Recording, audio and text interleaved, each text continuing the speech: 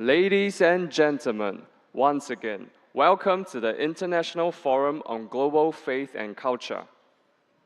先生们、女士们，早上好不好？给自己热烈掌声，欢迎来到我们的活动。A warm round of applause.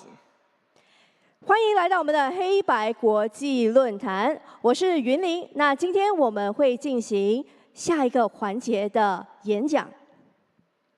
Next up, we would like to invite Tan Sri Ong T Kiat. He's the former Deputy Speaker of the Malaysian House of Representatives, former Malaysian Minister of Transport. 让我们事不宜迟，以最热烈的掌声来欢迎丹斯里汪世杰先生，马来西亚前国会下议院副议长，掌声有请 ！A round of applause, please.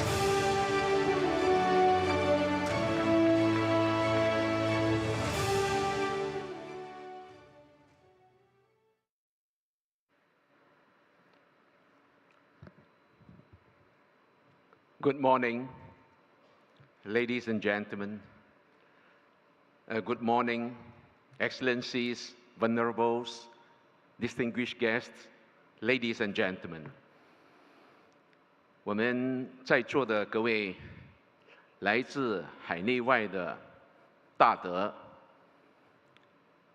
还有来自我们多个国家和地区的领导，在座的各位来自不同信仰的朋友、嘉宾、女士们、先生们，那么今天我借这半个小时的时间，我用英语发言。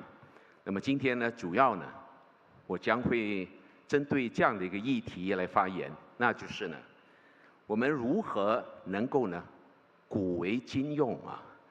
古为今用呢，所指的就是我们古代的智慧，尤其是我所熟悉的中华智慧，如何能够呢，用在当前这么一个我们觉得是危机四伏、具有考验性的年代。So, ladies and gentlemen, I'm going to take this opportunity to congratulate our hosts on your successful hosting of such an event, which I would call a landmark event. Now, in conjunction with the founding of such a forum, such a standing committee for the forum, and today I have to fully utilize the 30 minutes allocation given to me to speak on the relevance of ancient wisdom in resolving contemporary quagmire. Ladies and gentlemen, lately we have been talking about the world is in chaos. We, the humanity, is now grappling with a multidimensional litany of existential challenges amid a waning global governance. The conventional Western-centric dictates that have been serving the geopolitical purposes of the West over the past 7 decades have now come to a bottleneck. The evolving dynamism and paradigm have dawned upon us that the changing world could never be the same as before. Truly, this is not an overstatement, but rather this reflects the hard facts of life we are facing now. And all nation states, the reigning hegemon included, must learn to live with the new reality of a multipolar world where embracing diversity with inclusivity is the evolving order of the day. Ladies and gentlemen, the impact that it brought along upon the prevailing global order is unprecedented. The West supremacy and the accompanying deeply rooted exceptionism are now openly contested. normative condescension by the old colonial powers of the West to their former colonies in the developing world is increasingly challenged. The Global South's growing disillusionment with the current international order can no longer be concealed. And in an evolving alternative order of the world of multipolarity is now in the making. Ladies and gentlemen, while the catchphrase embracing diversity is resonating across the world, the harmonizing of diverse cultures remains a daunting task ahead. The spirit of cultural inclusivity that allows for coexistence and harmonizing of diverse cultures is the prerequisite for intercultural tolerance, interaction, appreciation, and mutual learning. It applies to the governance of any nation-state, characterized by plurality of ethnicity, cultures, and religions, like Malaysia and Singapore. On the macro scale, ladies and gentlemen, more complexities are making the global governance even more challenging than ever before.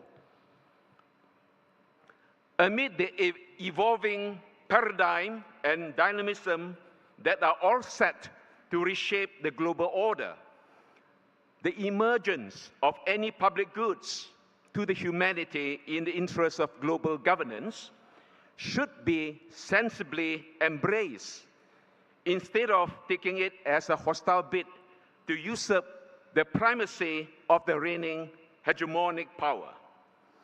From the perspective of Cold War mentality, decline of the West's dominance would only give rise to the antagonistic authoritarianism.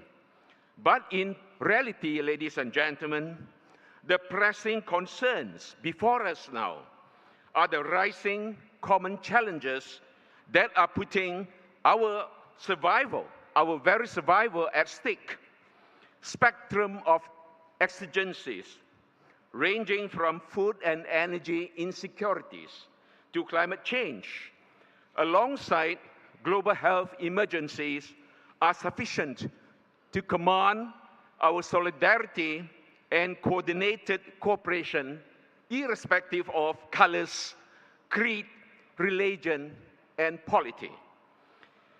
Noting that the West has long been taking pride of the shared values in Western democracy and human rights, but their model remains alien to many developing countries in the Global South, which practically have little or no say at all in the global governance. Perhaps in pursuit of a more equitable mode of global order, the new common denominator that can help bind the world together is none other than the element of inclusivity. And this appears to be a more viable choice of alternative underpinning the evolving global order. Ladies and gentlemen, time and again, lessons of governance across the developing world have dawned upon us that the models of democracy and the upholding of human rights are inseparable from the respective civilizational norms and societal priorities that vary across the world. There is no single model or benchmark that fits all nations. The coercive imposition of any model on others, particularly the vulnerable, developing, and the least developed nations, irrespective of the local social conditions, is by itself hegemonic in nature. Ladies and gentlemen, worse still, weaponization of democracy and human rights through regime change by the major powers with military might had only humanitarian disasters to offer in many past incidents, in many past instances. It is a flagrant disregard for human rights of the highest order, largely blinkered by the perpetrators' hegemonic greed and arrogance. Perhaps, ladies and gentlemen, some of us here might be quick to put the blame on their DNA, which I don't have the answer.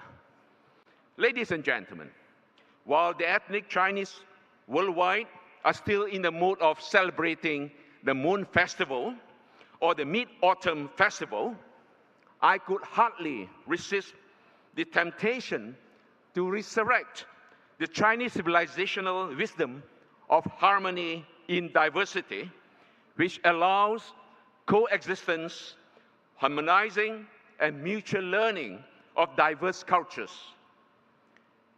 It is an all-embracing choice beyond sheer inclusivity that has been time-proven. The constructive engagement entailed in the inherited wisdom has over the ages been enriching the civilization, and it is now an emerging choice of alternative on the horizon of global governance. Strictly speaking, ladies and gentlemen, the new inclusive and mutually engaging paradigm that accommodates diverse civilization is no Chinese template or model, much less an exportable model that is to be imposed upon others. The logic is rather simple. Chinese philosophical thoughts like harmony in diversity and forging cooperation and harmony for all nations, or in Chinese we call that 协和万邦, encapsulate the ideal of oneness for humanity and not any form of China-centric dominance or hegemony.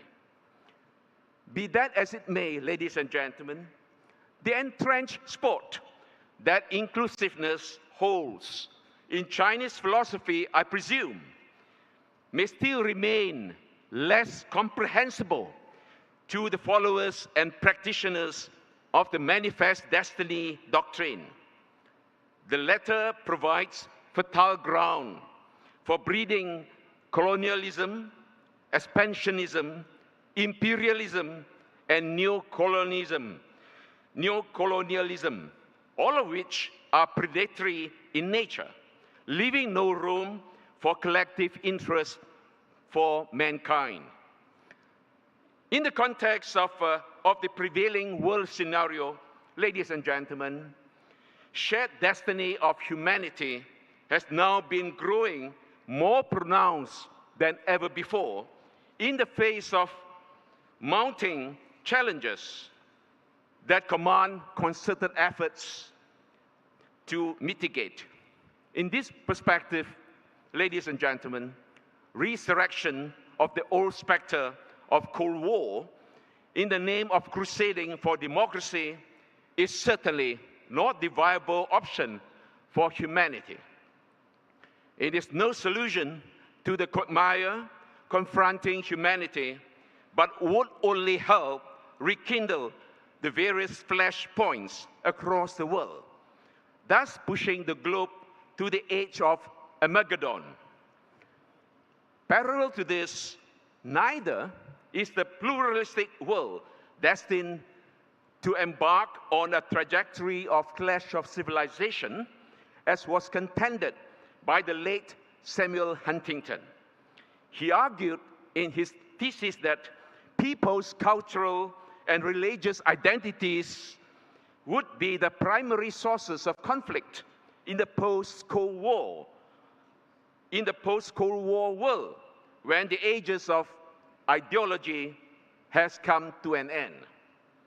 Since time immemorial, ladies and gentlemen, emergence of diverse civilizations has never been a zero-sum game. No doubt, our history has been punctuated with religious conflicts at different times of history in the name of religions. Yet, in essence, the warring parties were driven to conflicts by sheer religious bigotry. I repeat, by sheer religious bigotry, and not by the religious teachings itself. That makes a difference. Against the present backdrop of rising geopolitical tension, ladies and gentlemen, the theory of clash of civilization would only become a self-fulfilling prophecy if the global hegemon is going hell-bent to stoke the conflicts along the religious and cultural seams in defense of its global leadership and hegemonic primacy. And all this could be avoided if the state actors across the world have come to their senses with a better understanding of the inclusivity-centric model of global governance. The ancient philosophical wisdom of China deserves to be better understood and better interpreted in the contemporary context with comprehensible narrative in multiple languages and not based on literary translations per se. Ladies and gentlemen, whenever we talk about translation, of course, you and I are fully aware that along the way, when we translate certain philosophical thoughts from one language to another, we are bound to face such a hiccup, such a challenge. That is, we can get it done beautifully in accordance with the literal meaning, but we may fail to appreciate the real essence of the philosophical thoughts, particularly the norms that are entailed in it. And after all, it is the understanding of the respective civilizational norms that matters. And ladies and gentlemen, I'm not going to keep you bored or occupied for too long a time, but today, certainly this is what I have to say and what I have to share with you. Thank you so much. A round of applause for Tansi on TK， 感谢丹斯里翁师杰先生的精彩演讲，再次热烈掌声 ！Let us give him a round of applause, please. Next, we will invite a professor from Banaras Hindu University of India. Shall we put our hands together to welcome Professor Siddharth Singh? A round of applause, please.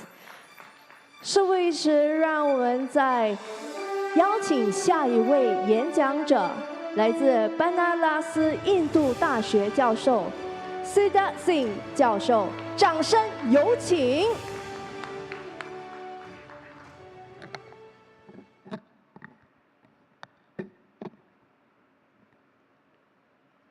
Namo tassa bhagavato arahato samma sambuddhassa. Most Venerable Dhammaratana, Master Zhang,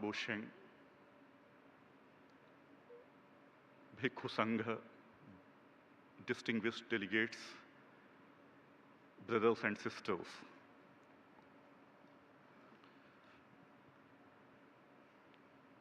This forum started with a beautiful quote delivered by Most Venerable Dhammaratana. And that statement is found in the most ancient literature of the world known as Vedas. Vedas were created when there was no Hinduism, there was no Buddhism, there was no religion. But those ancient seers, ancient sages understood the importance of the truth being explained by different people in the different ways. He mentioned, Venerable Dhammaratana mentioned, Ekam Sad Vipra Bahudha Vadanti. Truth is one, but different wise people, they explain that truth in their different ways. It is not so that one explanation of the truth is final. Different ways of achieving the goal may be justified and truthful in its own way at the given time and situation.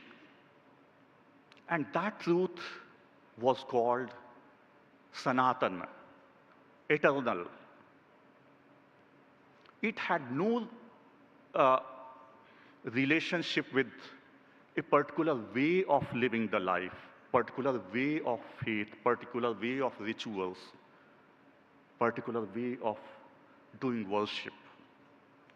It is eternal because it talks of achieving the ultimate truth by different ways.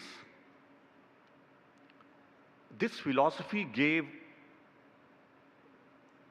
the slogan of G20 coined by Prime Minister Modi of India. And G20 slogan is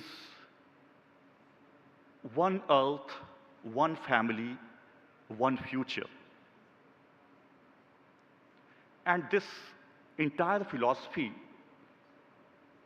if I have to put in another verse, another shloka of Vedas, so I would put in the way which is very much in accordance with what Venerable Dhammaratana mentioned, Ekam Sad Vipra Bahudha Vadanti. Another shloka of Veda is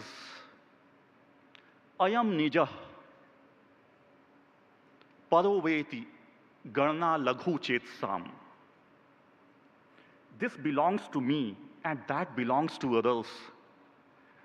It is mine and that is yours. This kind of thinking is only of those people who are narrow-minded. Udar Charitanam Garna Vasudhaiva Kutumbakam. Those who have wide heart, compassionate heart, for them, entire earth is one family. This idea of ancient sages is very important to understand. The similar philosophy echoes in the statement of Lord Buddha when he delivered his first teaching at Sarnath. And he gave a message to his disciples, Charat bhikhave charikam, bahujan hitay, bahujan sukhay. Lokanukampaye, atthai hitay, sukhay dev manussanam. Which means that whatever you have learned, the ultimate truth, noble truth, go around, wander about in all the four directions. For what? For spreading the message of love and compassion and sharing it with others. Atthai hitai sukhay, for the welfare of everyone. He did not mention that only give this message to my disciples.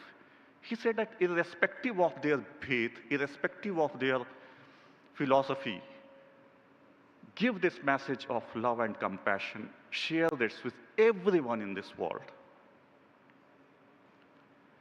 I'm grateful to Venerable Dhammaratana. I'm having severe fever since yesterday's night, and he gave me this chance to speak at the beginning. I'm sorry for that. And fever, body ache, headache, stomach ache, all these are symptoms only. These have certain root causes which is needed to be identified. The problem with the modern times that after Second World War, when it was ended, our international agencies focus so much on the symptoms only, and that is why we could not identify the root cause, and we could not address the conflict crisis in the way we should have done. We need to understand, when you see the modern peace theories, you know, after Second World War, the most famous Peace Research Institute, Oslo, was established in 1959. SIPRI, Stockholm International Institute of Peace Research, was established in 1966. And they tried to understand the entire conflict and how to address those conflicts. But initially, their theory, their philosophy came into the form of the three instruments: carrot, rod, and hug. Try to establish peace by using punishment if it is required. If that doesn't work, then give carrot. Inculcate greed. That might resolve the conflict. And third tool was to hug, to make friendship. That was such a synthetic way of addressing the crisis. And when much more organized theory of peace was coined by famous peace thinker Johan Galtung of Norway. So they came with the idea of negative peace and positive peace. But in the entire discourse of peace establishment, they forgot that inner peace is so important that without addressing the inner peace, without addressing the spiritual issues, you cannot establish sustainable, holistic peace. I'm not making any claim that Buddha always talked of inner peace only. Buddha's method was middle path. So on the one hand, he was addressing a lot of political, social conflict of 2,500 years ago, 6th century, before Common Era. He resolved the conflict of Rohini River between Shakyas and Koliyas. He gave a guideline to resolve the conflict within the Sangha, which is known as 7 tools, 7 ways of resolving the conflict, which is known as Adhikarana Samat. So Lord Buddha was addressing the social issues to establish outer peace, but at the same time, he understood that without addressing the issue of inner peace, you can never establish the holistic peace. So whether we talk of the modern crisis, and all the crises are so much intertwined, so much interrelated, that you cannot make any claim that this crisis needs another kind of tool and another crisis. We have seen the example of COVID situation. Just because of one health crisis, all kind of crisis happened. The crisis of education, crisis of human values, crisis of politics, the vaccine war, and so on. So every crisis is interconnected. So we can never talk of one crisis in a segregated, separate way. And that is why Buddhism understands all conflicts, all the problems, with three kind of roots, which are called lobha, dosa, moha. Every kind of problem, every kind of crisis has three roots: greed, hatred, and ignorance. Whatever crisis you examine, you will find either all three or any two of these are existing behind that problem. So Buddha's way of resolving the crisis was very much rooted in the confluence of inner peace and outer peace. Another issue is that which I want to discuss here, that all the faiths were originated in certain time and space and certain cultural context. So certainly our faith, our religious identity are a kind of non-negotiable identity. And in this forum, we should try to find some methodology where we could understand, we could find some ways that without being judgmental, without having preconceived notions for other ways of thinking, we should figure out certain guidelines, do's and don'ts, to establish a successful peace dialogue.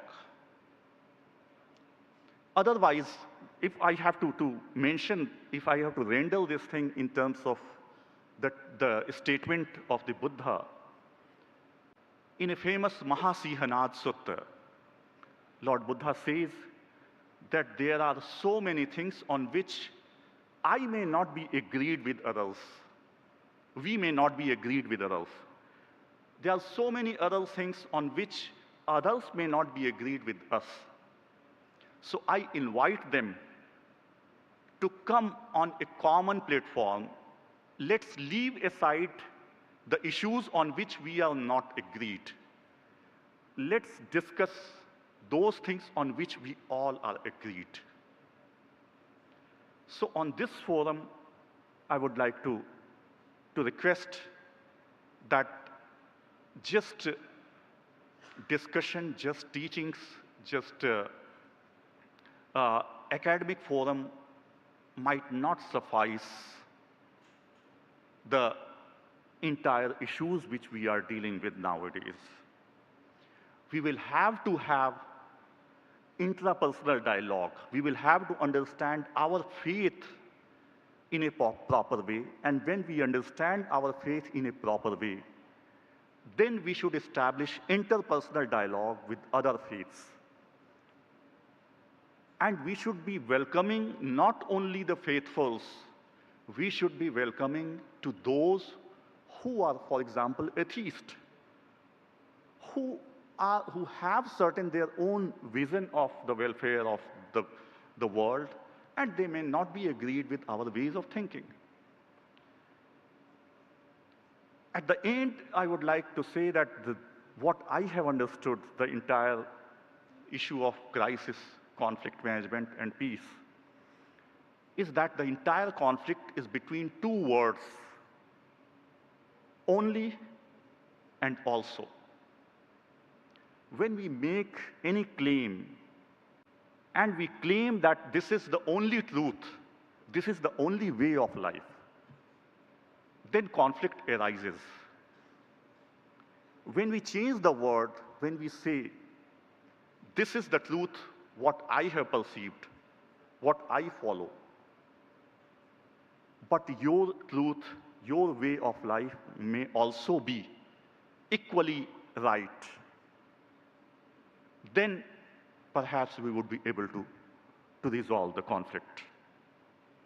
At the end, I would like to again put on record, and we should not forget that Buddha, when he delivered his teachings, he delivered his teachings in the form of 3 steps. First step is called pariyatti, teachings. Then only teachings are not enough, because all the definition of the pandits, wise, noble, are never presented in Buddhism as a person who knows a lot, who is able to do a lot of chanting, who is able to do, who knows a lot of Shastra, literature. It goes further to the second step, patipatti. Not only theory, then praxis.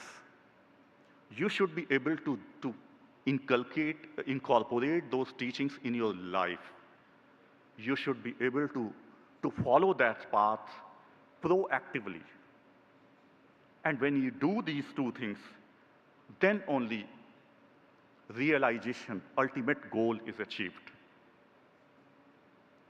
This is what we should think of, that how we can develop a methodology on this forum without being judgmental, without having preconceived notions, to have a successful dialogue for holistic, sustainable peace. Then only our objective of having the gathering of all faiths would be successful. Thanks a lot for your kind patience, and I'm so thankful to you that you gave me this chance to share my ideas. Thank you.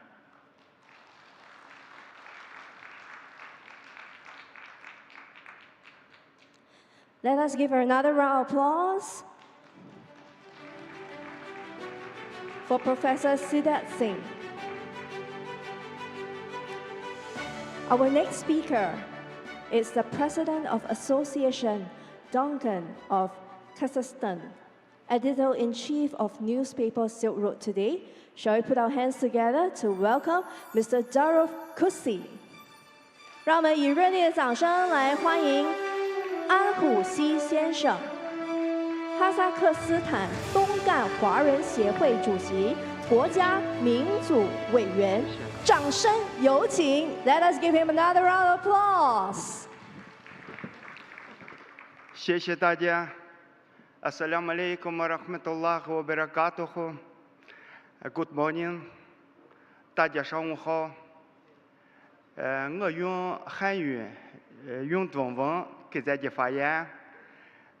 一个是我感谢这个主办单位，包括这个张会长，邀请俺的哈萨克斯坦的、吉尔吉斯坦的代表团能够来到这个美丽的新加坡，能参加这个国际会。我是哈萨克斯坦东干协会的会长。东干族是中国的回族 ，Chinese Muslims of Central Asia， 是在中亚待了146年了，146年了。我是第4代的，在当地出生，是第4代的华人。因为那个俺的汉语不是太好，可是在哈萨克斯坦、在吉尔吉斯坦、俄罗斯、乌兹别克斯坦集中到一块儿组织呢，一直保留陕西、甘肃中国的老方言，说的中国的老话。我的祖先是陕西，是西安，是长安县。我现在想给你的发言介绍， Chinese Muslim 的历史连这个现在，丝绸之路的很大的一个贡献是有了丝绸之路里出来了一个民族，这个民族叫的什么民族？就叫的中国的回族，Chinese Muslims。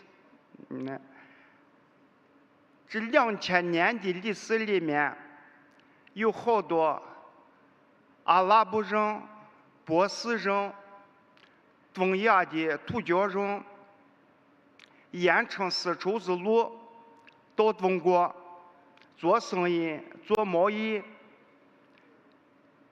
搞外交，都在到中国里生活，到中国里过了一段时间，成立一个民族里，这里民族里它叫的回族，它是伊斯兰教，可是中国的文化，说的中国的话语，说的中国话，可是信仰是伊斯兰的教。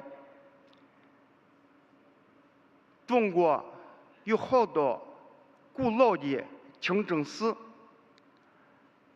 在广州怀疑是620年行建下的，已经有1400年历史。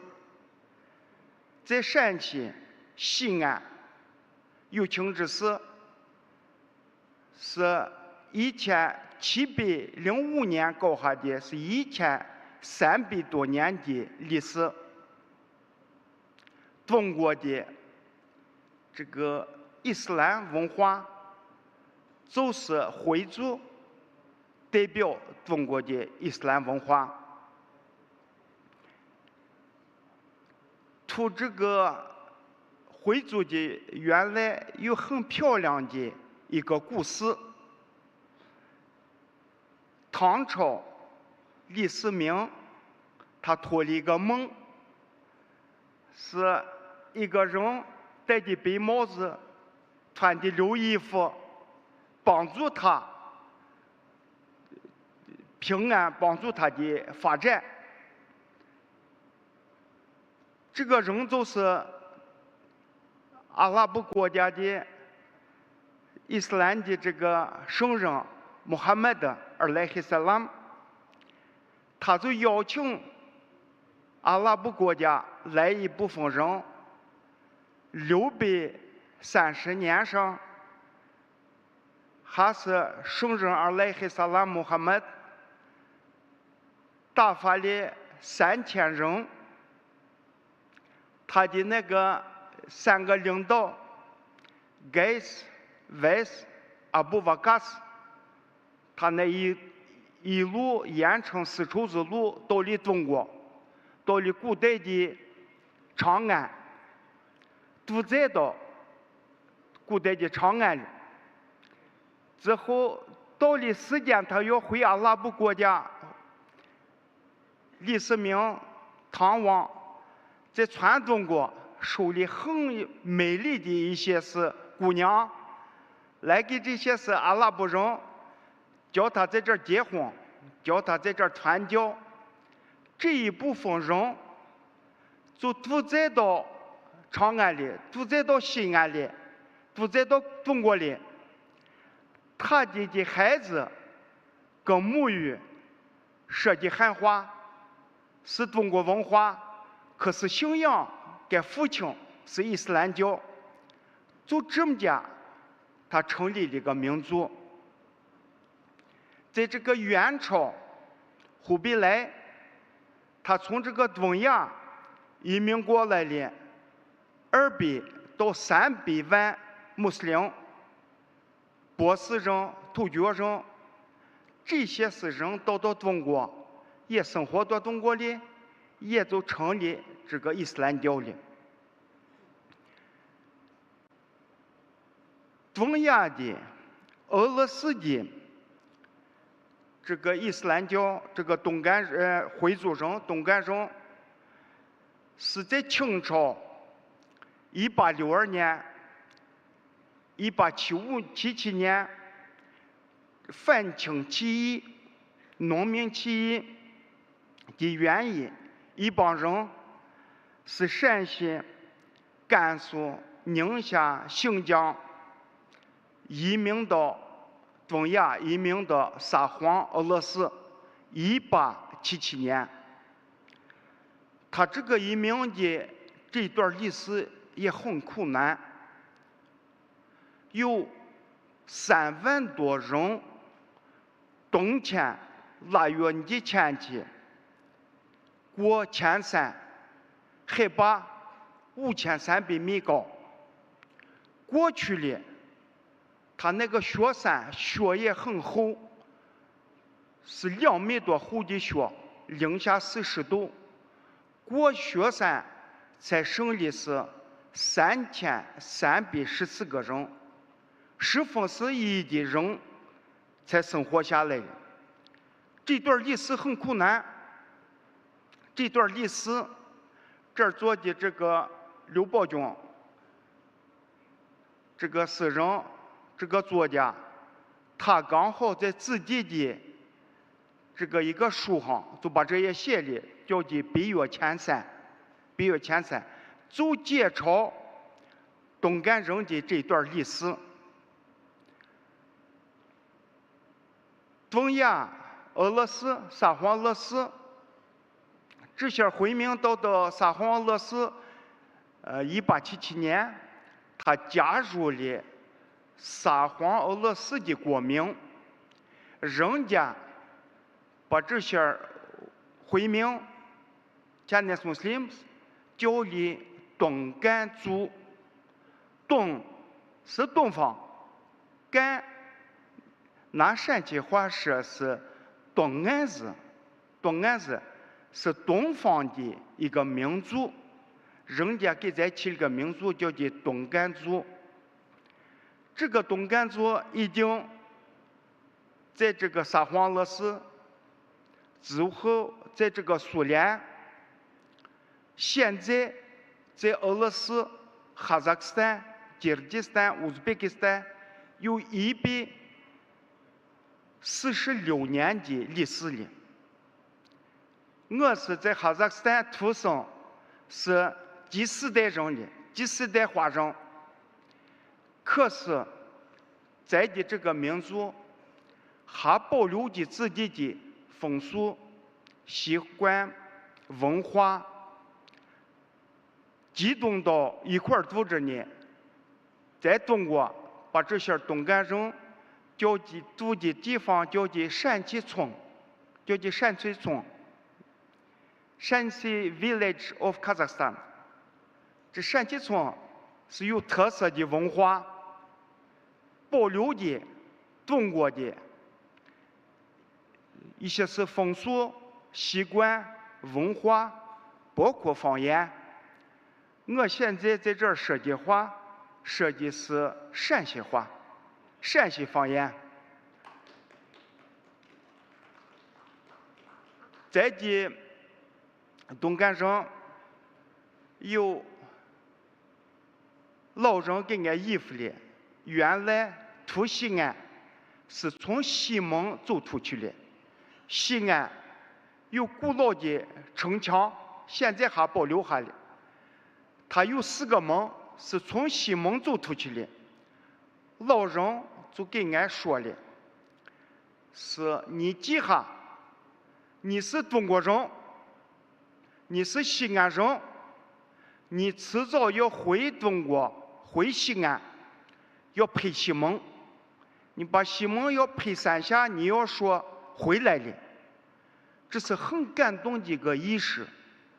每一个东干人，现在东亚有18万东干人，每一个东干人有一个梦想，回老家，回西安，回中国，拍西门，说回来了。这个仪式代表东干人的对自己的祖乡、对自己的祖国、对自己的历史连民族的感情。每一个东干人有梦想，要回中国，要陪西蒙。麻烦能不能把那个西蒙的那个啥，叫人家看一看。这负责人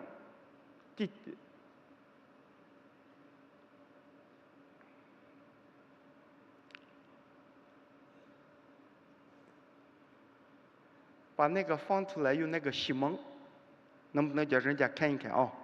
相片。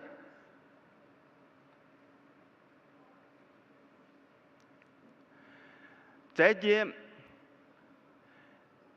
东干人，在俄罗斯的历史上，在苏联的历史上，在现在的东亚的哈萨克斯坦的吉尔吉斯坦的历史上，也有很大的贡献。原来东亚都是游牧国，都是游牧民族，他们也没有农业文化。再来的这一帮回族中国人到东亚，带到东亚的现代的农业、先进的农业文化，带去了好多这些是蔬菜品种，包括这个大米，包括把这个中国的饮食文化也带到哈萨克斯坦里，带到东亚里，带到俄罗斯里。在这个10月大革命，在东干州也有很大的贡献。OK， 也有很大的贡献。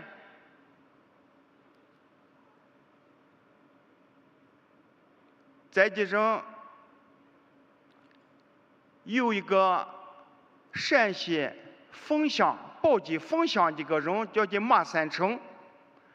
他这个人跟列宁亲自接见过，他搞了个东干骑兵队，在全东亚影响很大。他这个马三成对咱的东干人有很大的发展的贡献，人家培养了好多学生娃们，第一批咱有知识的人，就是马三成培养下的这些是东干人。现在我给你看，你看这个是一个骆驼队，在的哈萨克斯坦东干协会因为文化交流，一会2014年被一带一路搞了个骆驼队，136个骆驼，100多人穿的唐服，沿承丝绸之路在西安启发，一路走了1年时间，到哈萨克斯坦，到吉尔吉斯坦，代表14亿华人的这个热情。你看这走的这个沿承丝绸之路，这在甘肃，在青海，之后到这个哈萨克斯坦，到吉尔吉斯坦，人家的政府、总统、人民都欢迎这个骆驼队。在的这个东干人就是丝路的一个民族，在保留的中国的文化，保留的丝路的一些是文化风俗习惯，是一个丝路的中国的一个文化岛，在这个俄罗斯，在这个东亚，在这个哈萨克斯坦，在的现在东干人在这儿就是丝路的中国的一个桥梁，一个合作的大使。在的哈萨克斯坦东干协会，你看保留的还有民族乐曲团，都是那些是古乐，发的那些是骨干，发的那些是陕西青腔。在的么是现在是在这个东亚，咱都会说汉话。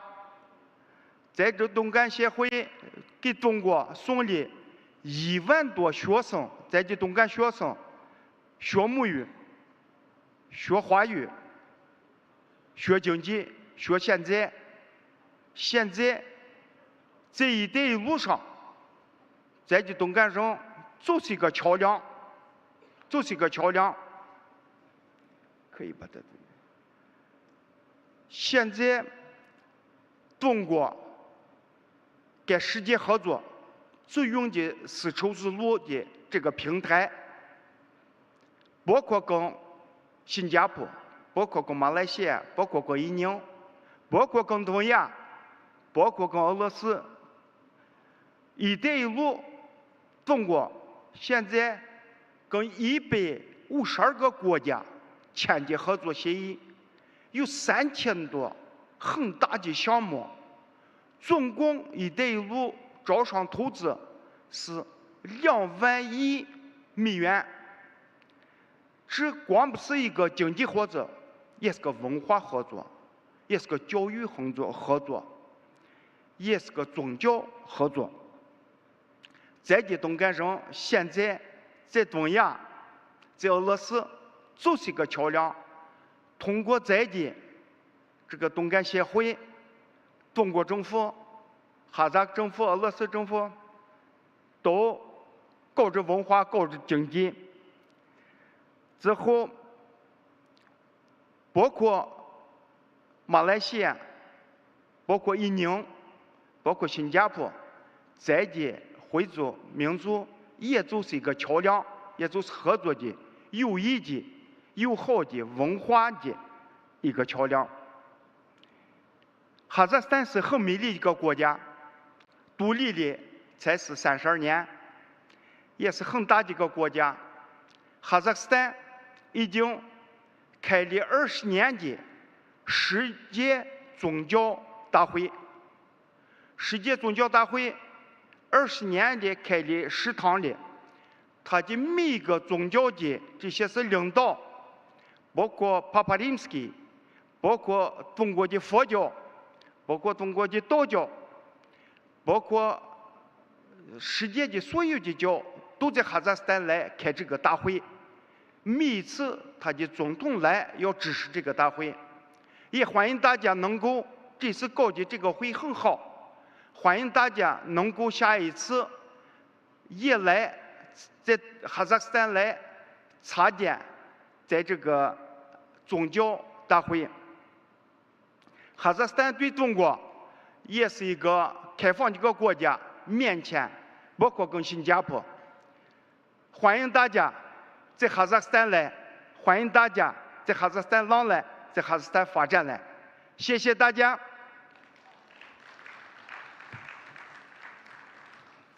Thank you, Mr. Darryl Kusay, and shall we give him another round of applause, please? 让我们给他一个热烈的掌声。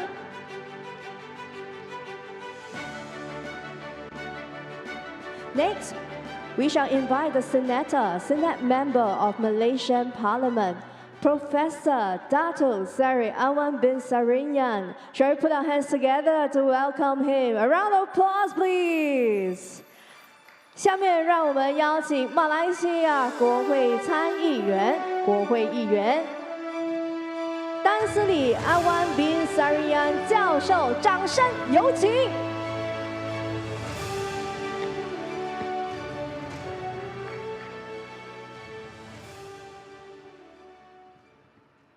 Bismillahirrahmanirrahim. Alhamdulillahirabbil alamin.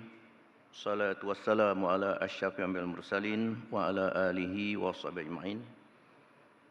Assalamualaikum warahmatullahi wabarakatuh. Very good morning.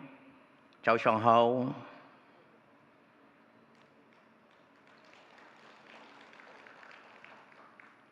Most Venerable Dr. T. Dhamma Ratana, President of the Organizing Committee, and all respected committee members, distinguished scholars and participants from all over the world.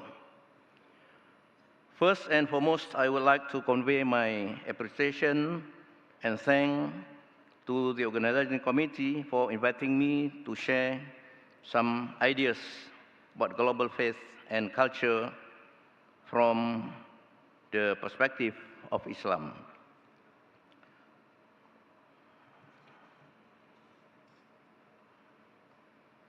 My topic of discourse is Islam and global faith and culture in the context of the Malay archipelago.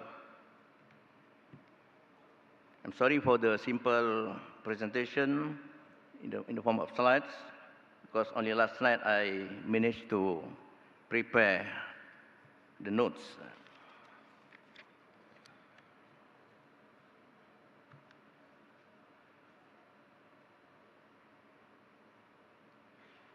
Well, I will start with the premise of my discourse.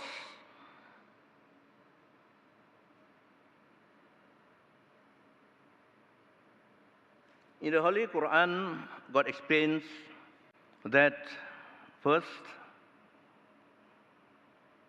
mankind is created from a man and a woman in various races and ethnics for them to know each other.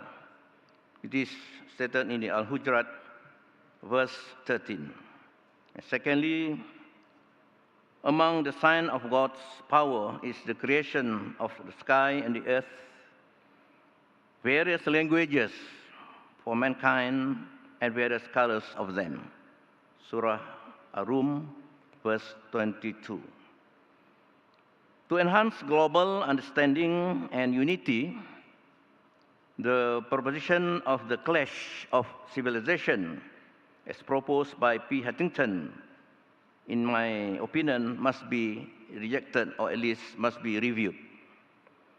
The differences of mankind in the form of races, ethnics, religions, culture, worldviews must be perceived as the basis for us to understand, respect, and benefit the differences.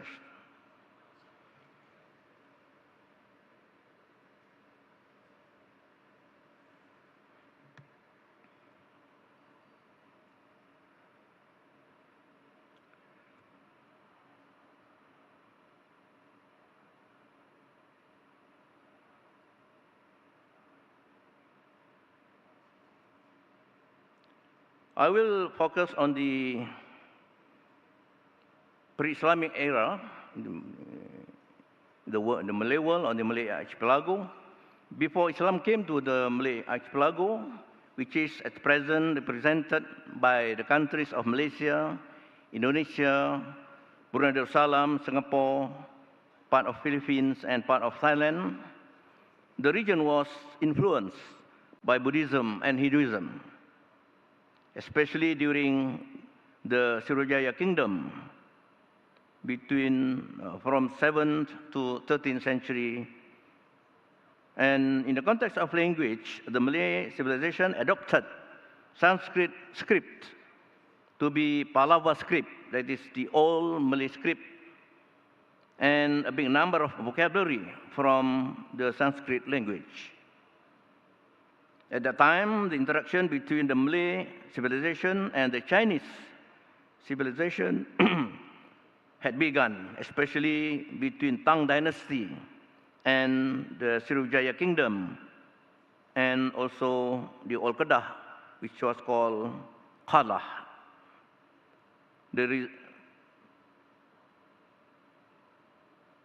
report may be found in the collection of writings by a prominent Buddhist monk, I Ching, who stayed 6 months in Palembang and few months in Kalah or in Old Kedah.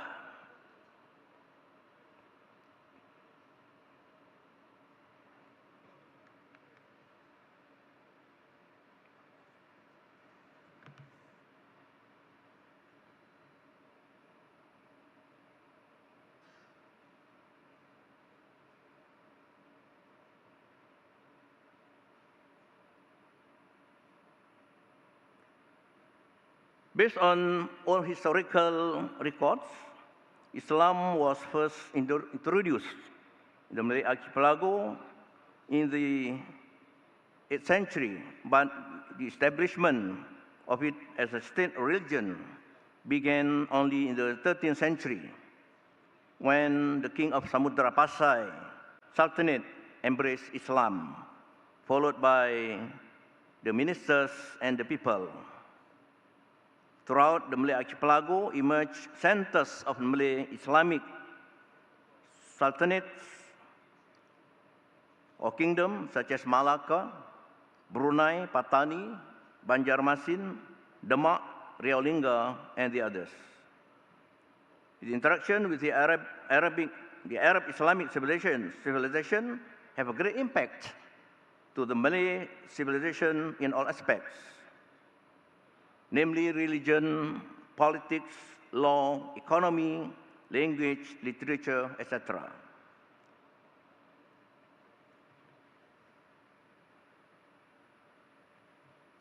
In the context of language, the Malay language adopted the Arabic script and became a new Malay script called Jawi.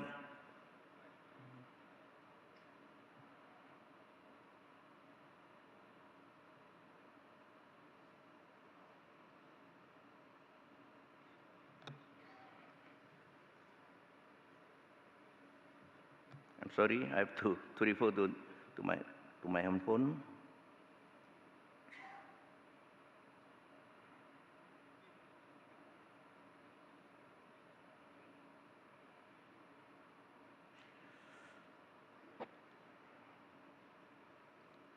The case is the same with Persian, Urdu, Pakistan, Turkey, and Uyghur,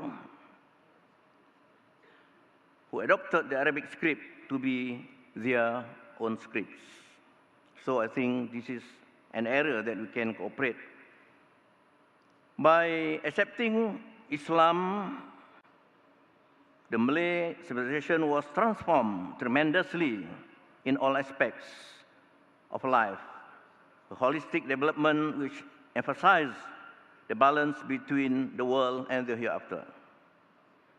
The acceptance of Islam do not erode entirely the pre-Islamic elements of civilization, like in the traditional arts, for example, the wayang kulit or puppet show, which was Islamized in the spirit.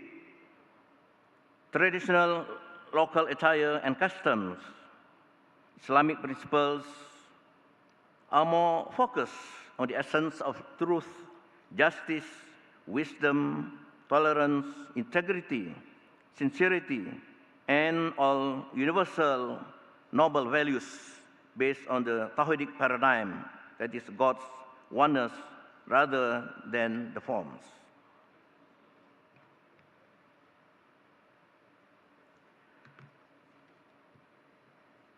Now I will move to the situation in Malaysia. Malaysia is comprised of Federation of Malay States, or Malaya, Sabah, Sarawak, and Federal Territories. Altogether, there are 14 states, although Sabah and Sarawak are not considered as states, instead as province. Its population is around 32 million. It is a multiracial, multi-religious, and multicultural country with the Malays as the biggest number of population, about 65%, followed by the Chinese, 20%, Indians, 8%, and the others, including the Aborigines, that's Orang Asli, and Sabah and Sarawak ethnics. The ethos of Malaysians with different race, religion, culture, and language are unified by national policies such as national language policy, national education policy, national economic policy, and national cultural policy.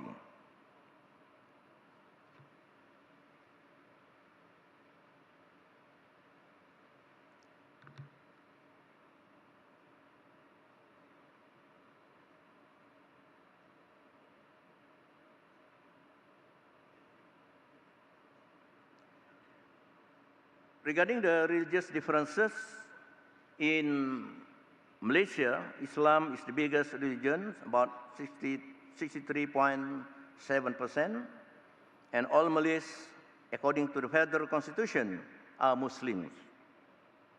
In Article 160,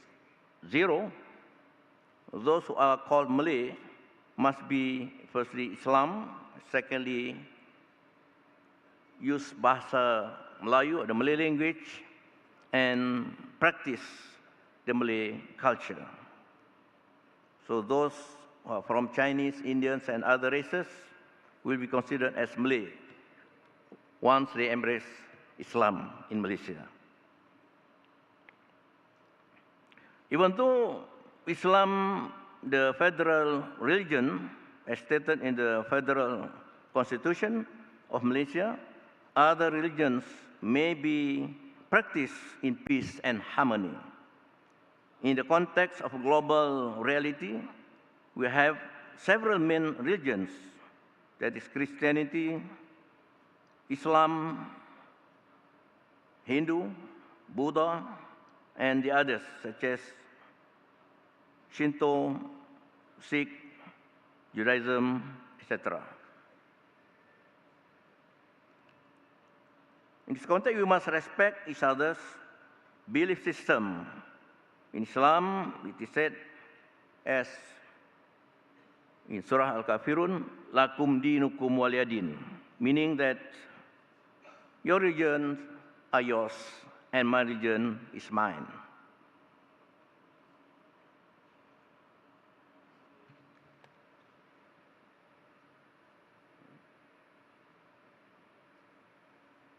I'm not sure why the slide cannot be seen clearly.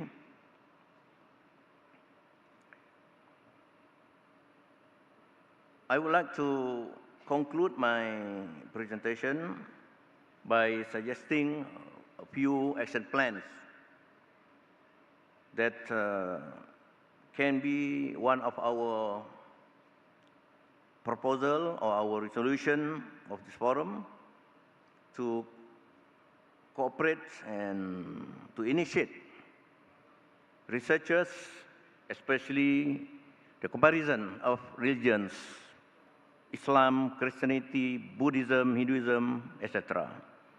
And secondly, the publication of the researchers in the form of books, articles, journals, and the others to disseminate the knowledge or the information about the various religions that we practice or embrace.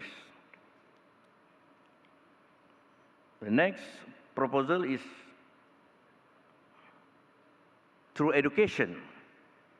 I think it is very significant and important that the syllabus or the curriculum introduce the basic principles of every religion in the world. And this must be considered as a very important action to be taken by the Ministry of Education in each country. The other proposal is the exchange programs. As now we are here, this is a kind of exchange program. We know each other better by knowing the principles and practice of our religions. I would like to refer to the vision, mission statement of the forum. And in my humble opinion, we can use this statement as the basis of our cooperation after this forum. So with that remark, I would like to thank once again to the organizing committee. Thank you very much. Xie xie. Assalamualaikum warahmatullahi wabarakatuh. Terima kasih.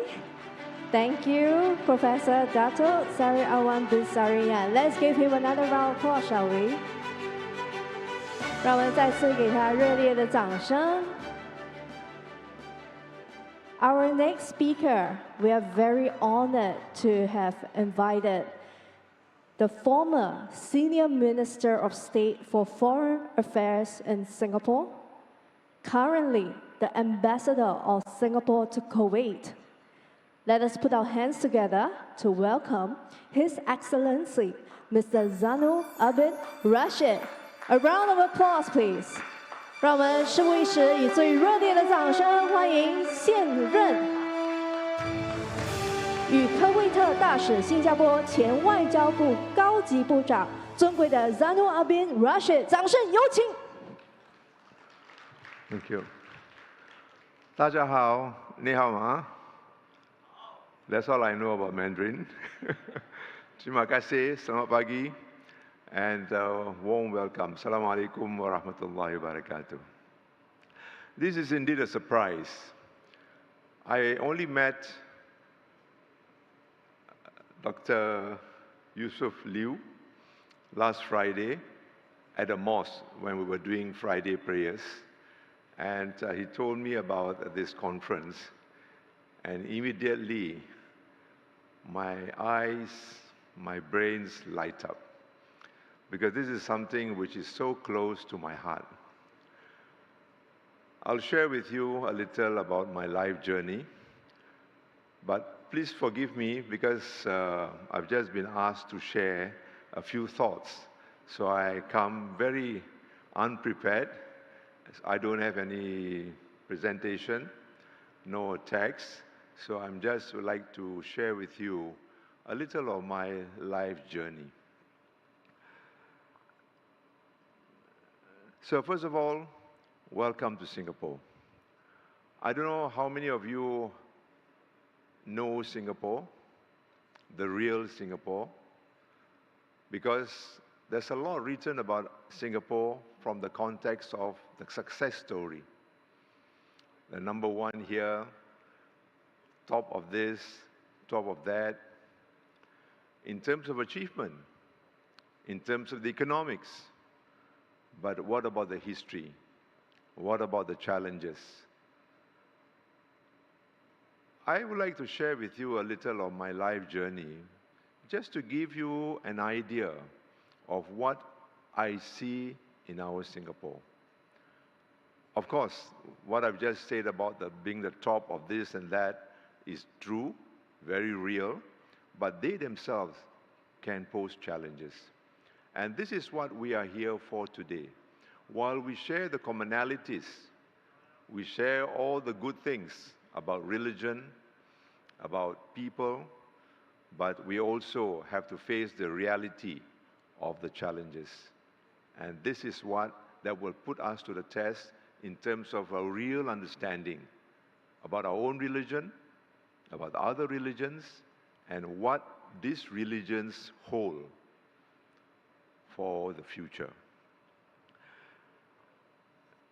Well, let me start off by saying, you know, when people come to me and ask me about the success stories, I told them that as far as I'm concerned, there were few milestones in my life which made that difference to me. First, when I was in primary 3, that was ages ago. I'm 75 now, so you can imagine maybe more than 60 years ago, when I was in primary 3 school, I was put to be in charge of a milk program. Every morning, I will collect this UNICEF milk, free UNICEF milk, which was given to Singapore. Imagine yourself, the top this and top that Singapore, but back in the 60s, we were receiving UNICEF milk. And I was in charge of this milk. Every morning, I would stir the milk from a can and distribute it to my classmates, my schoolmates. And most of them come from the poor, including myself. That's how my story began. But not so much to highlight the poor, but the fact that we are all in this together. Remember, we are all in this together, whether in the poor days or in the days of success. The other milestone which I also like to share with you, that was in primary 3. Then when I went on, I was really blessed to have done well. So from a village school right in the east, Singapore then, I then got a place in Raffles Institution, one of our premier schools, right near here. Raffles City, just opposite. That's where my school was, Raffles Institution. And in 1964, some of you will remember, especially my Malaysian friends, we had racial riots. Racial riots in Singapore in 1964. There was a Prophet Muhammad celebration. Right now, we are smack into Prophet Muhammad celebration. Yesterday, I couldn't join you because I had 4, 5 such invitations, such celebrations to go from mosque to organizations, to school, madrasas. There were 5 of them I had to attend right from the morning, 8:30 a.m. until the night. Plus a wedding. That's the good side of it. So this was the Prophet Muhammad celebration in 1964 in July. And at that time, Singapore was part of Malaysia. We joined Malaysia in 1963, but we left in 1965. But in 1964, there were racial riots in July, and it broke during the Prophet Muhammad celebration. It was total pandemonium, chaos. You'll never dream that Singapore could be like that. But Singapore government, thanks to our former Prime Minister, Mr. Lee Kuan Yew, a tough leader, very focused, very clear in his mind what he wanted to achieve, he put everything in place again, and life was back to normal in September. This was July riots. In September, we thought everything was okay, so we went back to school. And I went back to school, and I remember clearly it was a Friday too. And we Muslims in Singapore are allowed to leave school early. Instead of 1 p.m., we leave school at 12 noon to go to the mosque. And being kids, so we left school early. I went to nearby City Hall building, which is nearby here, where the Public Utilities Board office was, to pay my friends' utility bills. As we were approaching the City Hall PUB office, we saw Singaporeans streaming out of the building. And when they saw us, a group of kids there, they asked us, "What are you kids doing here? Riots have broken out. Go home." We couldn't believe our ears. We thought Singapore was back to normal, few months after the real riots in July, but riots had broken out again. And we panicked. We went to Hill Street, where the American Embassy was, where the Chinese Chamber of Commerce is now, and we couldn't find any transport, no buses, no taxis, nothing. And suddenly, we saw an empty lorry came by, and the driver waved at us to give us a lift. And I had a quick look, and I saw a Chinese driver. Oh my God. Then I had another look. I saw a Malay lorry attendant. So I told myself and my friends, 50-50. Chinese driver, Malay attendant, so maybe it's safe enough. No choice. So about 20 of us Malays who don't have any private transport, no buses to take, we just climbed onto the lorry and we took a ride. And the lorry went on for about 2 kilometers. And right where Kallang Gaswork was, at Kallang Street, the lorry went dead. And the lorry went dead at a place where there were cottage industries, and the Chinese workers were lining the streets. And when these Chinese workers saw 20 Malays from the lorry rising, coming down, they must have thought the Malays were there to attack them. And they disappeared into the cottage industries, and the next moment they come out with iron bars, bicycle chains, parangs, knives. Can you imagine? School children like me, myself and my friends, we just panicked. We thought we were going to be killed. And I saw with my own eyes, people were being maimed, were being killed. This is 1964 Singapore. I was lucky, blessed, managed to grab a taxi that was passing by, clanging into this door for 30 meters, and was pulled into the taxi by one of the passengers, and escape. And it took me to Geylang Serai. This is another thing, and I wish many of you here would have a chance to visit Singapore outside Suntec City, outside the city area. Go to Geylang, go to Juchat, go to see the Malay areas, the Chinese areas. So when I reached Geylang Serai, a Malay area,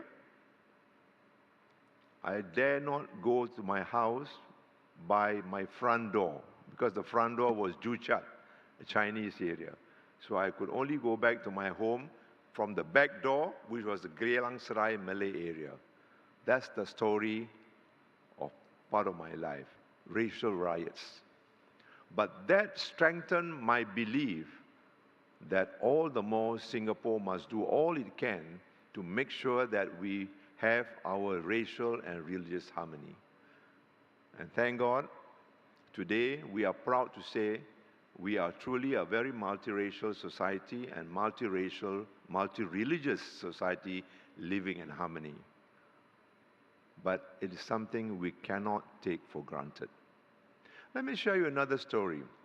Then after that, I got into university and got involved with activities. And in fact, one of my friends was Dato' Anwar Ibrahim, who is now the Prime Minister of Malaysia.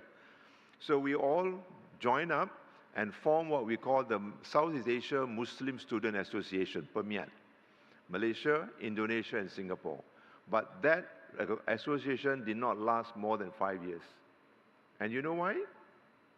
Because Malaysia and Indonesian leaders, student leaders, could not agree what kind of Muslim, what kind of Islam they want to be. What kind of Islam they want to project through this association. And the association dropped. So even among Muslims, we have our own challenges. Can you imagine what relation between Muslims and non-Muslims? But anyway, I went on. I was invited by President Gaddafi. Remember President Gaddafi? He was the hero of the Muslim world. He invited Anwar Ibrahim, myself, and the Indonesian leaders. We all went to Libya. And there we got united. Because Gaddafi was telling us, forget about the Western world, forget about the non-Muslim world. We, you Muslims, must unite and fight them. That was the message then. This was in 1974, 10 years after the riots I went through. But we stood firm and stood strong and said, no, no, Gaddafi. We don't want to just work among ourselves. We have to work with all Muslims and non-Muslims. So that strengthened my belief about the kind of racial, religious harmony that we have to believe in and work for. That was in Libya. But when I came back here, the government, Mr. Lee Kuan Yew, saw my track record and invited me to be an MP. I said, no, thank you. At that time, when you're invited to be a member of parliament, it's like a golden ticket to rise up in the Singapore society. But I said, no, thank you. Because I knew that the Malays in Singapore did not have the kind of trust on the government as they wished. They were divided. Because Singapore joined Malaysia, unfortunately, we were asked to leave. So we had a very tough time during Malaysia days, and we left, and the Chinese and the Malays was wondering, what kind of Malays will Singapore Malays be after being asked to leave Malaysia? So what kind of Chinese were the Singapore Malays are thinking will they be? Will they be realistic enough in the real world of South Asia, the largest Muslim country in the world, Indonesia, our neighbor down south, Malaysia, 55%, 45% Muslims and non-Muslims, struggling to find that kind of formula of success for their own country. What about Singapore? 70% Chinese. I'll come back to this later about the 70% Chinese. 15% Malays, Muslims. Indians, 8%. So I went around the world. I told them, I will work for Singapore, but I'll do it my way. I went around the world to look at Muslim minorities all over the world. In Europe, of course in South Asia, in Europe, in America. In Europe, I found that the Muslims from Algeria, from Morocco, from Egypt, they all migrated to Europe, but each one of the minority communities have a different world of their own. facing the Germans, facing the French, facing the British. So you can imagine how dynamic the situation was. But each has to find their own way living with the others. Then I went to America. When I went to America, in fact, I was very impressed. America was so open. They got some of the best Muslims, the best brains of Islam and Muslims from all over the world. They came to America because America was such an open society, including in NASA. That was what I was so proud of. When I was in America, I was invited to do my Friday prayers in NASA ground, and I saw, in fact, in a place I didn't know where I was going to, and I saw about 200 Muslims, families, and there was NASA, some of the best brains in the Islamic world. They were in NASA, and they were contributing to American space program. So I saw the potential of Muslims' best minds, contributing to one of the leading world economies and countries in the world. So to me, again, the potential of working together was so strong.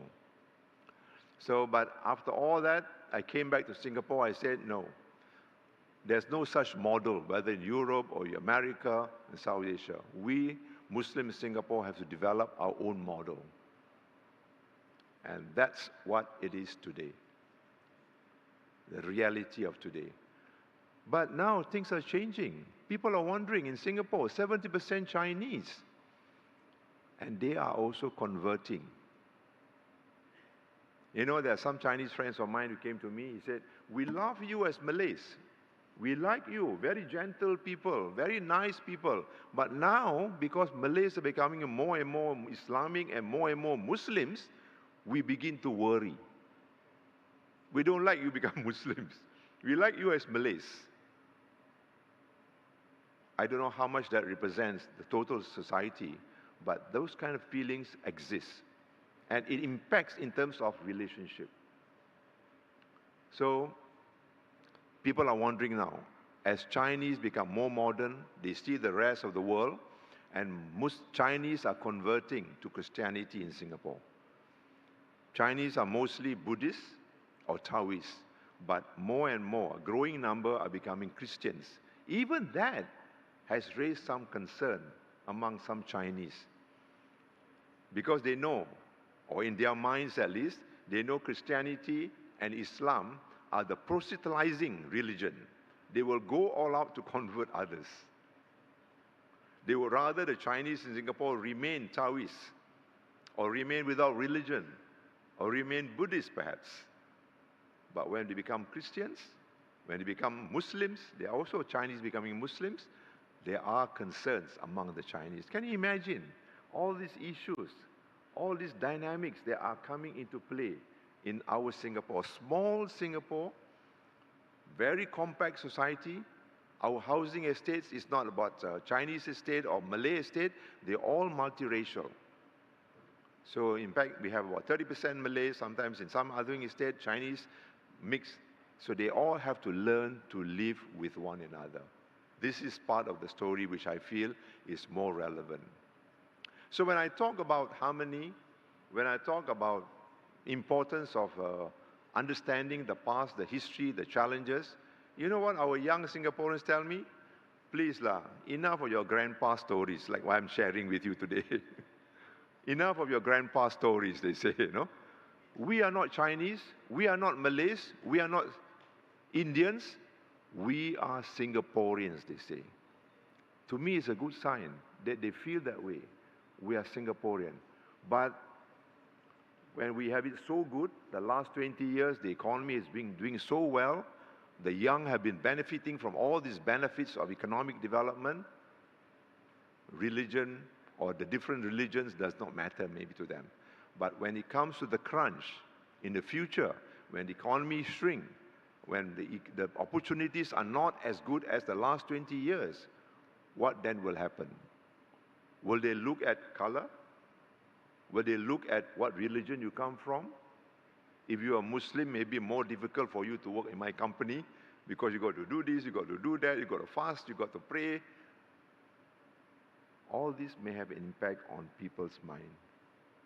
So that's my sharing about the life journey which I have.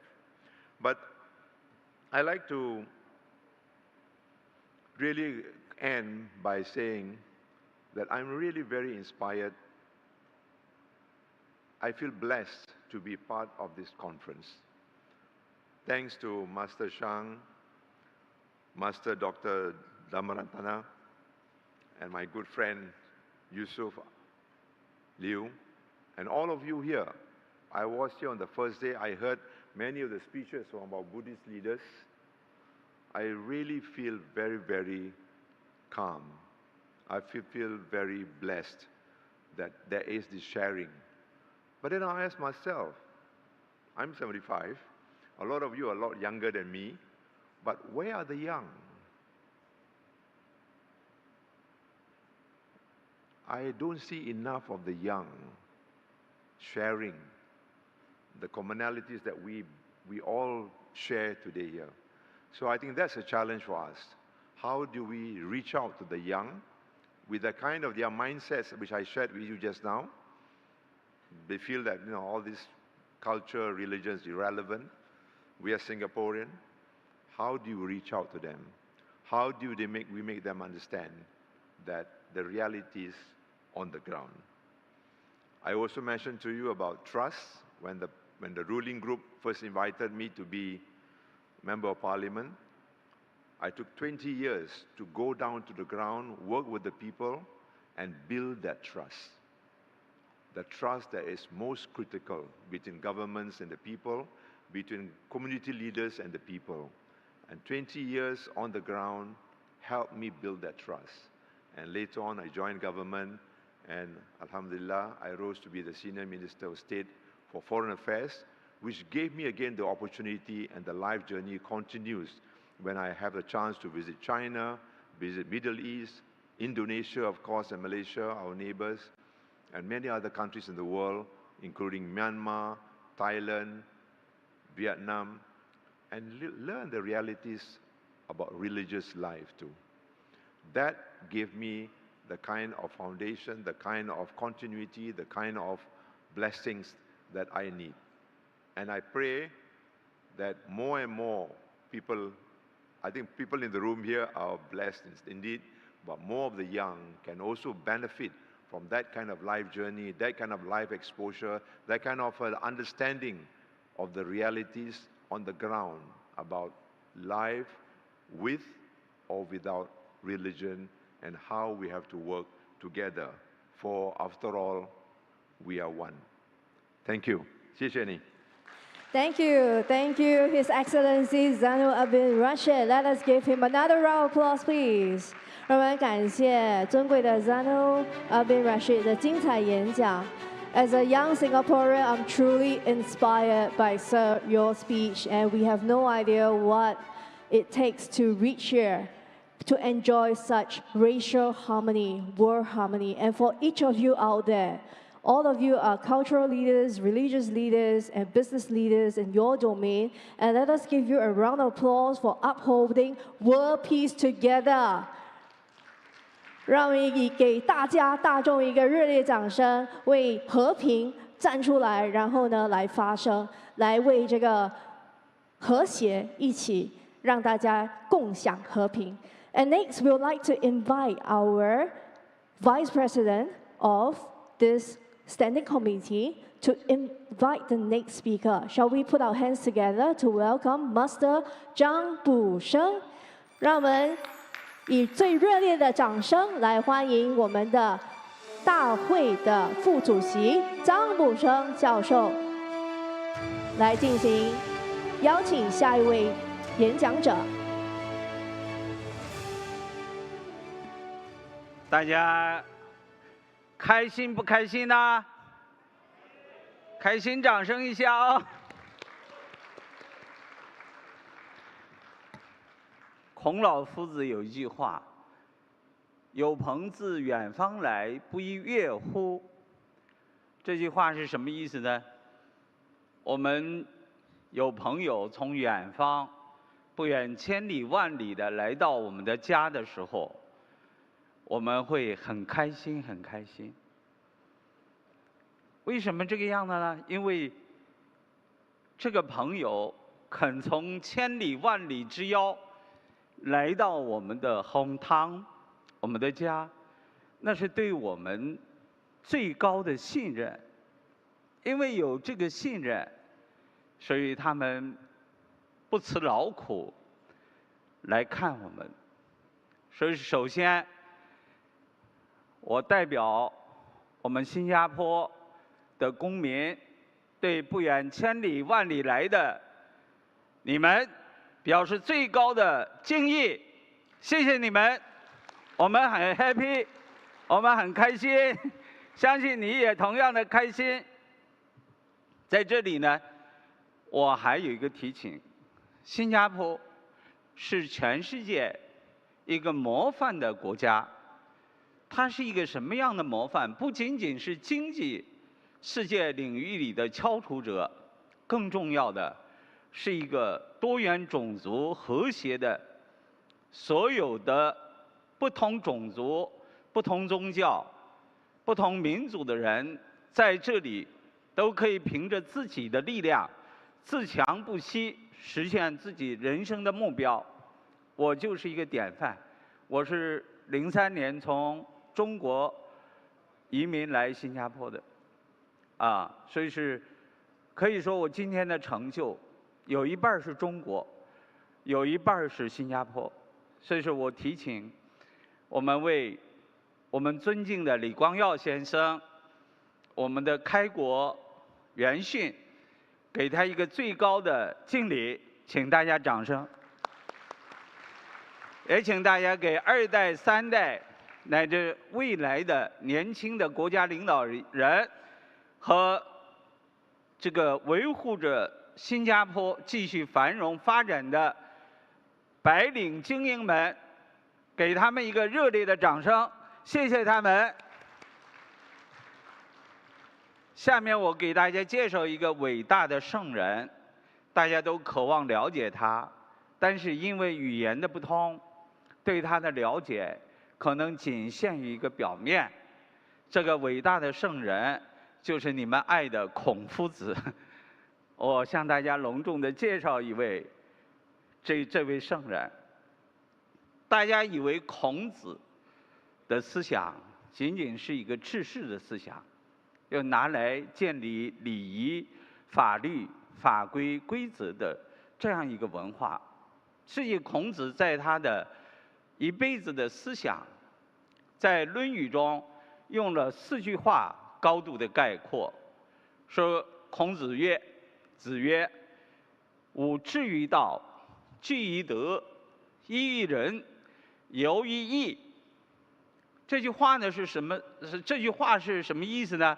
就是我一辈子最高的志向就是归道。道在中国的文化中为规则、为法律、为规范，就是天、日月应该这样转，所以它这样转着；地球围着太阳转，这是道，这是规则，这是法则，不能因人的意志去改变它，所以我们只有恒顺 follow。这是吾志于道，也就是释迦牟尼所说的宇宙真实相。除了宇宙有个真实相之外，还有一个生命的真实相。说是我们要尊重生命 ，follow 生命的法则、规则，去使自己的这个 body 这个肉身获得健康。那这就必须由于义。中国的中医很伟大，它就是一个道在人世间的妙用。那么道是宇宙的法则。那么在圣经中，约翰福音没有用上帝这个词，直接翻译成道，用道替代了上帝这个名词，直接翻译起初有道。所以是那么证明这个道即是上帝，上帝创造了万物。在中国文化中，老子所说道生之，德畜之，物行之，气成之。那么这个词汇在佛陀的教育中成为如来，所以是它不生不灭，不垢不净，不增不减，是金刚不坏的，所以它叫如来。那么在我们的伊斯兰的世界，它叫真主，真主创造了一切，真主就是道，真主就是如来，真主就是 the God， 这个上帝。所以是 water 是水，水是 water， 本体是一个。孔子的文化，它是至于道，据于德。什么是德？德就是大家，你们这些贵人们，你们这些 leader 领袖们，释放给众生的那个身口意。我大脑想了什么？我嘴上说了什么？我的身表现出了什么？这就是你的德行、德行。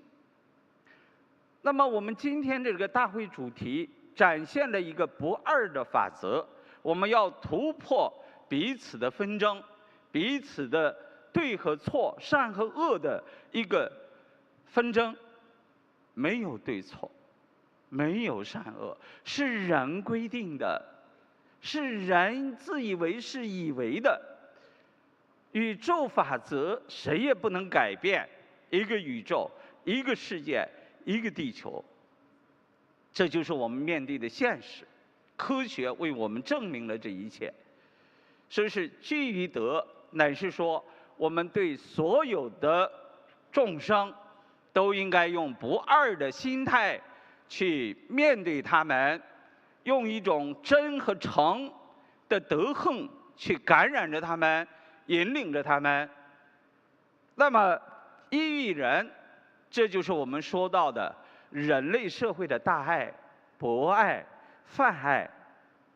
你爱你的孩子，你也会爱其他种族的孩子；你爱你的老人，你也会爱其他种族的老人。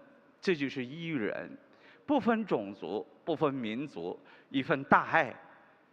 那么有意义，我们这个人类社会要繁荣富强，所以新加坡在这个方面做得特别的优秀，用精英治国，用真正懂的人来干各行各业，这就是有意义。我们在人类社会上有100种技艺，行行出状元，不是因为你是一个什么样的职业或者地位就崇高，只要你在你的行业中是出类拔萃的，是 No.1， 你就是那个王。你是木匠王，你是铁匠王，你是建筑工人王，你是部长王，你是总理王，人人都是圣王。这就是孔子的思想之伟大的地方。不是我们要仰着别人的鼻息做犬奴。这个中国的孔子文化，我们称为原汁原味的儒学，叫原儒。从董仲舒之后，为了汉武帝的江山建立的儒学，我们叫后儒。后儒学和前儒学的区别很大的一个地方，就是孔子儒是民贵君轻。什么意思？就所有的老百姓是最尊贵的，都是圣王。你国君，你有社会地位的人，你是 leader， 你应该用自己的肩膀扛起他们，让他们高，不是我们自己高，让他们活得开心，乐呵呵的。然后，这是孔子的儒学。后世的儒学变成了民贱、君贵，彻底的颠覆了孔子的儒学。所以是我们现在极力推进的是还原孔圣人的儒学，不是为帝王服务的儒学。所以中国有儒释道3家文化，大家都不陌生。对孔子的文化，我们需要重新的解读，还原孔子儒学的原貌给大家，这是我们致力要完成的一件事情。佛陀传到中国以后，因为和中国孔老夫子的天理思想、天道思想不吻而合，所以是得到了大力的发展，最终形成了三根支柱的一个重要根部文化，就是释迦牟尼的教法。所以是那么释迦牟尼的教法和孔子的教法稍微有点不同。佛陀的教法告诉你们会有来生，所以是你们要重视死后的世界，你是否活得会更好。这是佛陀的教育，把终究的指归指向了天上，心中不是在这个世俗的社会中攀比高低。孔子的儒学告诉你，既要重视天道天理的回归，又要重视现实社会，你必须实现自己的价值，成为圣王，成为真正的尊者。然后道学从老子开始，实际上中国的道统是延续着8000年前的伏羲氏，后来5000年前的炎黄子孙的皇帝，后来到了老子时代，几大成把它弘扬成一种哲学思想和文化理念。然后张道陵祖师在东汉末年才创立了道教，真正的原始的不叫道教，叫道统。那么道学和儒学的分野在哪里呢？道学讲究着你要把肉身带走，羽化登仙，乘飞龙而升天，而不能把肉身也撂在这个地球上。这是道学，所以他们有炼丹、修炼、他纲、步斗。这个大家熟悉的是武当山的剑拳，那是世界有名的。所以是道学的重视在于你要寄身成就，这跟释迦牟尼的金刚乘教法，你要把肉身不能落在人间，一定要变成舍利子，变成光，让它获得永恒的报身是一致的。所以这是中国的道统。那么道学以究竟成就为指归，以功德圆满的建立在人间为根基。也就是说，你不能浪费你的肉身，你必须让它活上800年是彭祖，活上1200岁的广成子，活上几百年、几千年的人大有人在，肉身长久住世。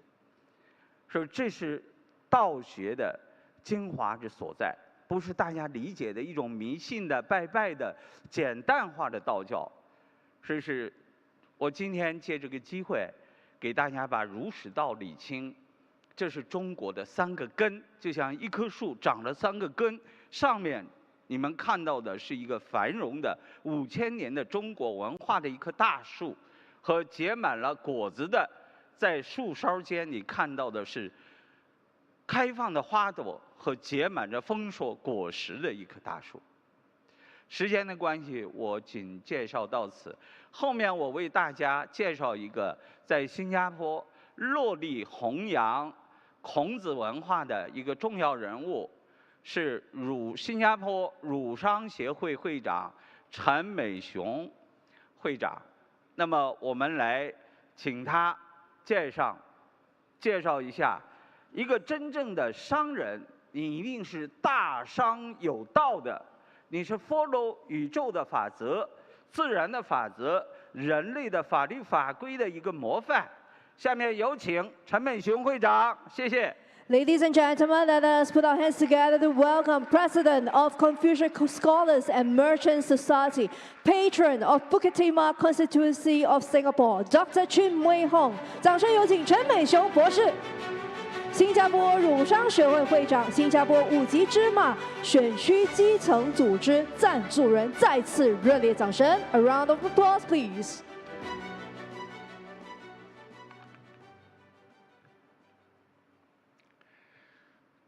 尊敬的大会主持人、各位嘉宾和朋友们，大家下午好。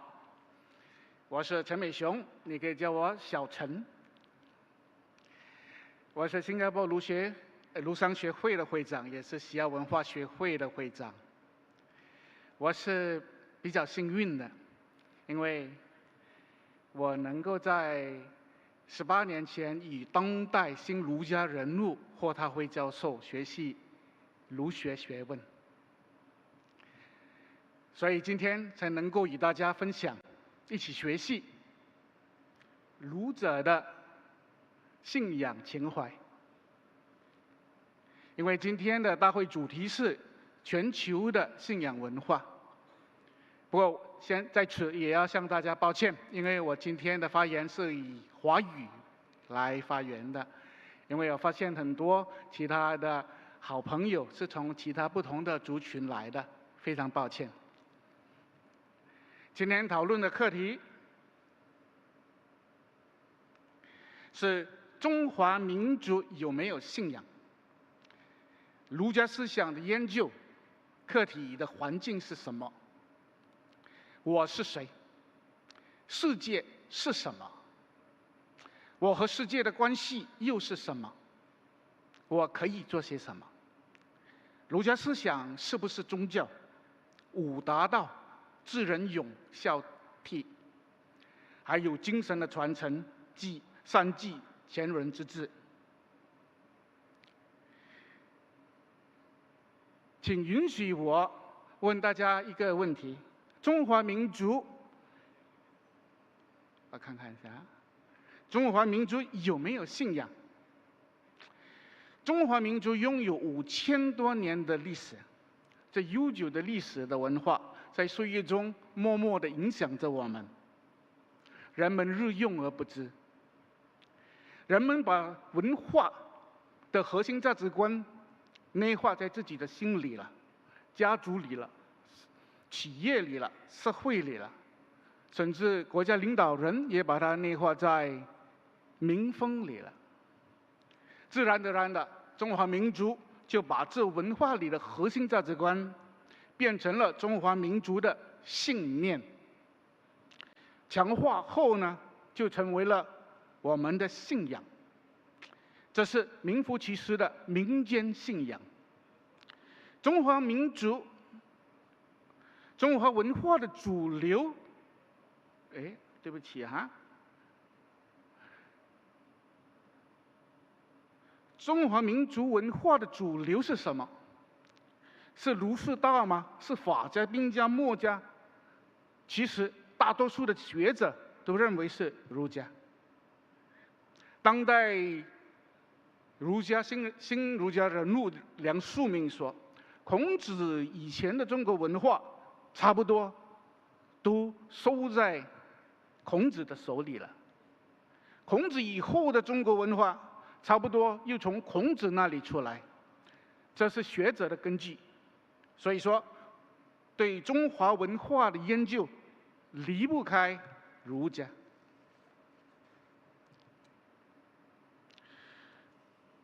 儒家思想的研究课题是什么？是人间。为什么这么说呢？孔子说：“鸟兽不可以同群，吾非斯人之徒矣而随矣。”意思是说，上天赋予我们特殊的生命形态是什么？是人。如果我们是人，我们就不能把自己从人间现实中抽离出来，否则就浪费了我们生而为人的这个宝贵的生命了。对不起啊。好，从哲学角度来讨论这个信仰的问题，人生面对这2大问题，其一就是我是谁，世界是什么？我要找找看呢。这2大问题的延伸，再问一个问题，就是我和世界的关系是什么？儒家多加了一个问题：我处在这世界中，我应该做些什么？不过，我们先问：儒家思想是不是宗教？有没有宗教情怀？若以西方的定义，儒家不是宗教，但儒家有信仰情怀，这情怀有超越具体生命的意义。儒家思想超越具体生命的方式是什么？我们的精神生命的状态又是什么？孔子说：“未知生焉知死。”这是过分务实了吗？但我们必须问自己：若脱离了现实而生活在一个未知的世界中，你说可以吗？孔子说：“知之为知之，不知为不知，是知也。”对未知的超越具体生命的状态，你有具体经验吗？你真的知道吗？我们只能设想，这设想的状态是真实的吗？我们虽然不能确定超越具体生命的状态是什么，但我们可以对这所谓的精神生命有信念。这坚定的信念可以成为我们的信仰。所以说，儒家思想有信仰情怀。中央说：“率性之谓道，道是道路的道，路是让我们走在上面，而希望到达一个目的地的渠道。”对人的生命来说，这道路就是我们生命成长的道路。我们的天性是人，但每一个人还是有不同的。中庸说：“天生奇才必笃之，哉者培之。”意思是说，天生我材必有用。每个人都可以以自己的特殊性活得精彩，各美其美。现在我们来讨论我是谁这个问题。这个问题没有绝对的答案。从孔子、阿里士多德到现代思想家，经过了几千年，多少学者、宗教家、教育家都还在辩论着这个问题。如果我说我是陈美雄，这只能说这是我的名字，其实这只是一个符号。如果我说我是一个医生，那也只能代表我的职业而已。如果我说我是一个好爸爸、好妈妈、好丈夫、好妻子、好孩子，我是一个太平绅士，我是总统，那也只是表达出我的身份地位而已。所以你的名字的背后，你的职业的背后，你的身份地位的背后，代表了生命的内容才有意义。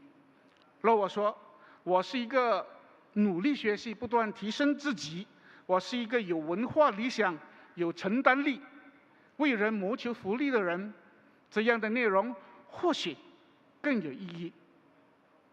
所以我是谁这个问题，更重要的是能不断丰富其中的生命内容。但如何丰富其中的生命内容呢？中庸说：“天命之谓性。”意思是说，上天赋予我们存在的意义，在于我们与生俱来的特殊性。这最根本的特殊性是什么？当然，我们是人。生而为人的锻炼道场是在哪里？是在人间，不是在天堂或者是不知名的地方。若脱离人间来过一生，其实一切都没太大的意义。中庸说：“道不远人，屠刀若远人，不为道矣。”就是这个意思。人的生命成长是不能离开人间的，若离开了，生命就失去了意义了。在这点上，我们就可以来讨论世界是什么。从儒家的角度来看这个问题，就能明白儒家思想能让超越具体生命的意义回到了人间。因为儒家认为，人若要丰富自己生命的内容，就必须在人间修炼。如何修炼的意思就是，我要怎么生活。中庸说：“天下之大道五，所以行之者三，曰君臣也，父子也，夫妇也，坤弟也，朋友也。五者，天下之大道也。”人的生命成长就在人与人之间的相处中，就在这五伦关系之中。在五伦关系中修养自己的方法是什么？是知人勇。子曰：“好学近乎之，力行近乎仁，知耻近乎勇。知失三者，则之所以修身；之所以修身，则之所以治人；之所以治人，则之所以治天下矣。什么是治人勇？我们先说什么是知。要得到知识，不是理性的知识而已，而重要的是做人的知识。好学可以让我们获得知识，但何为好学呢？《论语》说：“学而时习之”，就是学了后，在不断身体力行的意思。什么是仁？力行近乎仁，意思是说，若要开发我们本来就有的性情，就必须勇于行动。有行动就有深刻的体会，有体会就有感动，有感动，我们的性情就能够出来了。这就是人的体现。什么是勇？知耻近乎勇，意思是说，我们必须真诚面对自己，知道自己做的不够好的地方在哪里，自己的缺点、自己的不足在哪里，然后勇敢地采取行动改过，去提升自己，这才是真正的勇气。《论语》又说：“君子务本，本立而道生。孝悌也者，其为人之本矣。”意思是说，孝悌是开发并提升我们性情的关键，所以我们要关注孝悌。在这里，我们就看到儒家最关注的另外一个字“孝”。中华民族的传统美德是孝，也有很多学者说中华文化是孝文化。中庸说：“善蓄人之志”，就是善于继承前人的志向。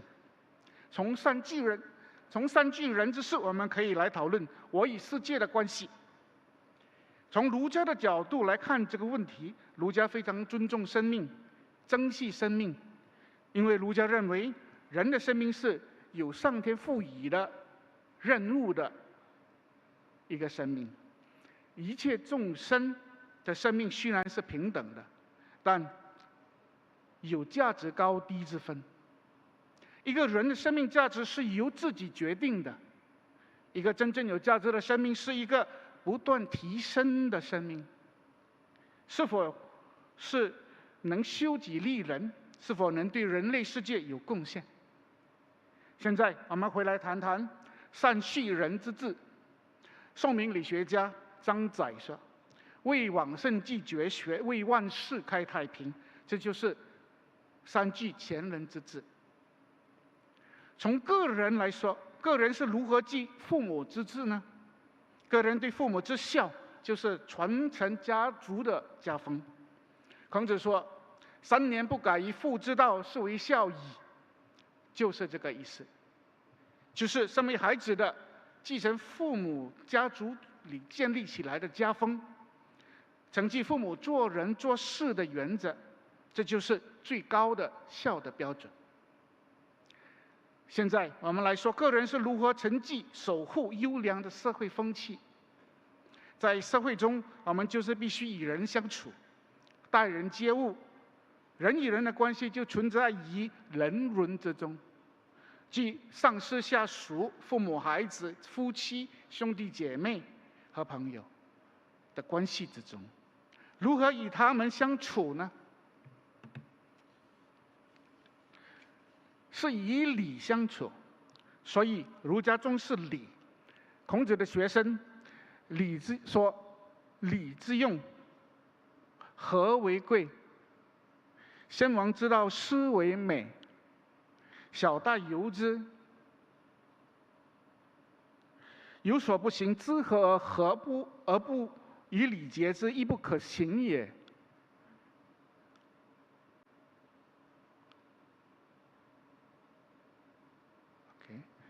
意思就是说，从远古到现代，人与人之间的和谐相处的关系是建立在互相尊重、互相理解的基础上的。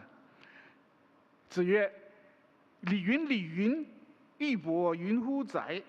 乐云，乐云，钟鼓云乎哉？”意思是说，礼不能只能讲求形式而已，必须根据我们光明的互相尊重、善解包容的性情。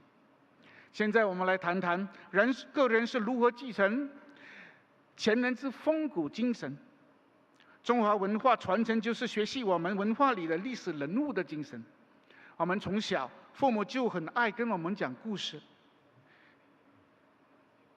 学习父母都有向孩子们推崇的历史人物，而我们都有自己喜欢的历史人物。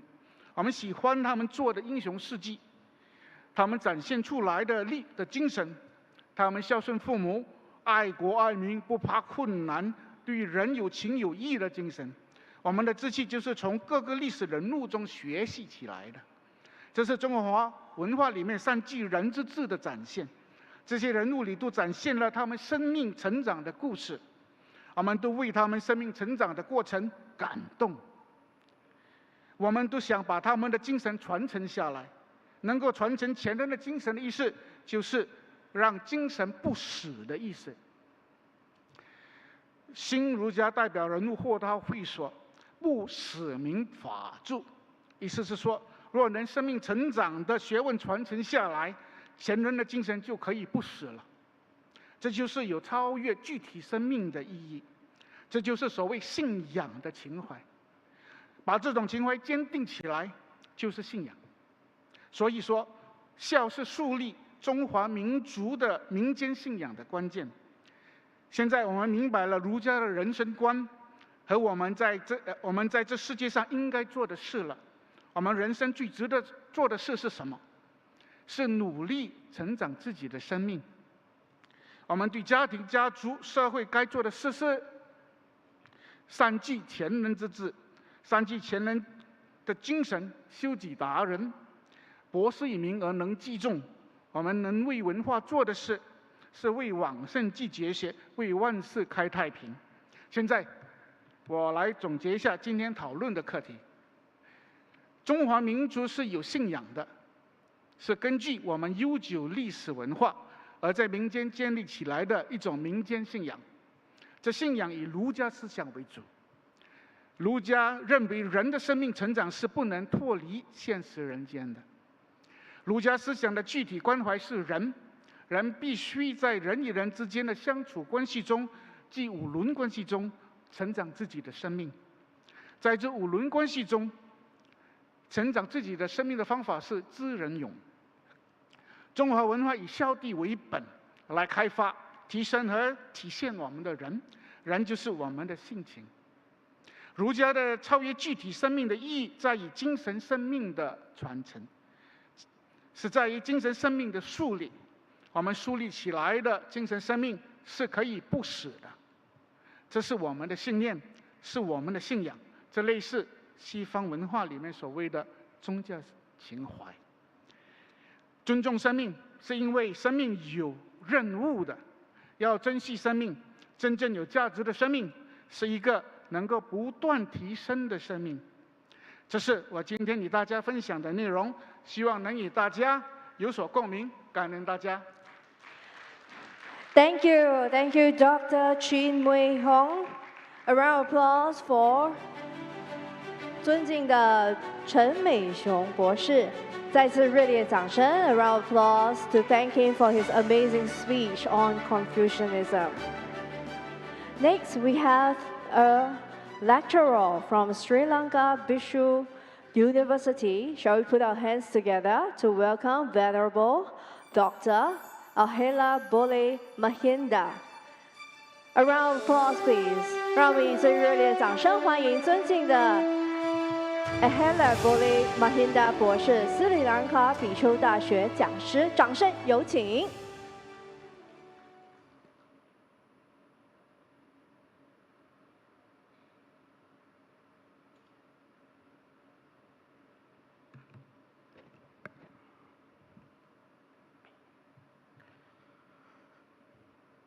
Most Venerable Venre Sri Upali Mahathera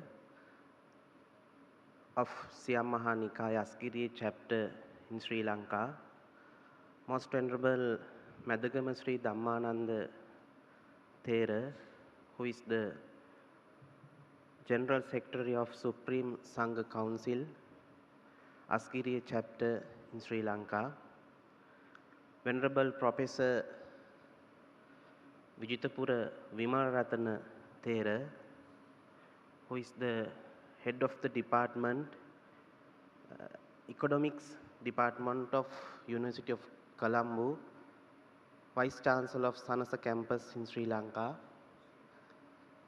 Venerable Professor Digalle Mahinda Thera, who is the prominent scholar in the world, as well as respectful member of Mahasangha, who gathered here various tradition, various section from the Buddhist world, as well as other religious leaders who came here, various countries from the world, and Professor Kshanika Hiramuregama, former Vice Chancellor, University of Colombo, and Ambassador of France, and Chairman of the University Grant Commission in Sri Lanka, as well as distinguished guests, ladies and gentlemen. Today in this remarkable occasion, I would like to convey your attention towards Buddhist solution to family conflicts.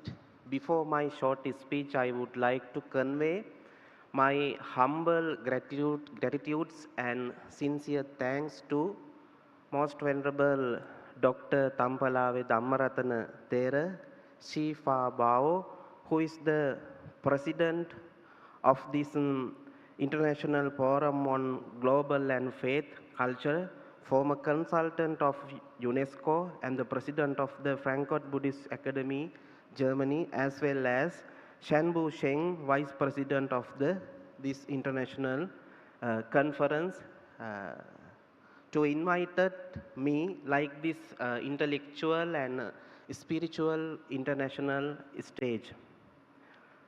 My topic is Buddhist solution for family conflicts. In modern society, we have a big problem. That problem is there are so many conflicts. We are living in the brutal conflict, brutal crisis society. Without family peace and harmony, we can find out sustainable peace and harmony in the world. That is why we need to build peace and harmony in our family.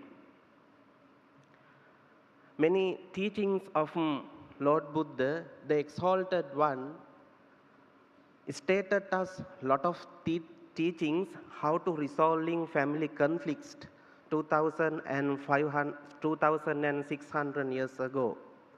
Not only Lord Buddha, but also various religious leaders also around the world, philosophers, spiritual leaders, positive thinkers, and so many people, so many leaders around the world presented their teachings for this purpose. We all know what is the family. We all belongs personally one family by our birth. The smallest and important unit of the society can be identified as family. According to philosophies, we all human beings belongs to one family. This earth is our mother, nature is our father. That's why we all human beings belongs to one family. According to linguistic point of view, according to linguistic scholars' point of view, the term of family derived from the Latin language. In modern society, we are living under the brutal conflict crisis society. So there are so many family crises between husband and wife, father and mother, parents and children, children and children, all generation and young generation, so many family crises, so many family problems we can find out. Ladies and gentlemen, in this occasion, I would like to convey your attention. What are the reason family conflicts according to Buddhism? So there are so many scholars, so many educated persons and religious leaders. They have so many analytical various stages how to create, how to origin the family crisis. But I will show 3 tips according to Buddhism. First one is attachment and clinging. One of the root cause of suffering according to Buddhism is attachment, tanha, and clinging, upadana. According to Buddhism, so many every suffering and pain based on origin on the attachment. That's why Exalted One stated as tanha jayati soko, like that. When family members become overly attached to their desires of expectation, it can lead to conflicts. Buddhism teach the importance of letting go of attachment and cultivating detachment to reduce family problems. Second reason for the family problem, the miscommunication. Especially we all are now living under the high technological development era. I think some scholars say we are living in the global village. Just 1 second, we can communicate, we can exchange our own idea all around the world via WhatsApp, WeChat, Facebook, any other open accesses. Not only, I think last 2 months ago, Indian government sent to Chandrayaan to the moon. And not only, yesterday the Chinese gentleman introduced us AI Buddhism, AI Buddha also. So now we are living very development, technical era. Even though we are living in this society, development, technical era, we always misunderstanding, misinterpretation, misleading from the accurate concept and accurate meaning. That's the the Buddhism pointed out the miscommunication also based on the main reason for the family conflict.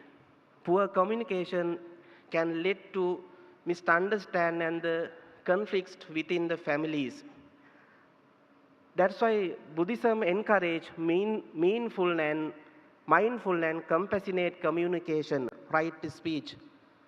I think yesterday, Venerable Professor Digale Mahindathera highlighted one Lord Buddha's pragmatic statement, Yatavadi Tathakari, that also same to the right speech. When some people never use the accurate accurate communication, that's the main reason to build the family conflict. Practicing these principles can improve the family relationship. My second reason for the family conflicts, unresolved past issues. In the modern world, not only family conflict, not only family crisis, other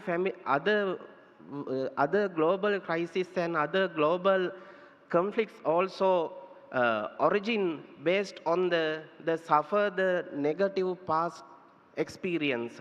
If some person can ignore, can neglect the negative past experience, if some person can never overcoming future things, he can depend on the present, he will be happy with fairness. That pragmatic statement, Lord Buddha has been stated in Aranya Sutta, in Nalavagga, Atitam nanu sochanti, nappa jappanti nagatang, pachu pannena yapenti, tena vanno pasedati. The Lord Buddha has stated this pragmatic stanza for the considering this matter. And apart from that, so many teachings, so many discourses, we can see in the test of canonical text and Buddhist teachings for the resolving the family conflicts. Among that, Singalovada Sutta, Satta Bhariyaya Sutta, Sakka Namassana Sutta, Chitta Pariyaya Sutta, Parabhava Sutta, Vasala Sutta, Dhammapada, and so on discourses and so on teachings we can use to how to resolve in the family conflicts according to Buddhism. Now I will not take much time. For the time being, I will wind up my presentation. In conclusion, Buddhist teaching offer valuable solution to family conflicts by emphasizing the importance of cultivating mindfulness and compassion in our interaction with loved ones. The Lord Buddha was well aware for the family conflict, and there are so many profound sense to the resolving the family conflicts. Therefore, family life should be maintained without conflict. The teaching of Buddhism are a good guide to conflict-free family life. I will wind up my short speech. May Triple James bless you. Thank you very much.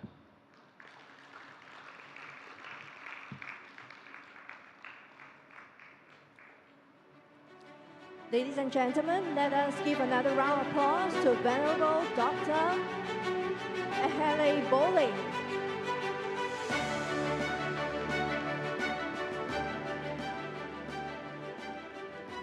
Next, we would like to invite Advisor and Vice President of Thai Evangelical Alliance and founder of Asian Ministry Training Center.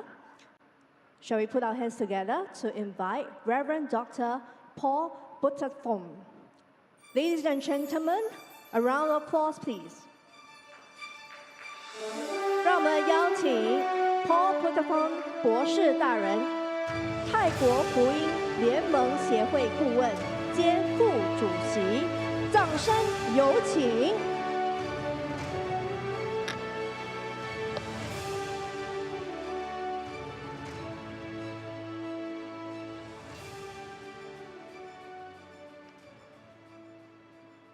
Your Excellency and most respected participants, friends, good morning. I am so honored to be a part of this international forum on global faith and culture. We are here to promote the unity. I myself believe all of us here with different religion, different culture, but we have one mindset to promote unity and peace.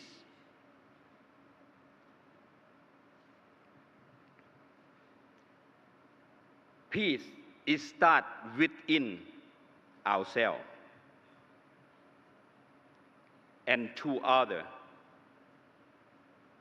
We all here because we are concerned about our future. We are here because we concerned about our next generation. How can we overcome this crisis world? What that means, harmony among religion leadership is very important.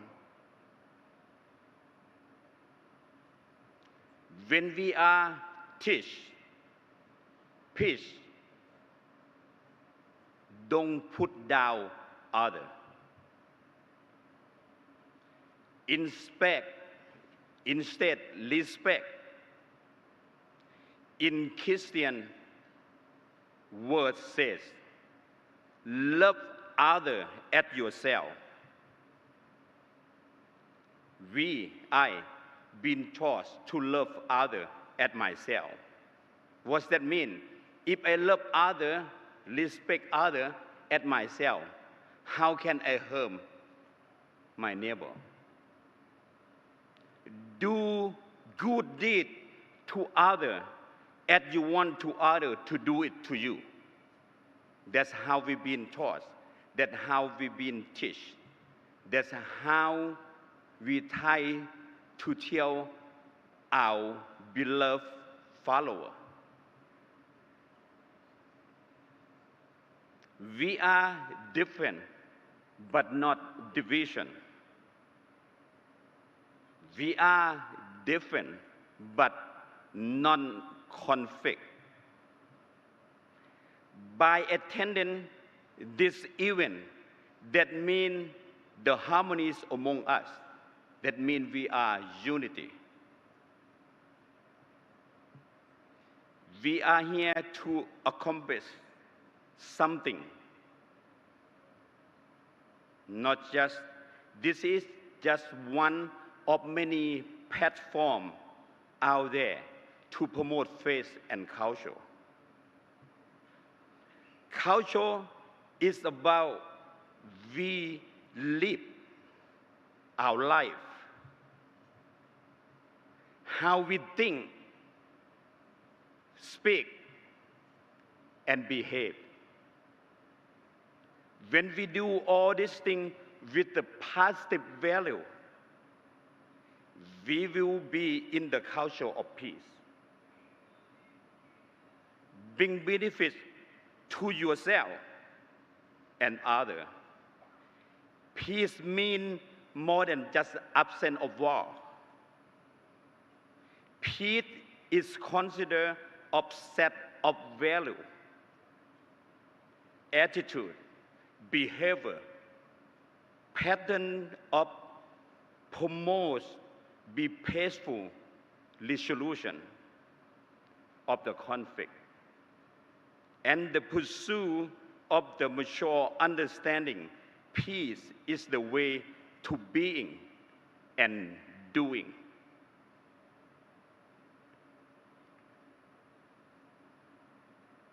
Living in this society that can mean we have been taught and we have been developing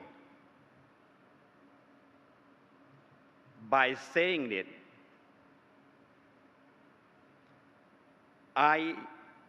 For the last couple of days, we've been hearing a lot of speakers. We've been heard a lot of messages. Then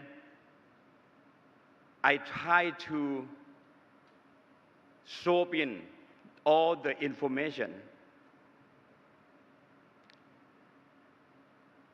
I'm so proud to be a part of this. As today, at the end of this convention, I will walk out of here with many thoughts in my mind. What should I move next from here? What should I promote faith and culture? How can we throw this out to our youngsters so they can, this is the set of example for, as the Minister of Former that said that we are here, most of us is 50 and over. But this is good set of example. We want to make peace. We want we don't want divide. We want us, even we come with different nationality, different country, different religion, but we still be united and work together to promote peace. Thank you, and be honored to be a part of this organization. I know you all working hard for the last couple of weeks to try to make it happen. And thank you. And I would move out from here with the positive thinking what we're going to do next. God bless.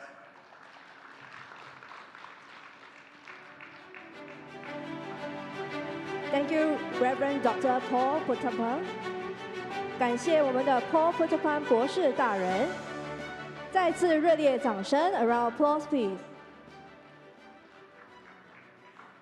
Next, we would like to invite President of DMDI Indonesia, Mr. Syed Odi Al Idris. Shall we put our hands together to welcome Mr. Syed Odi Al Idris, President of DMDI Indonesia? 让我们以热烈的掌声来欢迎世界马来友好协会 DMDI 印尼分会主席。掌声有请。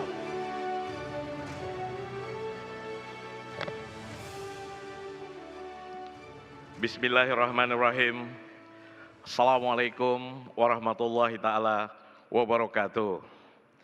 Selamat siang, salam sejahtera bagi kita semua.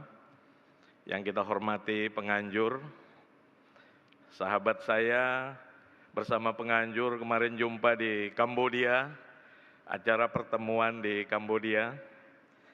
Dan alhamdulillah, sahabat saya Yusuf Liu telah mengundang saya kemari, para Tan Sri, Datuk Sri, sahabat saya dari Singapura, dan juga abang saya Tan Sri dari Malaysia. Terima kasih kesempatan yang diberikan. Semoga Allah memberikan kemudahan, kesehatan kepada kita semua.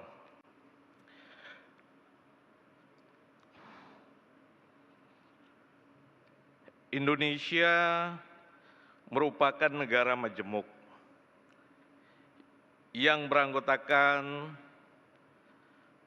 rakyatnya sebanyak 265 juta. Di sana ada 229 juta menganut agama Islam. 20.722.000 penganut Kristen Protestan.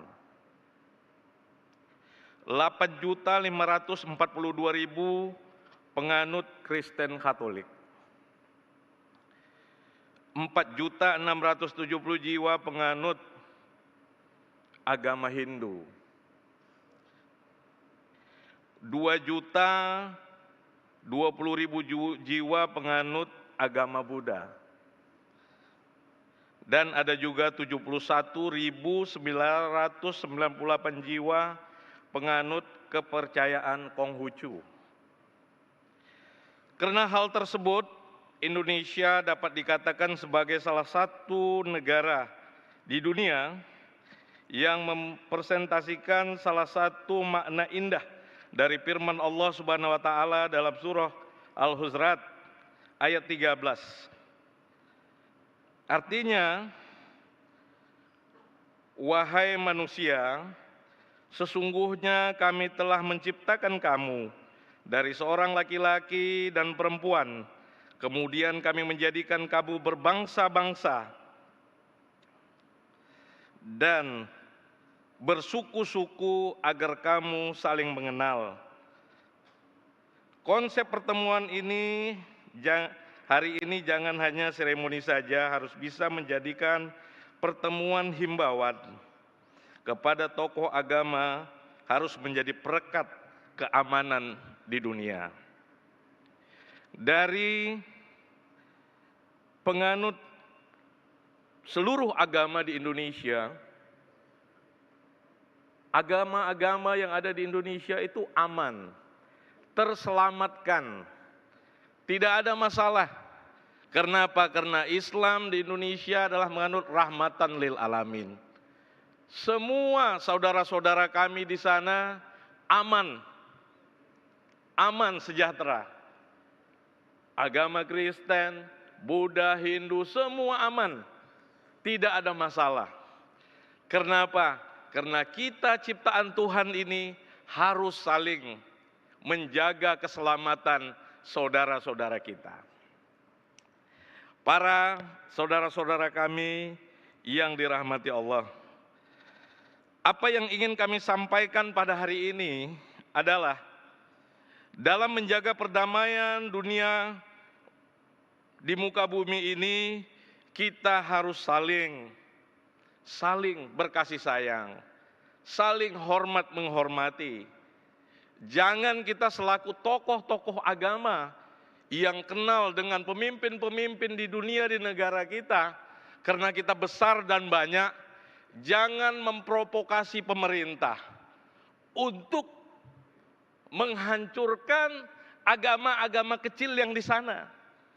Kita harus menjaga keselamatan agama yang terkecil di daerah kita, di negara kita.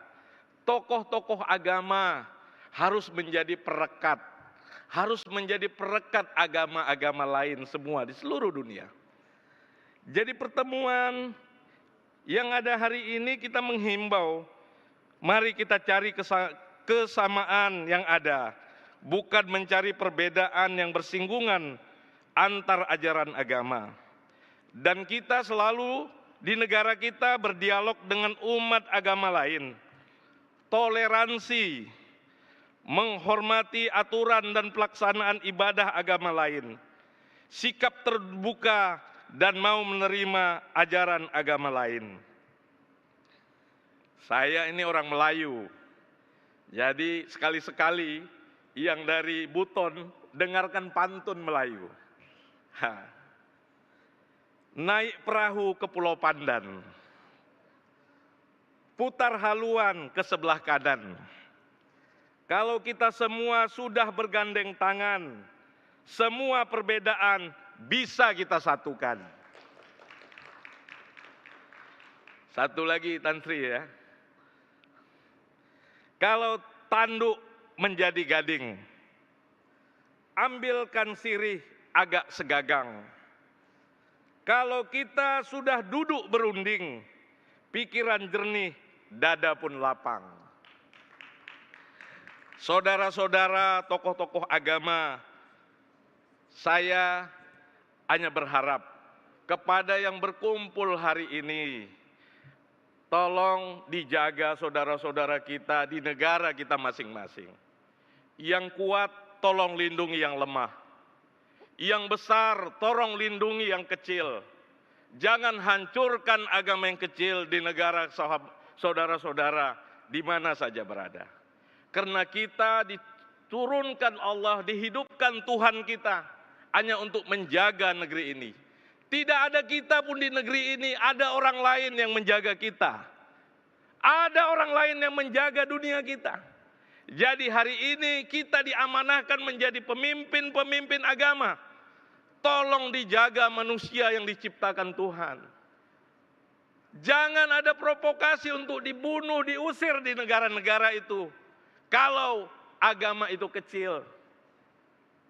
Di Buton hanya 5.000, 7.000 yang beragama Islam. Tolong dijaga Pak Raid. Tolong dijaga. Tolong diberikan mereka kebersamaan.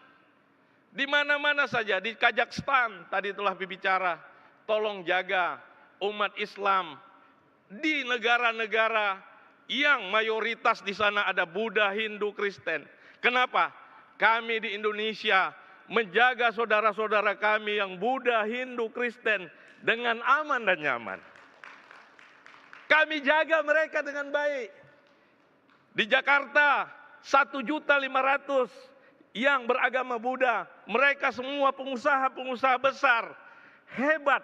Kami jaga keselamatan mereka di sana. Di Bali Hindu ada 4.500.000 orang. Di sana mereka berusaha dengan nyaman dan hidup tentram. Kami jaga mereka dengan baik. Tolong kami berharap di forum ini, jagalah saudara-saudara kami Muslim di negara saudara-saudara kami dengan baik. Karena kita ini ciptaan Tuhan. Kita juga akan mati semuanya. Kita semua akan mati. Maka perbuatlah yang terbaik di waktu kita hidup ini. Saya tidak ada orang lain yang akan menyelamatkan saudara-saudara yang lain. Pemimpin-pemimpin tidak ada yang lain diturunkan Tuhan untuk menjaga bumi ini. Maka di waktu ada kesempatan kita menjaga bumi ini, mari kita buat yang terbaik untuk agama, negara, dan bangsa. Demikian, billahi fisabilil haq. Assalamualaikum warahmatullahi ta'ala wabarakatuh.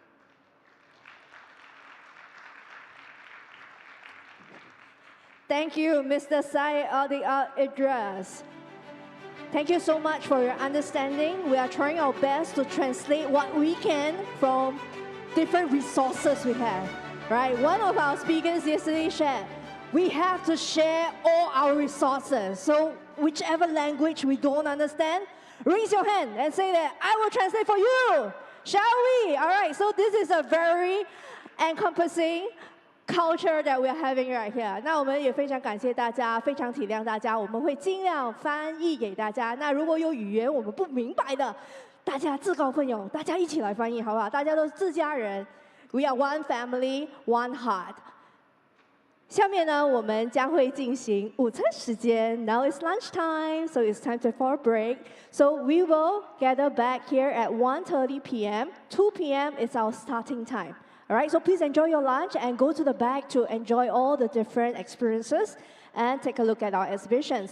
那下面我们将会进行午餐时段，2点钟我们会正式开始，1点半我们会在这里集合。好，那享用你们的午餐，感谢大家，稍后见。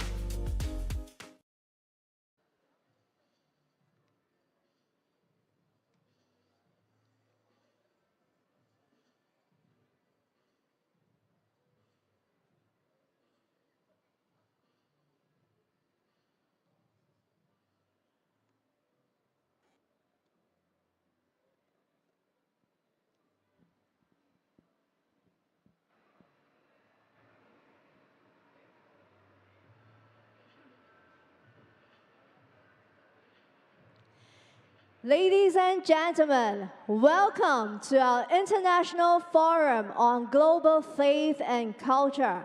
Today is our final day of our International Forum, and I thank you for being here with us.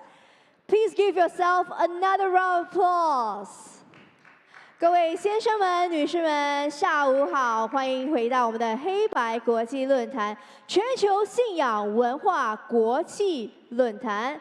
那今天是我们第3天的论坛了，那非常感激大家能够百忙当中出席。那下来呢，我们将会进行下半场的论坛，请大家陆续回座，那我们可以正式开始。May we invite all speakers, all VIPs back to your seats so that we can begin the next segment of our international forum. Next, I would like to invite our next speaker, Senior Traditional Chinese Medicine Practitioner, Master's degree from the National University of Singapore. Shall we put our hands together to welcome Mr. To T. Pei? 掌声欢迎我们高级中医师卓志斌先生，掌声有请。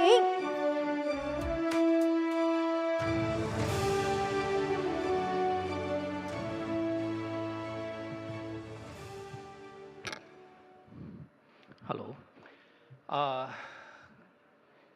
主席，各位尊贵的来宾，也各地的领袖，非常感激。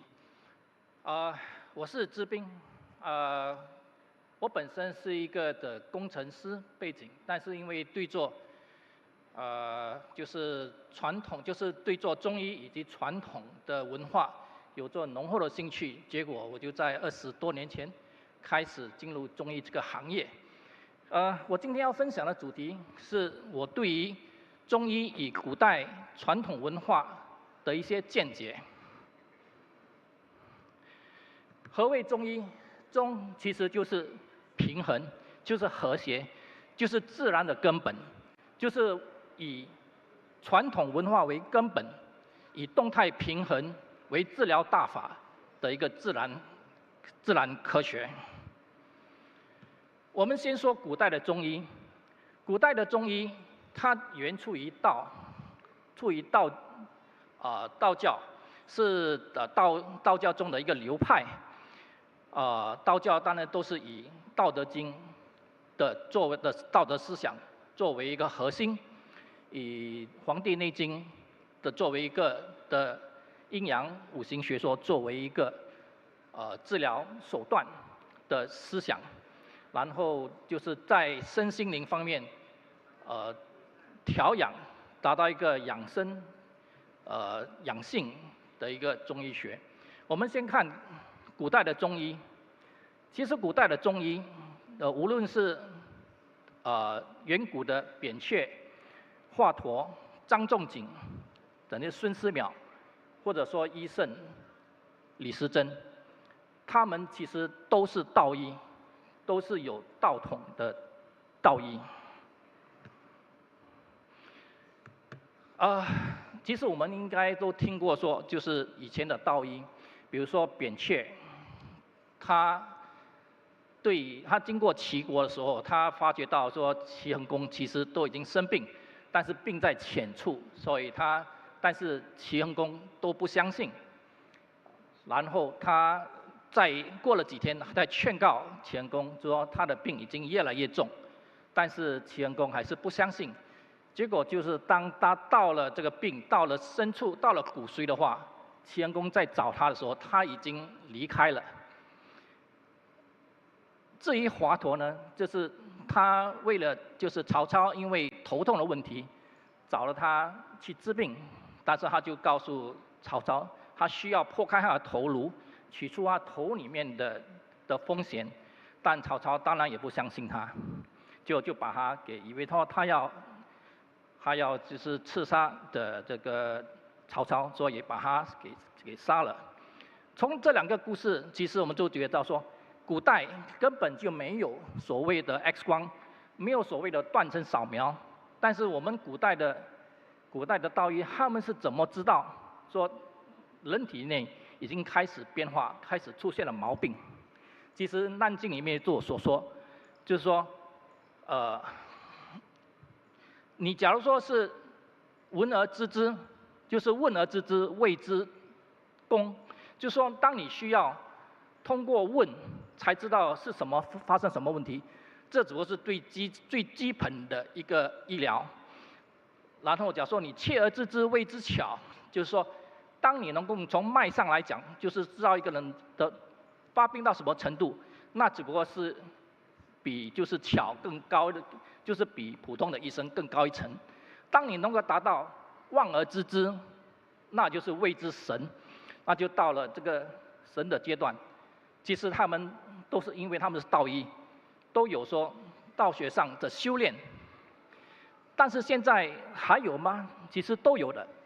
比如说武当的祝华英道长，他今年已经85岁，但是他就是因为通过修炼，达到这个胎气学的阶段，在修炼中他已经能够，就是说，发现到人体经络的一个双向的循行。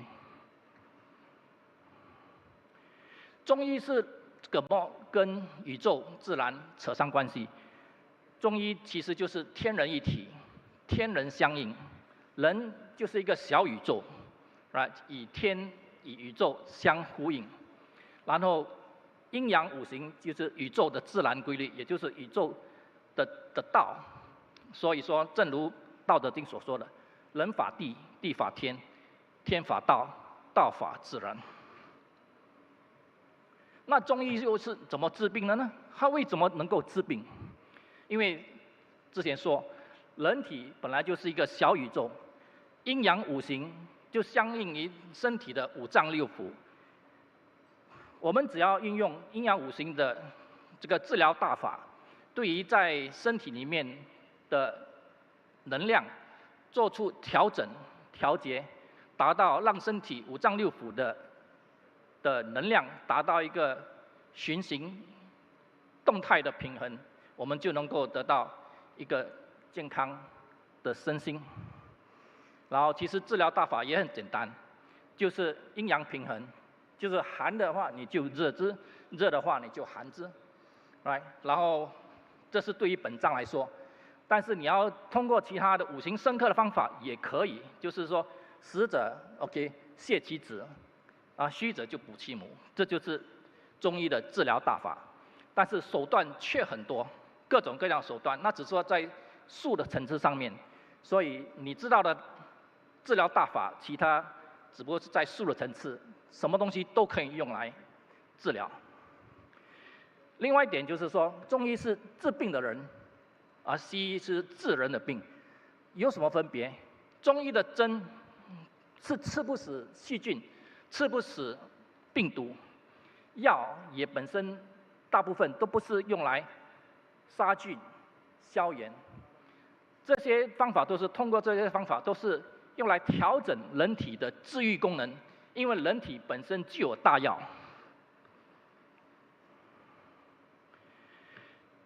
那我们现在看道医本身有什么治病？为什么能够治病？其实就是在中医以就是道学上的一些技术，其实都已经分开了，都已经被放开一遍。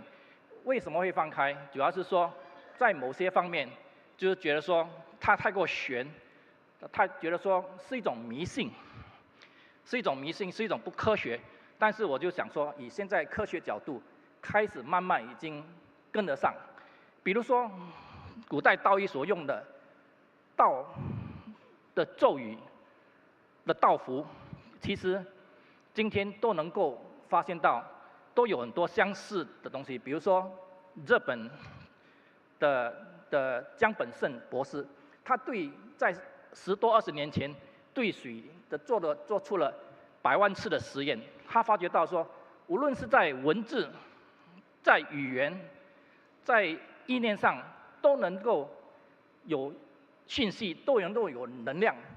所以，其实就是这些能量，其实就是跟以前我们所说的咒语的道符，其实都是同出一辙，都是同样的东西。然后，比如说中国的李山玉，他本身就是一个易经的学者，他就从易经里面 ，OK， 用八卦来取一个配方数的配方，然后通过默念这些配方，就能够达到治病的目的。这些看起来都神奇，其实就是以前道医们所用的方法。再看占卜，河图洛书本来就是2个天书 ，right， 本来就是一切卜卦、术数、易经的源头啊。这些除了在风水学上能够有所发挥作用，其实在医疗方面也都能够可以拿来应用。所以的药王孙思邈就说：“不知义者，不能成大医。”啊。就算是医圣张仲景，他在《伤寒论》里面序也说到，榆树上方术，这些都是一些证明。然后导引术除了古典的八段锦、易筋经、五禽戏方面，其实现在的所谓的，比如说瑜伽、太极，甚至最近非常流行的白燕功。其实这些是导引术的一种。然后就是现在已经开始很多人进入，就是说想学冥想。其实这些冥想是想进入一些什么境界？其实这些现在比如说台大的李同成教授，他在10多年前就已经开始研究这个绕场的科学。什么是绕场？绕场就是 torsion field。其实他在爱因斯坦的时代就已经发现，只不过是爱因斯坦在他的相对论里面把它省略掉了，然后就过后有一个法国的数理学家把它加进去，完成了一个完整的就是相对论。然后他就发觉到这个绕场其实是跟我们在冥想入定的状况非常相似，它有做就是某些特点，比如说它本身气场是非常弱，你必须把它加强、加大、放大，然后才能够进入这个场。这个场是什么呢？就是说它是超过光速，它能够穿透自然界的一些就是树木啊建筑啊，它能够穿过，就它不受这些影响。但是它当遇到水的话，它就没办法穿过。就是说风水学上遇水而止嘛 ，right？ 然后它还有说就是它能够超过光速，能够向前传到未来，也能够向后传到过去。这些都是一些非常非常有启发性的一些实验，实验，我觉得说这个东西是一个很好的一个科学方面的对我们修炼方面的一些解说。然后其他的包括辟谷，现在都把它当作来养生减肥，还有就是内丹功还是比较少，就是在这方面的应用，但是我觉得说这方面都会慢慢的开始回归。所以我觉得说，中医传统医学，其实它的底蕴还是传统的道教文化，就是希望能够有朝一天，这个中医能够回归道医的那个层次。好，谢谢。Thank you, Mr. To。谢谢卓医师。Next speaker, we shall invite former Chief of Staff to former President Wahid, currently Senior Advisor to former President Wahid. Shall we put our hands together to welcome Dr. Muhammad Ali. Topic for today is the role of science in promoting interfaith cooperation. A round of applause, please. 让我们以最热烈的掌声欢迎我们的前总统法西的高级顾问 Dr. Muhammad Ali 为我们呈现科学在促进跨信仰合作中的作用。热烈掌声！ Thank you, thank you. Bismillahirrahmanirrahim. Alhamdulillahi Rabbil Alamin. Wassalatu wassalamu ala sayyidil mursalin wa ala alihi wa sahbihi ajma'in. Rabbi shrah li sadri wa yassir li amri wahlul 'uqdatan min lisani yafqahu qawli. Ladies and gentlemen, reverends, holy distinguished guests, I'm going to talk about how we can further our cooperation, interfaith cooperation, and just to give you an idea what this is all about. Ever since man was put on the earth, he has been very inquisitive, intuitive, and very impatient to learn what is around him. Him means both men and women together. So he starts to think, gathers information, and finds answers. And this is what we call knowledge. So he learns from the environment, and he puts them all together and keeps adding and using different modes of thinking. He puts in a toolbox, which we call knowledge. Every tool is a different subject. So he will use different tools to explore different things he sees in the environment.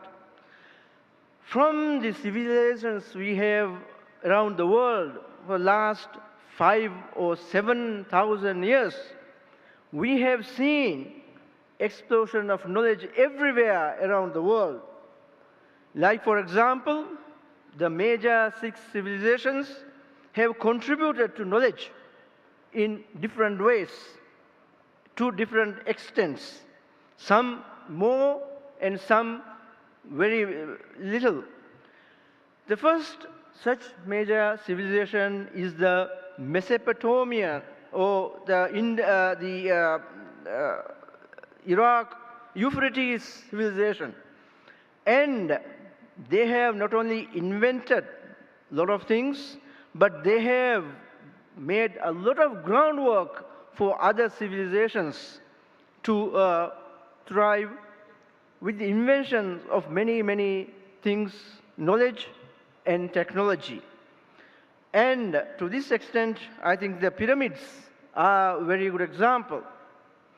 Although Mesopotamia didn't have any pyramids as such, they have something called ziggurats, which are the predecessors for pyramids. And when I studied this, I realized that this pyramid thing is a very good example of knowledge transfer throughout the world. Just imagine, 5,000 years ago. In fact, this is the first such pyramid that was built in Egypt, and it's more than 5,000 years old. And you can see from the chronology of the pyramid building how it has gone around the world. And I think the last place to reach is China. But the knowledge all this time is how precise mathematics they had, how much sciences they knew, astronomy, chemistry, physics, engineering, all this. Now, just goes to show what humankind is capable of, even in those early days as well. So, what has the pyramids contributed? It has again contributed to the toolbox, a lot of knowledge. And this has gone around the world. What does it show? It shows the extent of knowledge that was going around the world in those days. And also it shows there was something called faith, because they believed in life after death. That's a symbol of the pyramids. Now, the pinnacle of the pyramids, the civilization, I think is reflected in the expansion of the Islamic civilization, or Andalus, which was regarded as the first universal civilization, And not only this civilization built, it also saved a lot of knowledge that was previously around from the Greeks. Then they invented, look forward, and they have exploded their knowledge. Why? Because there was peace and cooperation and harmony. I think this is the message that we have to take home. If we cooperate, if we have peace, we can achieve a lot more. Now, Stanley Lane Poole, in his book, he said, this is one of the greatest but the most underrated civilizations that, of all times. This is the largest empire of its own at the time, and without people like Farabi, this world would not have advanced as it has today. A lot of inventions were made which made the world we live in much better. There were so many fathers of the knowledge those days. Ibn Haytham, Biruni, the father of optics, Indology, momentum, medicine, all these fathers were mostly from Andalus. So what is this Andalus civilization about? It is mostly, you can say, a connection between the Orient and the Occident, and between antiquity and Renaissance. And also, because of this Andalus civilization, it was a crucial transmission point for the knowledge to the Christian-dominated West. This is what the Andalus civilization was about. Now, what was the reason? As I said, it was the golden age of tolerance and reasoning. It was the first great golden age of the Jews of the Andalus. Therefore, what do we learn from this? We learn that the Andalus civilization was based on a book, the Quran, and what this has shown is how a book of this caliber can come into play into a civilization and bring knowledge throughout the world. So, what does the Quran say? The Quran says this is a book of guidance and instructions for those conscious of Allah subhanahu wa ta'ala. And Allah says that through this book, Allah has taught us what we knew not. And indeed, like the Torah or the Gospel, this was a guidance for everybody. So, is the Quran such a miraculous book? Let's see. It was a revelation sent 1400 years ago to an unlettered prophet in the middle of Arabian desert. So, how does this book come to play so much today and from the time it was sent? The book says, chapter 2, verse number 2, there is no doubt that this is guidance for who are conscious of Allah subhanahu wa ta'ala. And also Allah is challenging anybody to think about it, to reflect on what the content of the Quran is. And they will know there are no contradictions in the book. If it had been from somebody else, it would have contained contradictions. So, this is a book whose verses were perfected and present in detail from Allah subhanahu wa ta'ala, who is wise and acquainted with everything.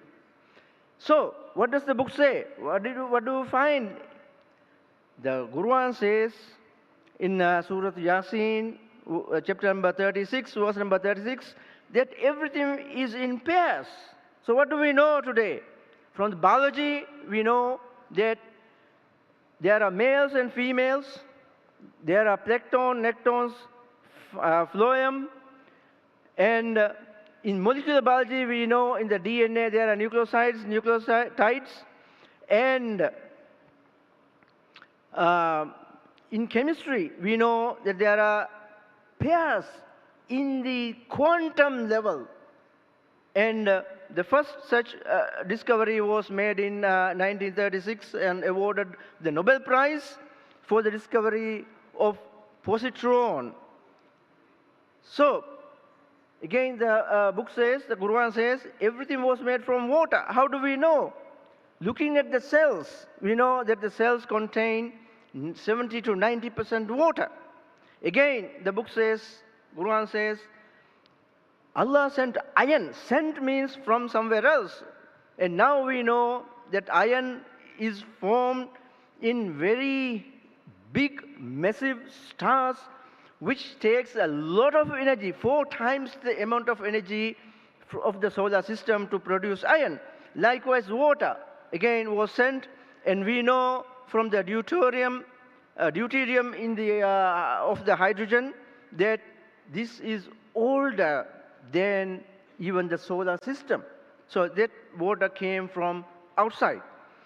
So many Nobel Prizes have been won based on the Holy Quran, a lot of things that the Quran says, and the behavior of the bees, the expansion of the universe in 2011, and 2016, the EU autophagy, fasting, the benefits of fasting, that was awarded Nobel Prize. When you contemplate on the Quran, we know that Allah gave us the knowledge, a new knowledge, and more knowledge will come from this book. Likewise, the fingerprint. It is said in the Holy Quran that we all accept. If we have, if you take just one finger, we know there are 7.5 billion signatures, individual signatures. If we take 10 fingers, it is 75 billion individual signatures that we have. So we all agree with one ayah in the Quran, that is Surah Al-Qiyamah, verse number 4, that all, even Allah is able to make the tip of the fingers. Similarly, Allah has given us unique signatures in our iris, in our retinal scanning, and the vein pattern. Again, so many individual signatures. Now, how can this be possible? Even the makeup of the human being is so perfect, the golden ratio, that everything conforms with the ratio, and therefore we know that even the DNA conforms with the golden ratio. Therefore, we have to accept that this is not a coincidence. This is only possible through a supreme designer. Let's look at the heart. What does the heart say? Look at the transplant of Dr. Pearsall. He did a study of 73 persons' heart transplant cases and studied the heart and realized that with the heart there is something very special. Look at the case of the 8-year-old girl who received a heart of a murdered 10-year-old girl. She began having recurring vivid dreams, and she was taken to a psychiatrist, and the psychiatrist said she is having actual physical, she is witnessing a real thing. Then they decided to call the police. The police came and listened to her, and they realized from her the time, the weapon, the place, the clothes he wore, and what the little girls even said to the murderer at the time of the crime. Therefore, what do the top scientists say? They say a lot of things. This must have been, the Quran must have come from the God, and it is a guide for science, and the Quran could not have been simple human language. Like, for example, the embryonic development that the Quran says is so precise. A lot of scientists were currently looking at it, was very surprised. So what is the current scientific research findings that we have? We know that the cells in every living organism, they can think, they have intelligence. And look at this white blood cell chasing a bacteria inside our body. What mechanism or what does the white cell have? Nothing. Then we have to realize that, for example, the neurons, they communicate and they calculate complex mathematical calculation before they join together and then they communicate. Therefore, we have to accept that there is a supreme originator. And 2 weeks, Saturday after next, we'll have an eclipse, solar eclipse. But we know where it falls and how it happens. And it is so precise that we can calculate the details of the solar eclipse for the next 3,000 years. And if you look at it, for example, if we ask what is the longest solar total eclipse between 2100 and 2200, we know exactly where it falls, how long it lasts. So therefore, you have to know, you have to accept that this is only possible through a supreme planner. Like, for example, with the event horizon that took place in 2017, the scientists eventually said this may be the ultimate limit of our knowledge. Likewise, we are moving so fast to a place somewhere in the universe. Then you realize that this is only possible from a supreme power. The Planck and WMAP project, their conclusion was that they require new physics, plus they have no theory to explain what was some of the processes, some of the phenomena that was happening. Quantum entanglement, for example, is one that has very surprising results for the scientists as well as for the religious community, because you know why, how, and you can only accept that this is only from a supreme being, because this is science's strangest phenomena. So science can science give all the answers? Is science the end of the quest, or a new opening into a new reality? I think we have to question that, because scientific research, there's limitations. So what is the future of science? For example, after this case study of 5,000 near-death incidents, Jeffrey Long came up and said, there's life after that. How can you scientifically explain that there is a life after death? You can't. Therefore, we are finding that science is finding difficulty trying to explain what science findings are, for example. Now, Stephen Hawking, for example, said, everything can be born out of nothing because of gravity. But what is gravity? You look at it, there is a constant there, If there's nothing, how can you get that constant, You can't have it. Now, we are going into manipulation, DNA. You're playing God, and it can have positive and negative effects. You can have artificial intelligence. You can play God or devil. So what is the direction or the future direction? Because science is unable to answer most of these things, we are going into panpsychism, which means every molecule has a life of its own, or some kind of consciousness. And I think we combine science, panpsychism, faith, and we get a new science. And what are we finding? We are finding that science is falling short, therefore leading to suspicion that there is a higher being, there is a master planner, there is an overseer, a powerful being. All these points to the fact that science is going to prove there is a God Almighty. And in the future, the formula will be, there will be a God component in every scientific formula. And therefore, this has added total new dimension to the toolbox called knowledge that we are in. Thank you very much. Thank you, Dr. Muhammad Ali. Next, we shall invite Venerable Dr. Dhammaratana to introduce the next speaker. Shall we put our hands together to welcome Dr. Dhammaratana?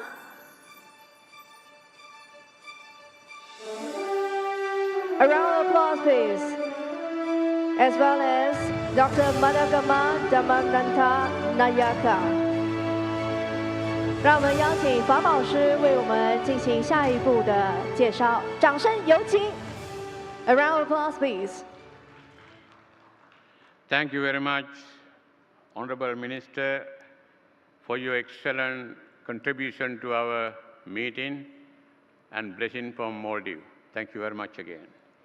Ladies and gentlemen, now I am going to introduce you one of very important Buddhist high authority from Sri Lanka. Sri Lanka,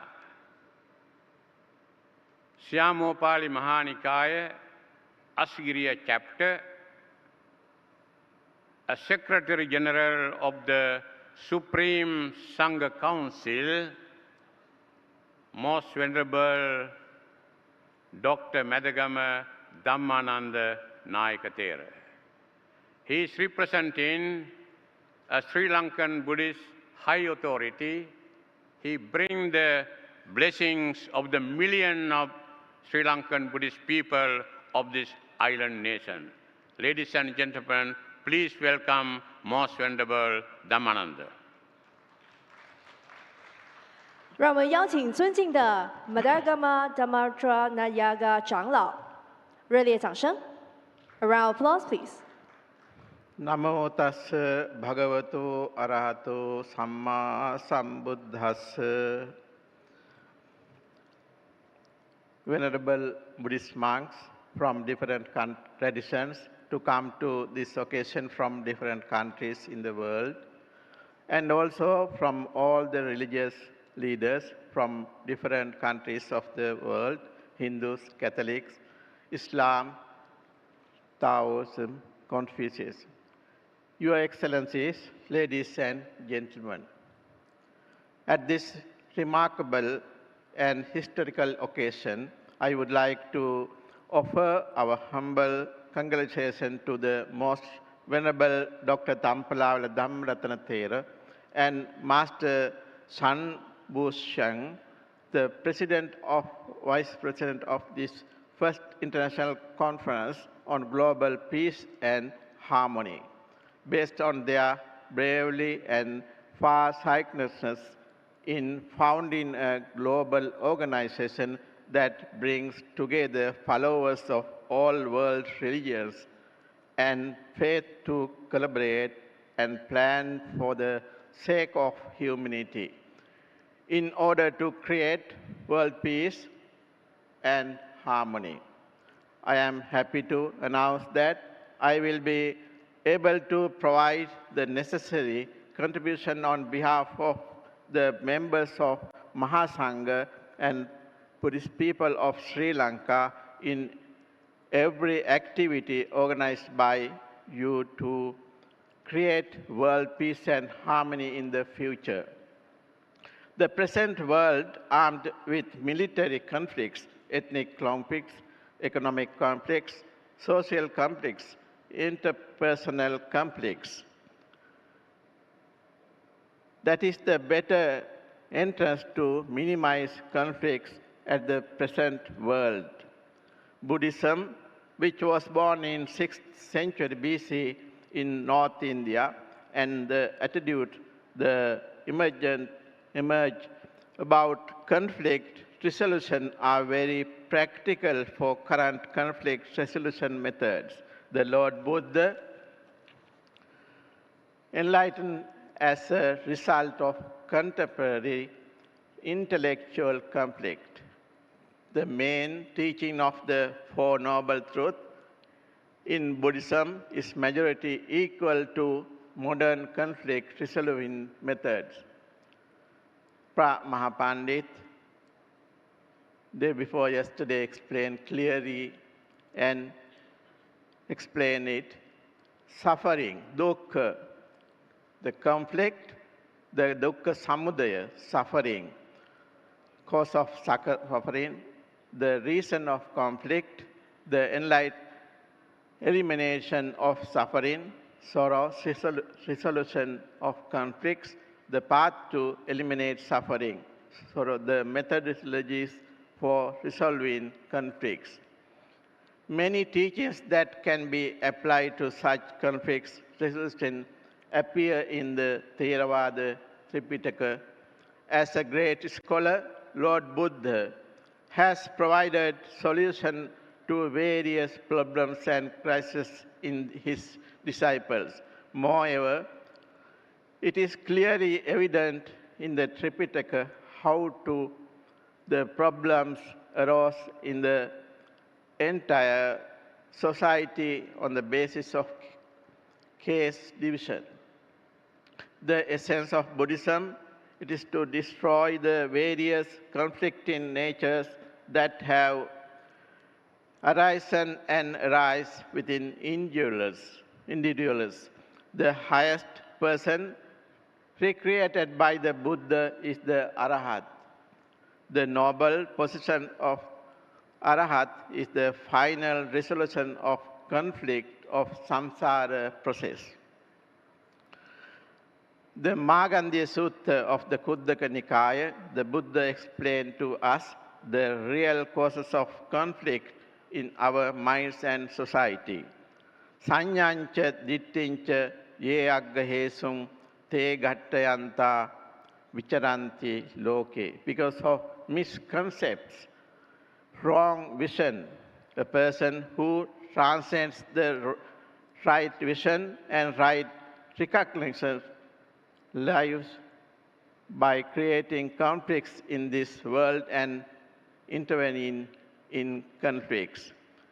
Jayam veram pasahati dukkam seti parajito upasanto sukham seti hitva jaya parajayam. Above mentioned Dhammapada stanza also gives us the clear image of Buddhism's anti-conflict teaching. Victory creates enmity, defeat dwells in pain. A wise person discards both victory and defeat and lives in peace. Finally, I would like to extend cordial greetings to the entire Buddhist population of the Sri Lanka, an ancient island nation, along with best wishes for the conference, great success and the achievement of the organization of lofty goals in the service of all people, the nation of worldwide. May the Noble Triple Gem bless you. Tirvan Saranai. Thank you, Most Venerable Dr. Madagama Dhammamantra Nayaka Thera. A round of applause. 感谢阿斯吉里大寺卡拉卡僧节团秘书长，尊敬的 Madagama Dhammamantra Nayaka 长老，再次热烈掌声，感恩感谢。Next, we would like to invite the next speaker. Let us put our hands together to welcome Dr. Lu Kok-Hu, architect, environmental design and urban planning expert, green building researcher, dedicated to promoting and teaching green environmental design architecture. Shall we put our hands together to welcome Dr. Lu? 让以最热烈的掌声欢迎我们的卢国豪博士，建筑师。尊敬的张老师。诸位大德，我今天所讲的题目是古建筑与天人合一，我是用英文来讲啊。My topic today is ancient architecture and the harmony of heaven, earth, and man. I will use English to explain. Can I press green, right? Okay. Now, since time immemorial, heaven, earth, and man are still the spiritual goal of the mankind. We've been through centuries, trying to search for a harmony between heaven, earth, and man. So therefore, many spiritual pursue, all right, especially in India and China, they are trying to reach this divine status using the chakra. All right. So whether you are in Western cultures, Eastern cultures, or Indian cultures, this pursuit actually it continues. For example, in the Indian, this is the dance of Shiva Nataraja. The dance actually is the vibration, the expression of vibration of the universe. As you know, the whole universe is in a flux of vibration. I think that's important. So at the same time, stupa. You know, stupa symbolically actually represent the axis mundi, that actually connecting man, heaven, and earth together. So this axis mundi, when actually transformed to China, it becomes the pagoda. But the principle is the same. Now in Buddhist art or Tibetan art, the idea of the mandala becomes very important. It is a representation, the microcosmos, the structures expressed in a circle and a square. In the Chinese, the circle represents the heaven, the square represents the earth. Now, these principles actually exist in nature. Now, this gentleman, in his book called The Power of Limits by Donchi, he actually researched into various things in nature and discovered a certain principle, whether it's in a butterfly, whether it is flowers, whether it is our bones, and even though vast. If you want to design something that's pleasing to the eye, you have to follow certain principles in nature. And this actually permeates into all matter. So again, nature's order also represents in ancient art and artifacts. So many of the artists, they are extracting the principles of the natures and express it into art. Now there's a certain sacred number, 0.618, being expressed. So whether you are making a Buddha image and so on, that expression is supposed to be visually enhancing to the eye and evoke your spirituality by that numbers. So we call it a sacred number. So similarly, in many Japanese ancient architectures, Parthenon and so on, you have this. Now this is Borobudo, again, the principles applies. So therefore you notice, whether it's from natures, from the art and artifacts, that principles have been existing. And we actually have been using these principles to creating our environment. So similar to many ancient buildings like the Shinto temple in Japan and so on. All right. Now, you have to follow this principle in order to live well in this nature. So even aeroplane, you want to fly, you have to follow the principle of nature. Otherwise, your plane will not take off. So now, once you know about this principle, you realize that we can extract these principles and we do something to create something for contemporary usage. So I call this mandala. We call it the geometrical transformation of mandala. Now we look into some ancient Chinese architecture. The ancient models of a town planning called Kao Gong Ji, and also the Ming Tang's building in the Song dynasty, basically they are following these principles. Similarly, the principle of Ming Tang, the square is there. These are the temples in Xia and Zhou dynasty, which is 5,000 to 6,000 years ago. This is the Han dynasty. Most of the temple, national buildings, domestic architectures, they're using this principle. So now you see that the principles of square and the circles become very important. And this spirituality in many ancient cultures, man trying to unite with the heaven, earth, and man. So for example, in the Forbidden City, as you walk along the main axis, the north-south axis, you are slowly ascending to the heaven. And therefore, in Chinese philosophy, this axis, the vertical axis in Indian called axis mundi. In Chinese, we call the jianwu, all right? And at the same time, when in the feng shui metal, they call it xue. This is the point where the ontological linking between heaven, earth, and man united. So let's look at some Chinese architectures. These are basically my research work. You find that most of the Chinese architecture, they actually have this traditional transformation of square and circle. So I'm looking into the Temple of Heaven. You see the square, and the Siheyuan, traditional domestic building. Chengde Miao is a temple. Yongle Gong is another temple. Baiyun Guan, another temple. Temple of Confucian. And then this is a Hakka, the village. So you need all these principles are existing in the temple since time immemorial. So circle and a square, pretty simply. So now the next thing we should do, after learning all these ancient building, what shall we do in a contemporary age? Can we do some transformation? This is the case, actually, is a yoga retreat center designed by me. I'm extracting this principle and applying the building. You see, what we do is, you notice most of these sacred pictures, they have certain proportion, certain geometrical order. So therefore, this is a geometrical order that control the design of the images. So what we do is we're extracting the geometrical order, forming a clusters and a warehouse of resources for us. So again, this is a Buddha image with their own orders. Another Buddha image. You notice that a lot of these geometrical orders are there. So therefore, what we do is we're extracting the order, becomes a certain form, right? So you notice though in the center actually is a Buddha image, right, in the meditative position. So what we have is eventually we have a gather of us, warehouse of these geometrical orders, and this order will form the inspiration for the design. So now this yoga center starting with the order of lotus flowers and the order of a temple. So therefore the whole idea is called the lotus flower presenting to the house of God.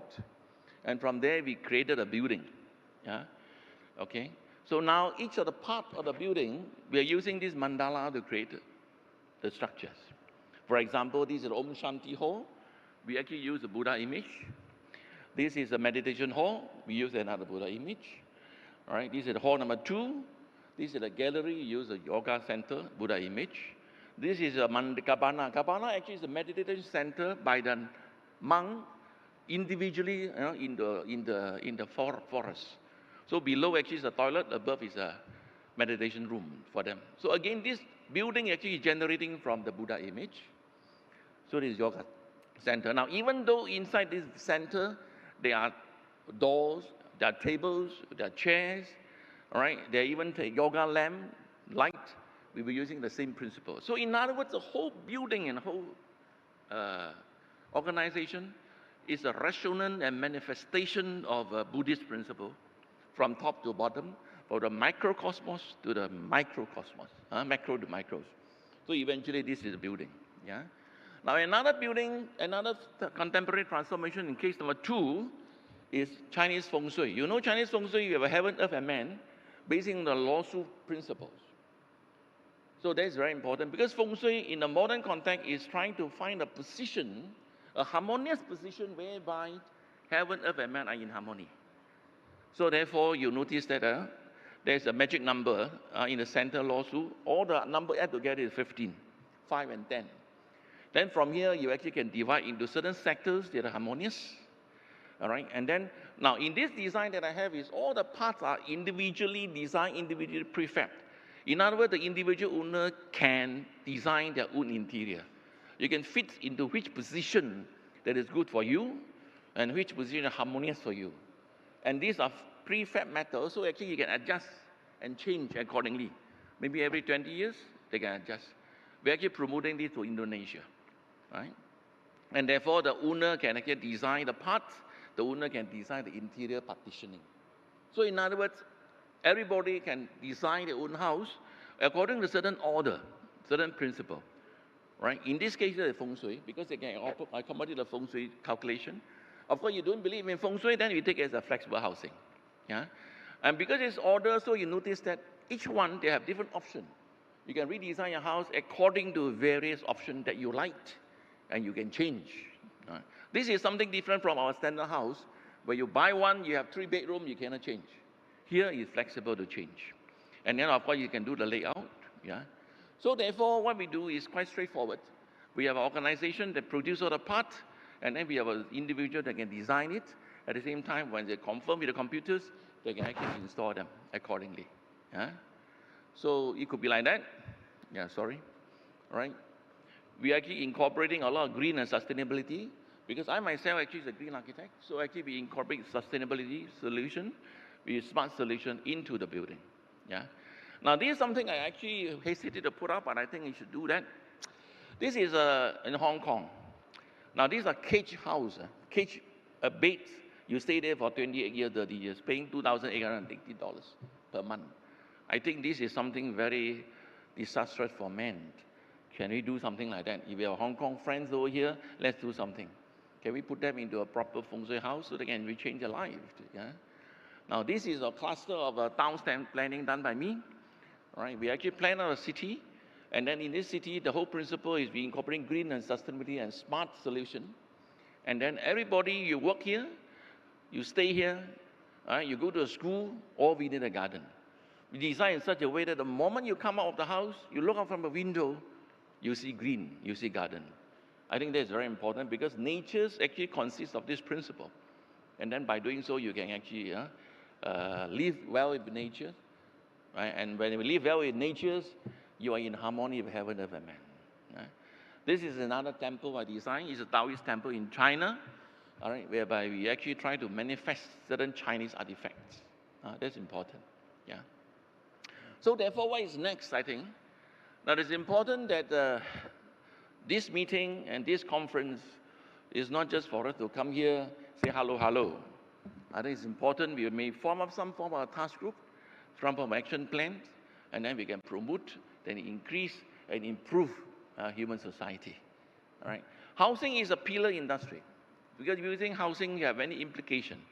You build a house, you buy a new house, you need to buy other furnitures, you need to buy lighting, you need to buy many things. That will actually bring out the economy of the place. All right. At the same time, socially, they will actually can interact. So actually, you have a social interaction implication, you have economy implication, and very important, you also have political implication. In Indonesia, some of these organizations got 20, 30 million members. If you can solve the problem, you got 20, 30 million votes for them. So I think that becomes very crucial. And we hope you can promote this to maybe ASEAN country. We are talking to Indonesian government. We hope to promote to maybe certain Western and middle part of China, where the society is still quite poor. All right. So I think a house, it becomes a dwelling between soul, body, and the mind. So I think that becomes very important for us. So I hoped with this, we were trying to link ancient Chinese architectures or ancient architectures actually is imbued closely with the concept of heaven, earth, and man. A house is not just a house for you to stay. A house is actually a house for your body and soul and mind, right? To be united with the ultimate. I think that's very important. Yeah? I hope these will create clear pictures. And then these houses are created or modified using certain geometry. They call it the sacred geometry. And this sacred geometry will be able to guide us as a planner and as an architect to do the planning and design. All right, I was given 50 minutes to talk. I exactly complete my talk in 50 minutes. Thank you very much. I hope we can actually have more communication and discussion later. All right, thank you. Thank you. Thank you, Dr. Lu. Let us give him another round of applause, please.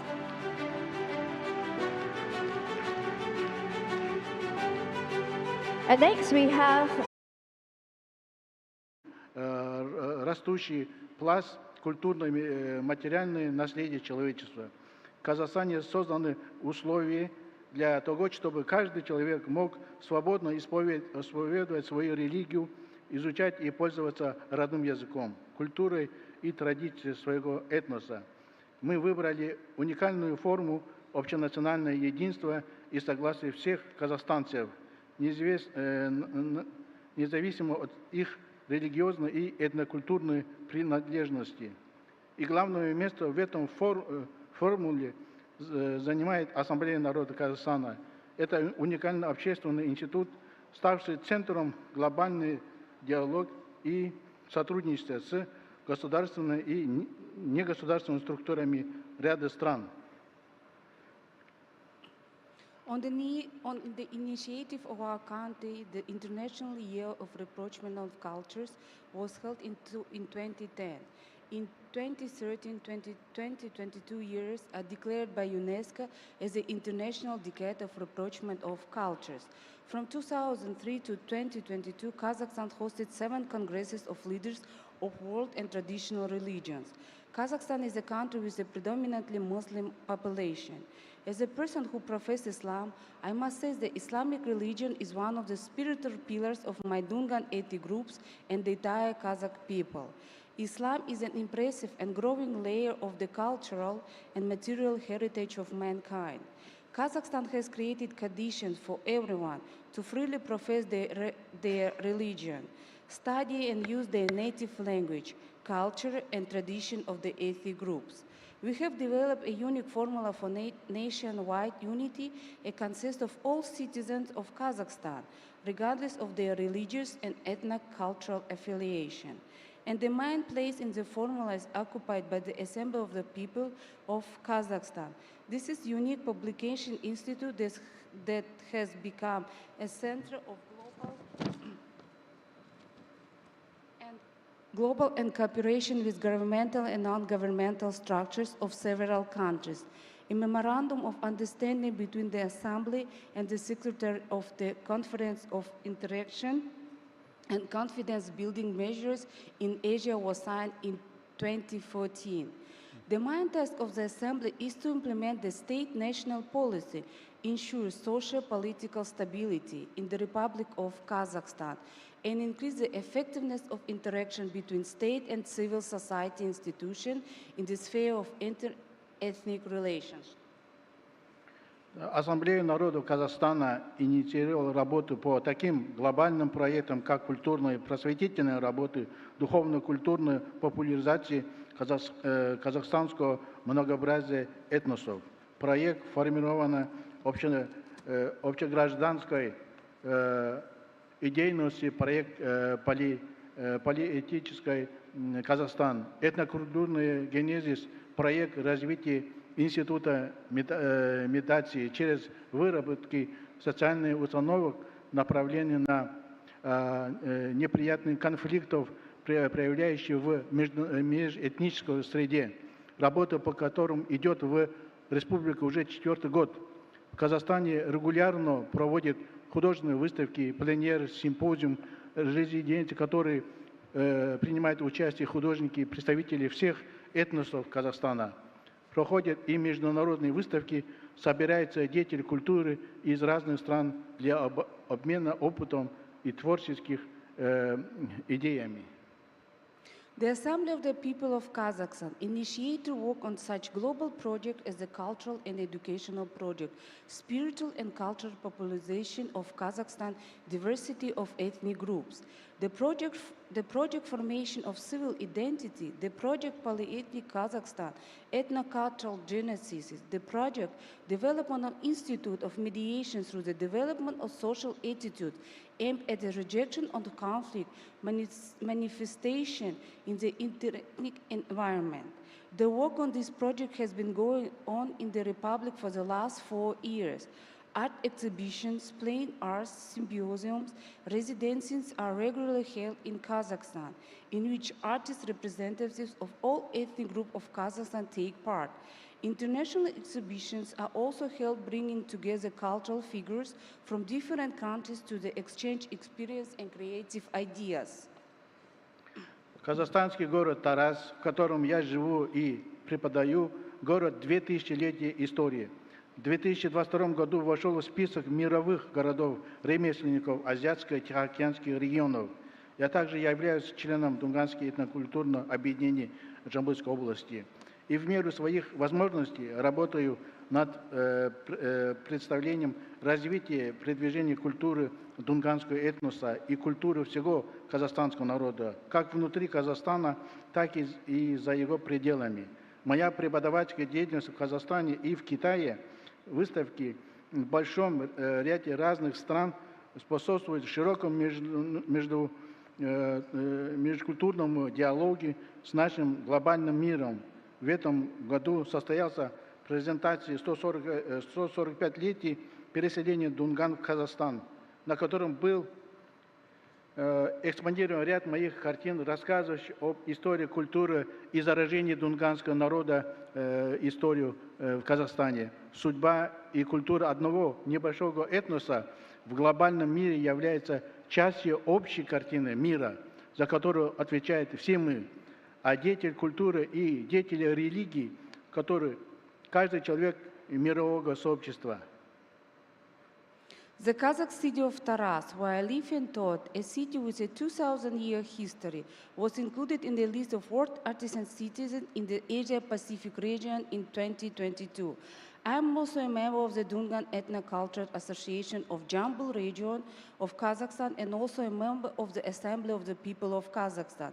In addition to the best of the abilities, I am working on representation, development and promotion of culture of Dungan ethnos and culture of all people of Kazakhstan, both inside Kazakhstan and abroad.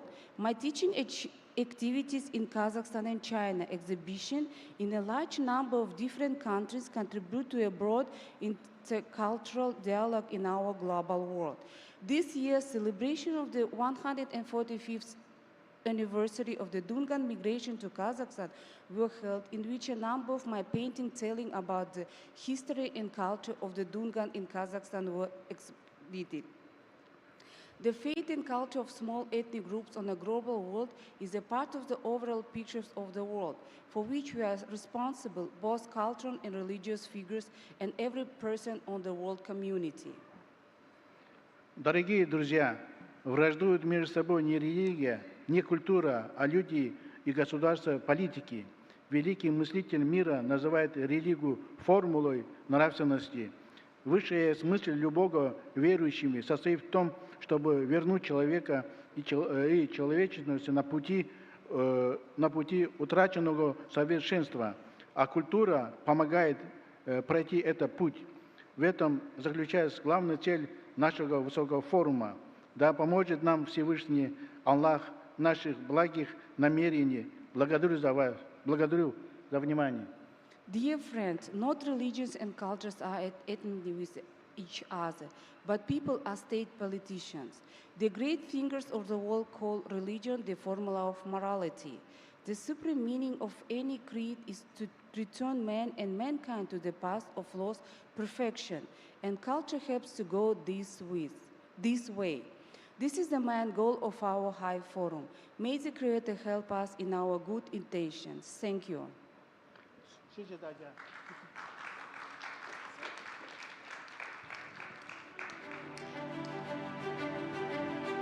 Let us give him a round of applause, please.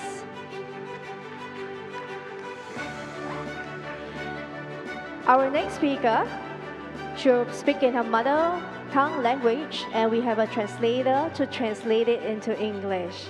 All right, can we give all our translators a round of applause? They are working really, really hard. All right, so let's encourage them a bit while we complete our final day of our celebration of our forum. Next, I would like to invite the senior researcher at the Center for Dungan Studies and Sinology of the National Academy of Sciences of Kyrgyzstan. Let us put our hands together to welcome Ms. Ismailova Rahima. A round of applause, please, and her translator. 让我们以最热烈的掌声欢迎吉尔吉斯斯坦国家科学院杜汉研究与汉学中心的高级研究员。掌声有请 ！A round of applause, please.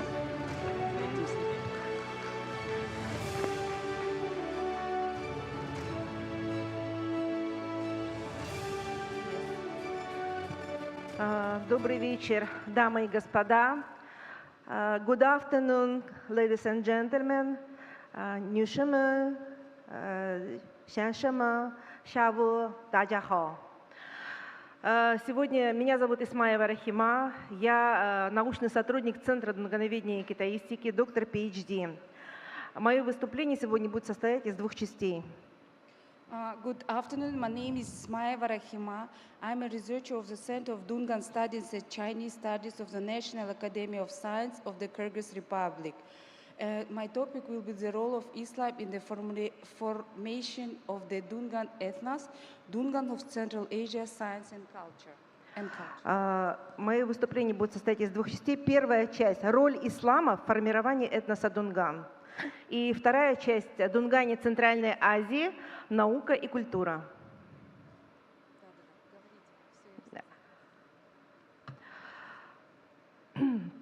Дунгане, хуэй, сформировались в народность на территории Китая из местных и пришлых и ниханьских элементов. Процесс формирования хуэйской народности связан с проникновением в Китай мусульманских религий двумя путями – по морю и по суше, через Туркестан. Ислам консолидировал народы различного происхождения, прибывшие в Китай из разных стран мира, но исповедующие одну религию. Он стал основой развития национального самосознания Дунган и моральных ценностей дунганского народа. Под его воздействием формировались культурные традиции, идеология, формы, нормы быта и морали, стереотипы поведения и мышления, а также материальная и духовная культура Дунган. Федор Поярков говорил о роли ислама в жизни Дунган, отмечал, что выделением и обособлением своим Дунгане в таком виде, в каком они в настоящее время представляются нам, исключительно обязаны мусульманству. Без него невозможно не только их существование, без него немыслимо было даже само явление их на свет Божий. Одним словом, магометанство родило Дунган. The role of Islam in the formation of the Dungan ethnicity. Dungans Hui were formed in the nationality of the territory of China from local and foreign non-Han elements. The process of formation of the Hui ethnicity is connected with the penetration of the Muslim religion into China in two ways, by sea and by land through Turkestan. Islam consolidated peoples of different origins who came to China from different countries of the world but practiced the same religion. It became the basis for the development of Dungan national consciousness and moral values of the Dungan people. Cultural traditions, ideology, norms of everyday life and morality, stereotypes of behavior and thinking, as well as material and spiritual culture of Dungan people were formed under its influence. Mr. Poyarkov, speaking about the role of Islam in the life of Dungan people, noted that the isolation and separations of Dungan people in the form in which they currently appear to us exclusively due to Muslimity, without it not only their existence is impossible, but without the every emergence of their existence would be unthinkable. In a word, Mohammedanism gave birth to the Dungan people. Самой просвещенной и влиятельной частью дунганского общества всегда были деятели религиозного культа, наиболее образованные из которых обладали не только религиозными, но и научно-философскими знаниями. Следуя канонам ислама, религиозное образование детей должно было начинаться с 5-6-летнего возраста, а для чтения Корана необходимо изучать арабскую письменность. В одном из документов, датируемых 1782 годом, отмечается, что хуэй-хуэй читают свои книги, имеется в виду Коран и другая мусульманская культура.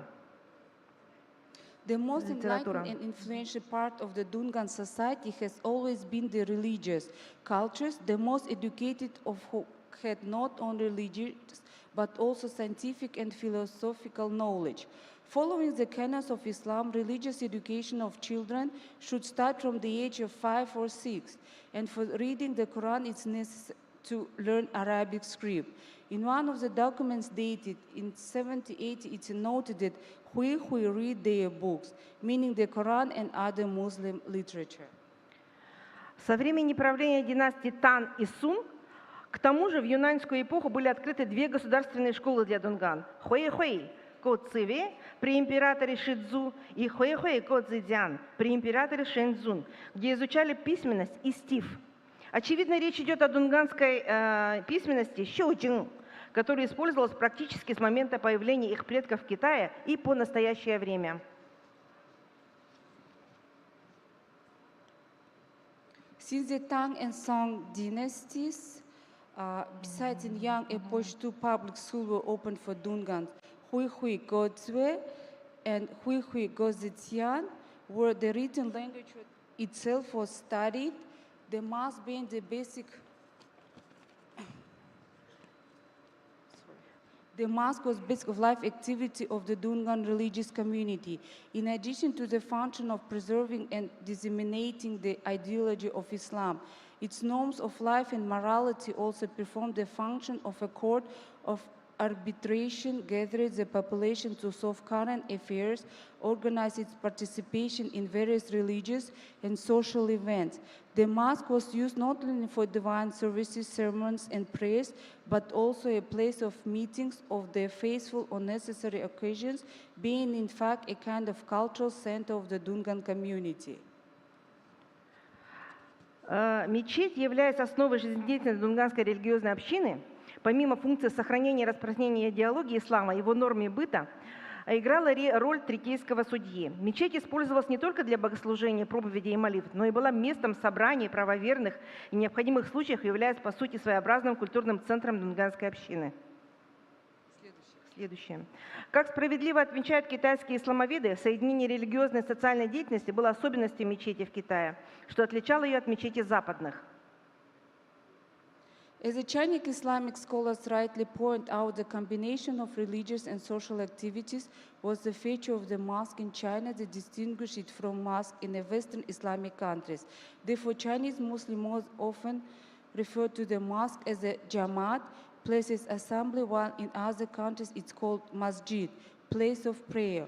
One of more mosques function in a Muslim neighborhood, which were built with the funds of the Muslim population or with the nation from wealthy Muslims. The mosque united around itself a Muslim community which numbered up to several dozens of yards.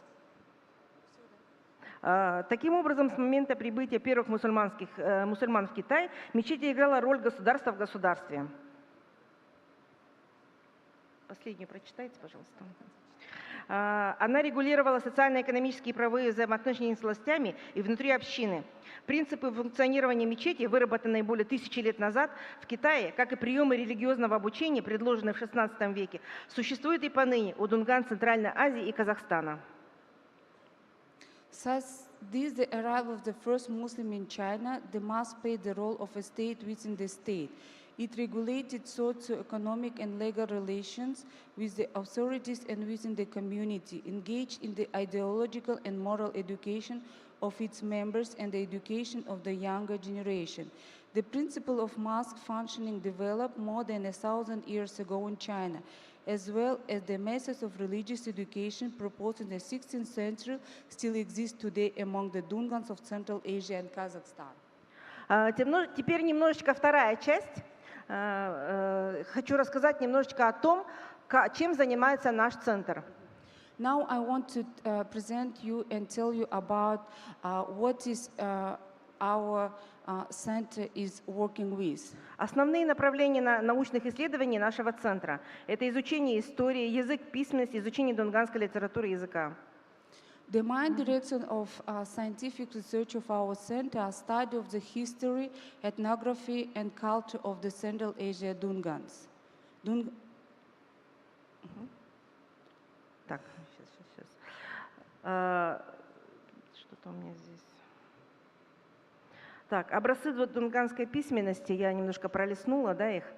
Вот сейчас на экране у вас идет современная дунганская письменность, основанная на кириллице с добавлением 5 букв. This slide shows about modern Dungan script based on Cyrillic alphabet with the addition of 5 letters.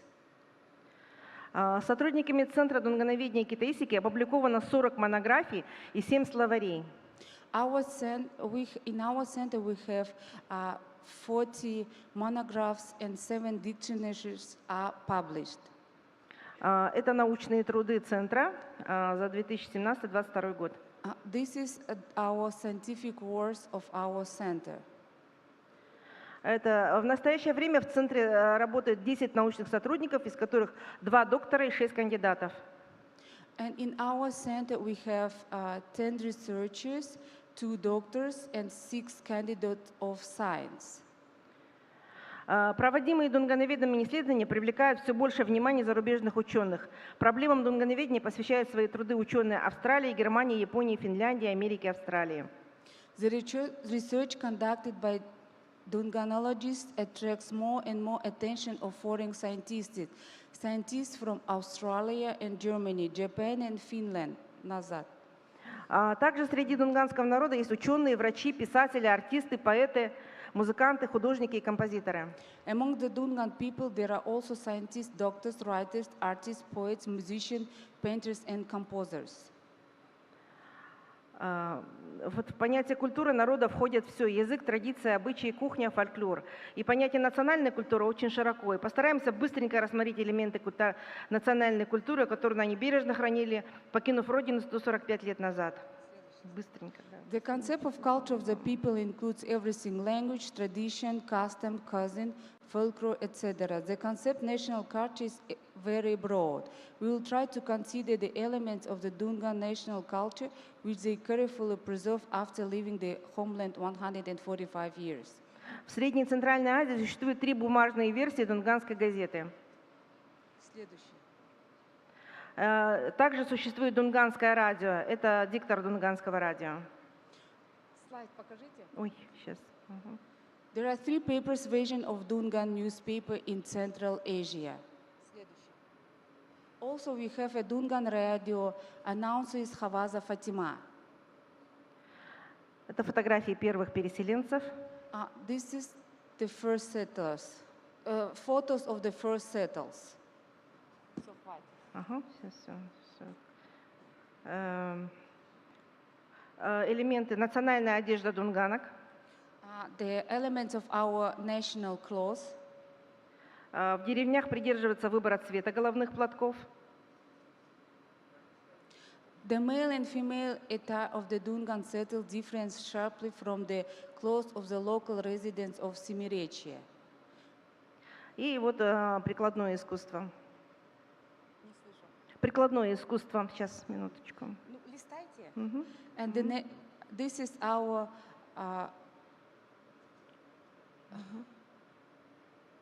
читайте дальше. Я забываю листать. Applied arts. Thank you. Thank you for attention. Thank you. Спасибо организаторам за приглашение и welcome to Kyrgyzstan. Thank you for your attention and also thank you for this global event. Welcome to Kyrgyzstan. Thank you. A round of applause for Ms. Ismaeva Rahima. Yes, we're looking forward to go to Kyrgyzstan. A round of applause to both of them. 热烈的掌声，感恩感谢。好，那下一位 ，Next we will be inviting Vice President, Vietnam Buddhist University, Ho Chi Minh City. Let us put our hands together to welcome Professor Layman Tat. 让我们以最热烈的掌声来欢迎 Professor Layman Tat 教授，越南胡志明市佛教大学副校长。掌声有请。A round of applause, please. Let us welcome Professor Layman Tat. Yeah, good afternoon, everybody. Most venerable Mahasangha, distinguished guests, ladies and gentlemen. Probably now we don't have much time left, for we are talking. So let me first of all convey my congratulations and my gratitude to the organizing committee of the International Forum on Faith and Culture. And secondly, that I think that the goal that we bring together on the faith of our world together like this, it helps us to understand each other. So we would work for much better work for the world. And I think I would say that on our part, as a member of the Executive Council of the Vietnam Buddhist University, we together with the International Association of Buddhist Universities, we carry out a number of programs that serve to realize the United Nations Millennium Development Goal, like reduction of the poverty, climate change. And in this effort in Vietnam, we put together different religious groups, including Buddhists, especially in climate change. Under the government, the Vietnamese government, all the religions come together and organize probably the first conference on climate change and the role of different religions in Vietnam. There we have Buddhism, of course. We have Christianity. We have even a small number, but we have Islam. Yeah, at least we have 3 world religions there. So we work together to reduce the damage that the climate change could bring, for example, my country. For example, now we have some days ago we have flash flood in New York and some other place. Some months ago in Vietnam, we have flash floods in the northern mountainous region and caused a number of that there. So in this event, beside the government effort, we, different religions, different churches, we put effort together to bring some help to our people.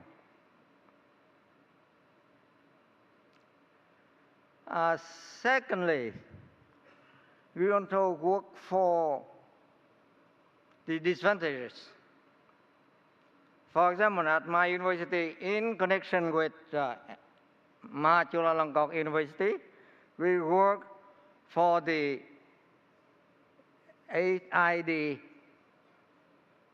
people in Vietnam.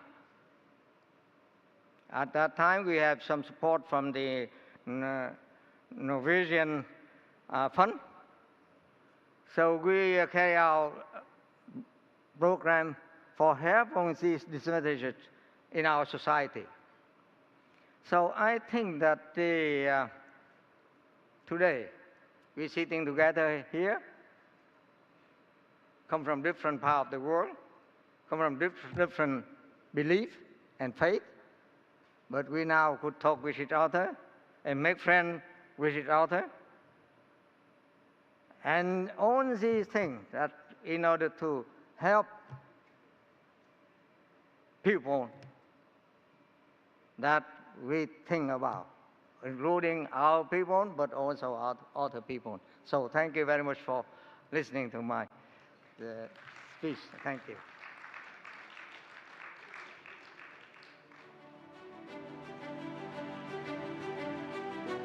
A round of applause for Professor Lê Minh Thơ, Vice President, Vietnam Buddhist University, Ho Chi Minh City. Next, we would like to invite Dr. Venerable Dhammaratana to invite the next speaker, Venerable Professor Vichitabhura Wimalaratana. Let us put our hands together to welcome them. Thank you very much for Vietnam Buddhist University Deputy Vice Chancellor. Thank you very much. Ladies and gentlemen, I'm going to introduce you another scholar, monk from Sri Lanka, very special field of education. Sometimes you may surprise. He was a former head of the Department of Economy, one of the prestigious university in Sri Lanka, Colombo University.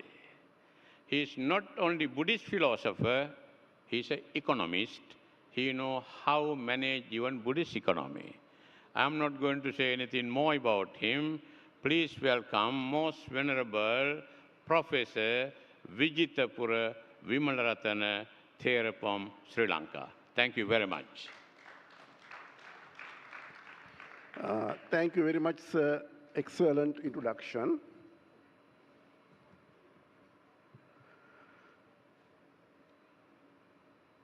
Members of Supreme Sangha Councils from Sri Lanka,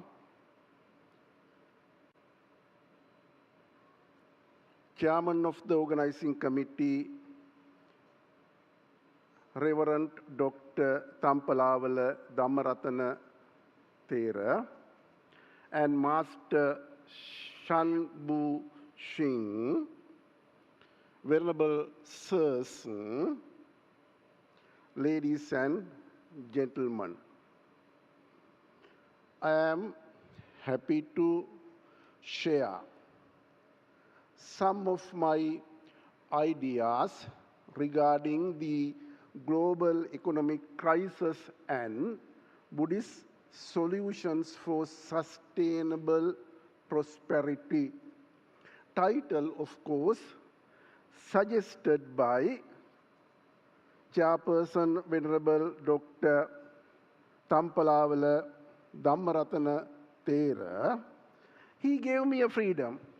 If you want, you can change the title, but I stick to the title.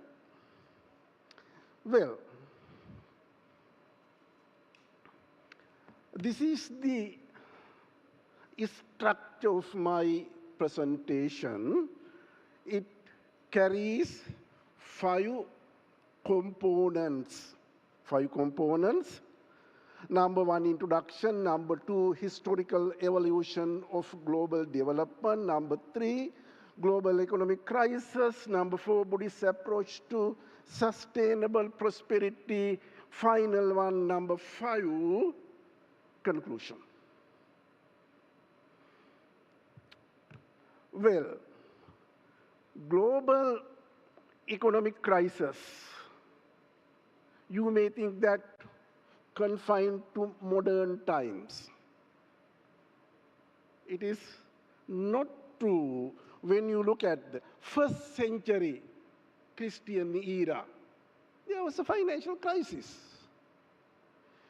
Economic crises are parts and parcel of individual life, family life, regional life, national life, global structure.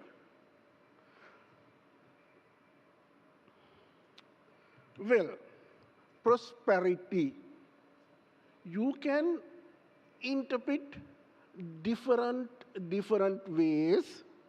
Finally, prosperity rotates around your income.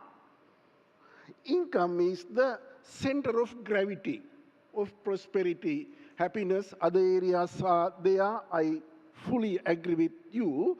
Still, without income, you cannot achieve a prosperity. How do you gather income?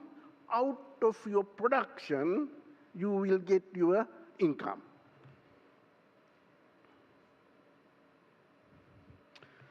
Well, here you can see what happened in the past, evolution of global prosperity. Or here, per capita income. How do you calculate per capita income? End year income. End year income is divided by mid-year population. Then you get per person, per head, per individual income. That is we call per head income. Before the Christ, 600 during Buddha's period. Look at per capita income in the world. First, I have to explain something. income calculation started in the world from 1930s. Now there is a tradition to calculating per capita income backward. There are economic historians, including Angus Maddison, famous British economic historian, and some others. They calculate population, income, and other things backward. Forward, of course, forecasting population in the world. Well, during the king, Emperor Ashoka, again $15, something like that, approximately.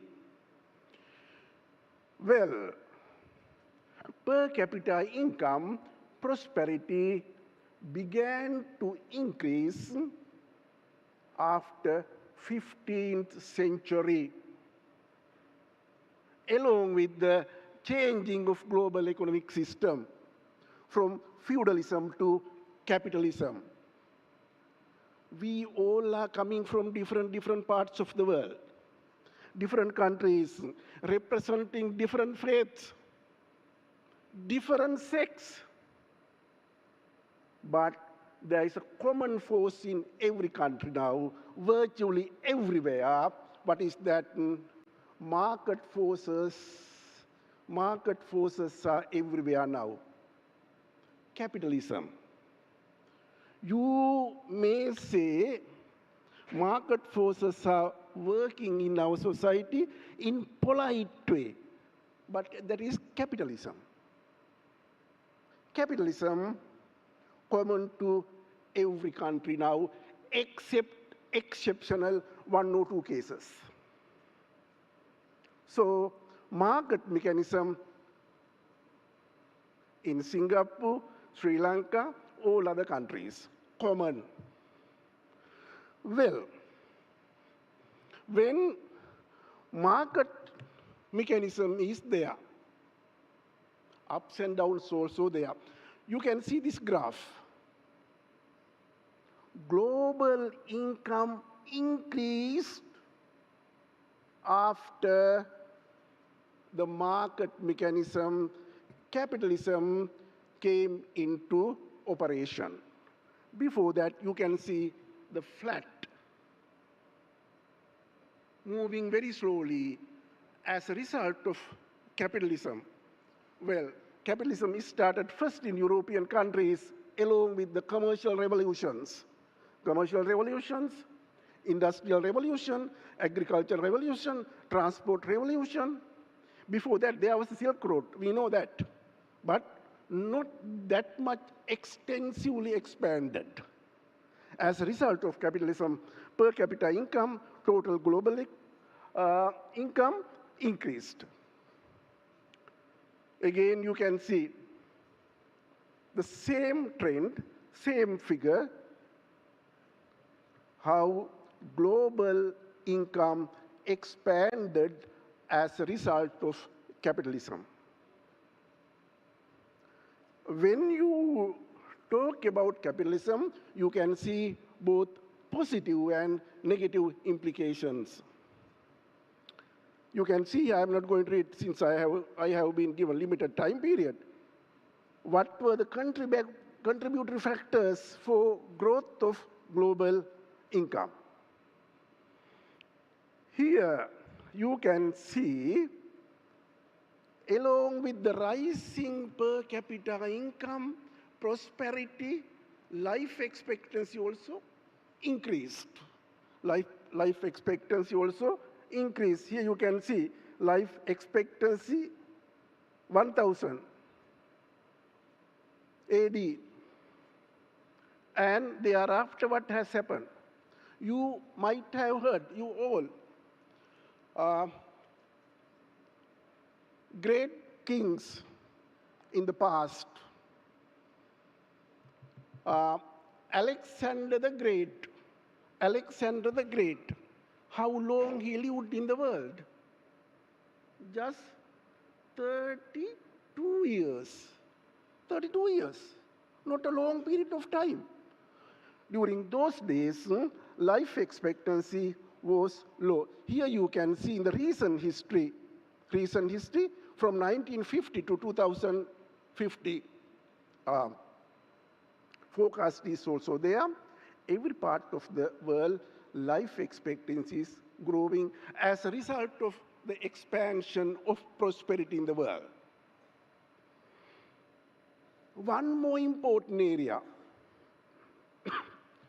When your income goes up, prosperity expands, poverty goes down. Look at the figure, borrowed from World Bank database. Poverty has gone down. Expanding of prosperity is good for your country. Why? Your prosperity, your poverty goes down. Here you can see how income goes up in the world. Not smoothly. Ups and downs are there. Good times are there. Bad times are there. It is something like Astaloka Dharma. Labo, alabo, aeso, yasocha, ninda, pasansacha, sukancha, dukkang. Gains and losses are there. Fame and disgrace are there. Praise and blames are there. Pleasure and pains are there. It is something like that. Here also you can see how global prosperity goes up and goes down. Minus figures show declining or shrinking of global prosperity. And here you can see contributory factors for global shocks. I am not going to explain them since I have limited time period.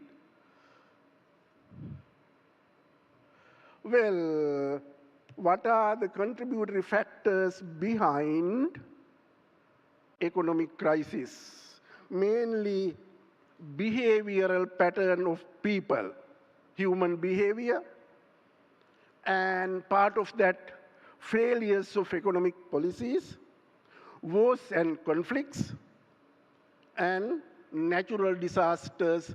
Partly again, man is behind the natural disasters. Buddhist approach to sustainable prosperity, you can see here, but I have 2.5 minutes now, so I am not going to explain everything. Well, Buddhism accepts prosperity. Prosperity, that is called Attisukha. Attisukha. Happiness of ownership, that is there, Attisukha. And Anavajjasukha, happiness of earning from right sources, right means, that is Attisukha. And Ananasukha, not being in debt. There is a special sutta in Buddhism, Anana Sutta, Anana Sutraya, Anana Sutta. What does it mean? If you are free from indebtedness, happiness is there. Happiness is there. And also, Bhogasukha. Bhogasukha, what is that? Happiness of sharing, not accumulating. You can earn through right means, and indebtedness is rejected. Thereafter, you can share with others. Happiness is there. Happiness is there. So, environmental issues are there, conflicts are there, wars are there, man is behind everything. If you can control your mind, if you can control your greediness, happiness is there. In Buddhism, in a nutshell, Majjhima Patipada. Majjhima Patipada, middle path. If you go through the middle path, you can control a lot of crises in the world. I wish you all the best. Teruan Saranai, time is over. Sharply 15 minutes I used. Thank you.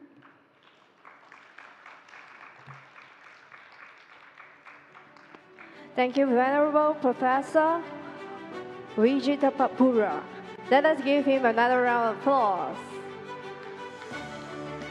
Next, we shall invite the branch president of DMDI, Chinese writer and calligrapher in Malaysia. Shall we put our hands together to welcome Mr. Haji Yusuf Liu Baojun? 掌声欢迎刘宝军先生，世界马来友好协会分会长，掌声有请。A round of applause.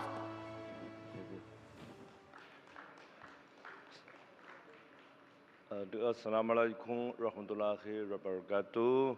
Alhamdulillahi alamin. Bismillahirrahmanirrahim. Alhamdulillahi alamin rahmanirrahim maliki yawmiddin. Iyyaka na'budu wa iyyaka nasta'in. Wa ihdinas siratal mustaqim siratal ladzina an'amta 'alaihim ghairil maghdubi 'alaihim waladdallin. Amin. Alhamdulillah. The distinguished chairman and the president and the most respected the scholars and the spiritually the leaders from the old world to gathering here. So firstly, I also say the thanks to my friend from the Singapore, the senior, former senior minister, and the Muhammad Ali, and also the Datuk Said, and the other friends come here. This is the meaningful forum in Singapore. I don't have any preparation because I was invited as an organizer. I will be there for ensure this forum to be a success. Only during the last time, I just pray some.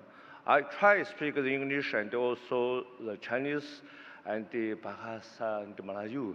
Kerana kita dari Malaysia, kita juga cakap Bahasa Melayu juga. Alhamdulillah. 我们很有幸在这个地方，大家一起来聚会，来有一个交流的这个机会。So, also firstly, I highly appreciate Professor Zhang Puseng and the Shifabo invite us to do this. Why? When I met the people here, mostly they ask how about business opportunities to do the projects, to do the business. They want to make more money. But this one, on the contrary, they ask for not to take the give and take. This only dedication to spend money for the good of the purpose. This is the wrong thing.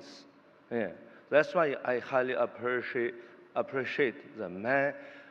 In the world, we can find, we also have the good man, good virtuous man to do those good things.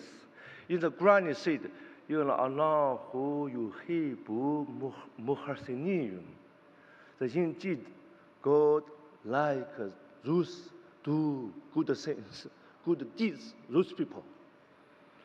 Okay. Secondly, I just to introduce the PV.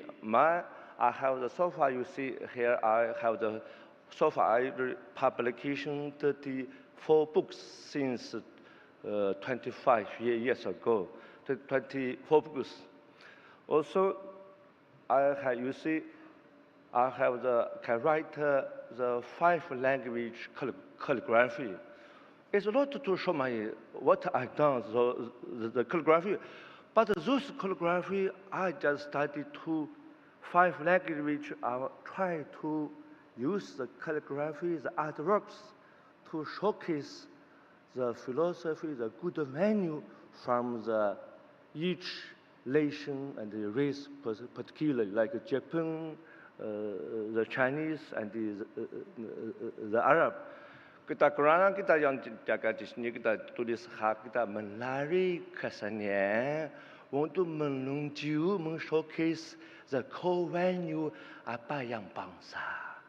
Bukan kita menunjuk kita apa kita sendiri, kita menunjuk apa inspirasi melalui hak kesenian. Alhamdulillah. Okay.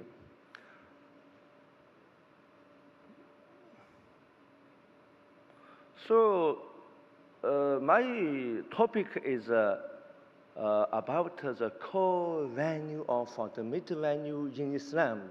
You are more respect the sheikh and the spiritual leaders from Buddha, from the Sri Lanka, India, is the most old civilizations show good values.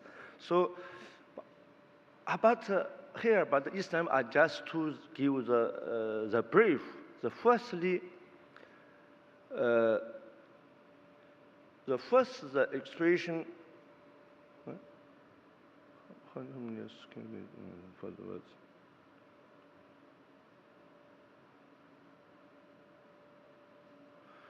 Oh, here from here.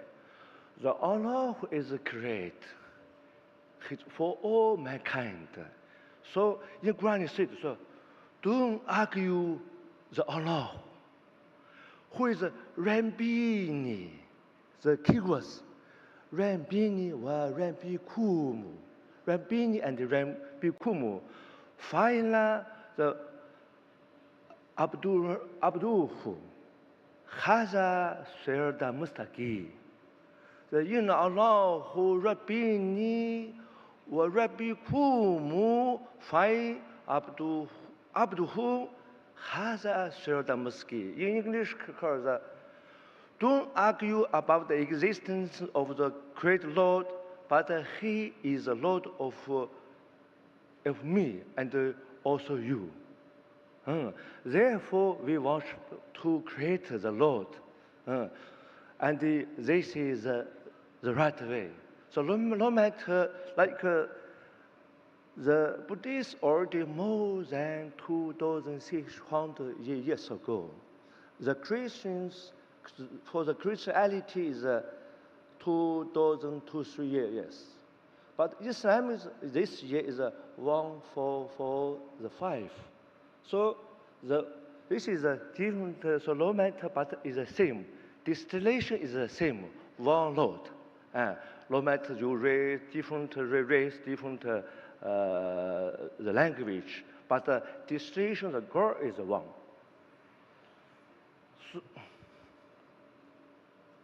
So here, a large point here, as a spiritual leader and the ulama, academician, educationists, the ruler can play supplementary role to beside, apart from the government education, formal education, the religious can play supporting role for minimize to guidance their peacemakers to the mass people for the right way. I don't like they have the U.S. Hun Qingdong said civilization, the conflicts. I totally disagree because there is a wrong conceptual error. Why? Because civilization, the meaning is a positive elements. If the clash on cause or need the conflicts, they are low qualified cause civilization. low qualified. Only conflicts between the good and the bad, between the positive and the negative. In Chinese or Japanese and the Korean, we know is a yin-yang. Yin-yang means positive. So between the war and the peace, this is the conflicts. Between the goodness, between the evil and the goodness, this is the conflicts. So spiritually leaders and the old world, the rule is enlighten the mass for the positive world to minimize the negative the causes. Okay.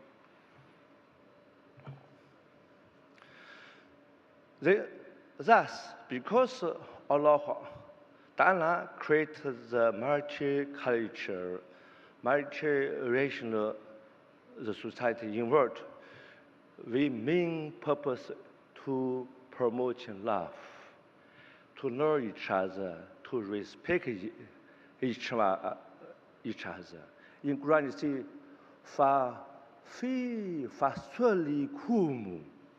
your friendship is based on the mutual benefits. Being so among you, you help each other, you benefit each other. This is virtue. So we love each other, we learn each other. Okay, the number one is the number 6. This I want to strong to mention. Our common humanity, our common animal is the shaitan. Shaitan in the Quran said, being Allah who Mila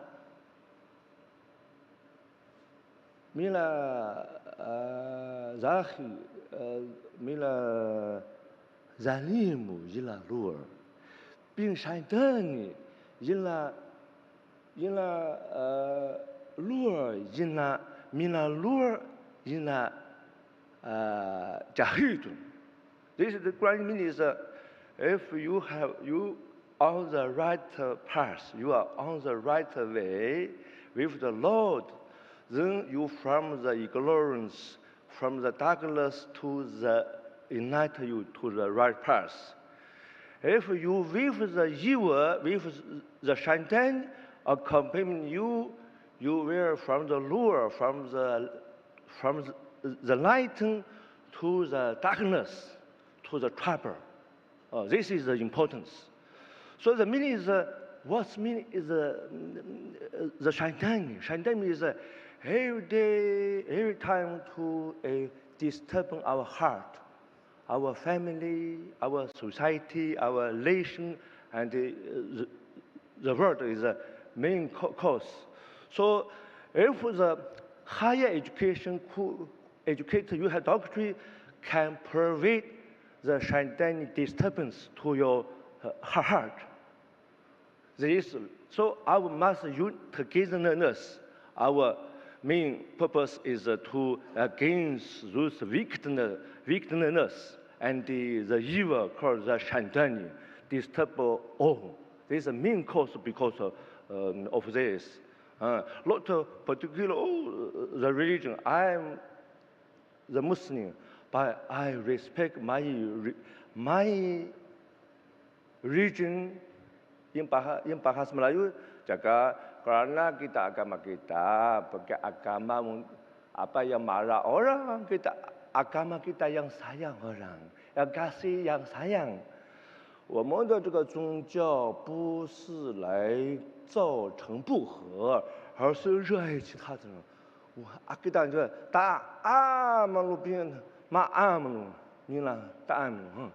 So it means you do yourself, you believe what you believe, you behave what you behave. So Maliki Yominji. The last day, Lord is final, the best and the justice judgment for you. What you behave, what you believe. So, this is the I just share because I will be with a short time for the preparation. My main course is with togetherness, preventing the Shantan disturb all mankind from our heart. You know, Granny said, so who control his the left suhu? Who are who are the successful? Who can English call the last? Who control his the last can prevention? But the lower education, religious and for the theology is a higher level. So this depends education. We must have the control the holistic approach of the knowledge, such then we qualified to teach others. So your lower education, we have to understand. You maybe the religious issue becomes the surface, not so deep. So we need to holistic the knowledge in understanding holy traditional holy scriptures for the doctrines. So the theology is the most higher the science. People believe the science, but they don't know science. The why? If so far we have the limitation. We have the limitation. Airplane only capacity is 500 people, cannot beyond 1,000 people. So science always has limitation. Even the small sickness, low medicine available. Can kill you. You have the more money, but can't to buy. Also, I just to mention, we need nutrition. This society, we have the balanced sublimation. The person is overcome our lives is English called the sublimation to beyond the number two. We need the nutrition. We perfect personality for social and relational and nutrition not for the any material, but also need the spiritual nutrition. Kurang kita kurangkan spiritual the Java, kita kurangkan the spiritual nutrition kita sakit. Kalau kita kurangkan material needs, nutrition kita yang sakit juga. So this means we must balance. In Chinese say is Chinese 达则兼济天下，穷则独善其身。精神的营养跟物质的营养，才能一个完美的一个人生。The life must be with the faith. If the life without faith, the life becomes very low, like animal the style. But faith without the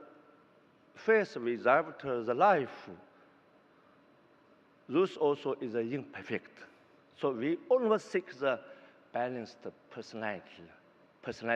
So education, so those, the sheikh, the ulama, your spirit leaders play a very important role to teach the mass. The mass people is like the sheep. They just behind. They're waiting for the hidden sheep. The sheep where to bring to guide them. If the good way is okay, if the wrong way also they can go to the jump to the mountain. So you are all the spiritual leaders for those society. Okay. So in English, in the Holy Bible, say, the fear of the God is the beginning of the wisdom. Wisdom of the beginning of the wisdom is the fear of the God. Takawala alaihi tawakkulo. So secondly, okay, the lastly. So I'm not religious, but I read. Happy just to share because I, as a working or organizer, I don't have the time in Chinese culture, 5 minutes on the stage, but the study need 10 years. 10 years need belong. Up become the 5 minutes presentation, but preparation need 10 years the study. Then you can give the good some of the quality. So once again, I really thank you. I'm really so grateful for the Mr. Zhang, and our chairman is Shifabo, and they lead this meeting for the forum. Also, this is the first time we organize on behalf of organizer. If there's any inconvenience, we not good service, I request you give the forgiveness. Thank you, Mr. Haji Yusuf Lubachin. In bahasa kita jumpa lagi. Assalamualaikum warahmatullahi wabarakatuh. Terima kasih。好，让我们感谢刘宝俊先生，再次热烈掌声。好，那下一位呢 ？Next, we will be inviting founder, Ashabu Kafi Islamic Center, Sydney, Australia. Let us put our hands together to welcome Dr. Tengku Halidim Yaakob. Ladies and gentlemen, a round of applause for Dr. Tengku Halidim Yaakob. 让我们以最热烈的掌声欢迎澳大利亚悉尼 Ashabu Kafi Islamic Center 创办人 Tengku Halidim Yaakob 博士，掌声有请。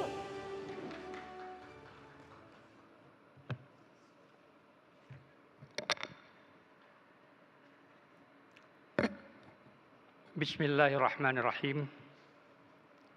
Raditu billahi rabba wa bil islami dina wa bi Muhammadin nabiyya wa rasulah.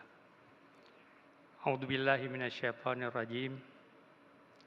Ya ayyuhan nas inna khalaqnakum min dzakari wa unsa wa ja'alnakum syu'uban wa qabaila lita'arafu. Inna akramakum indallah atqakum. The Excellency Dr. Damaratana, Professor Zhang Bu Cheng, The Excellency, this is my senior, Zainul Abidin Rashid, and my classmate, Brother Yusuf Leo. Because Brother Yusuf Leo, 25 years ago, we together student in International Islamic University. I know him 25 years. Before we start, I'm very surprised today. Maybe, I don't know, maybe the silent program for Brother Yusuf. I have to present for today, 2nd of October. This is my birthday. That means today I'm 70 years old. We thank Allah subhanahu wa ta'ala. Yeah, Yusuf, this silent program. Okay,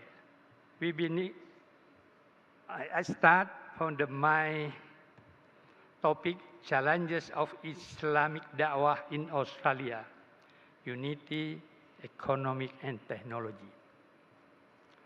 I choose this topic.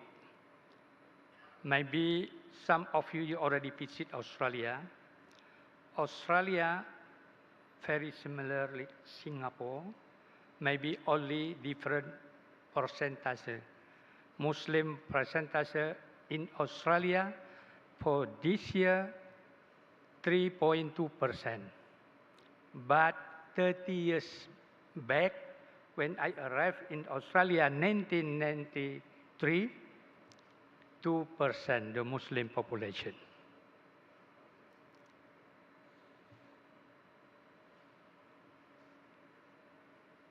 Okay. For agenda for my presentation is the first, Islam in Australia. maybe some of us here already make the research about the Muslim in Australia. If you see the curriculum in Australia school, start from kindergarten until university,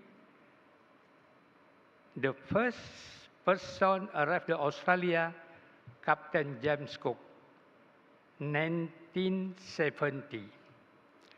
Unfortunately, after I do research for my PhD, that the book we find 150 years before 1770, Muslim from Makassar,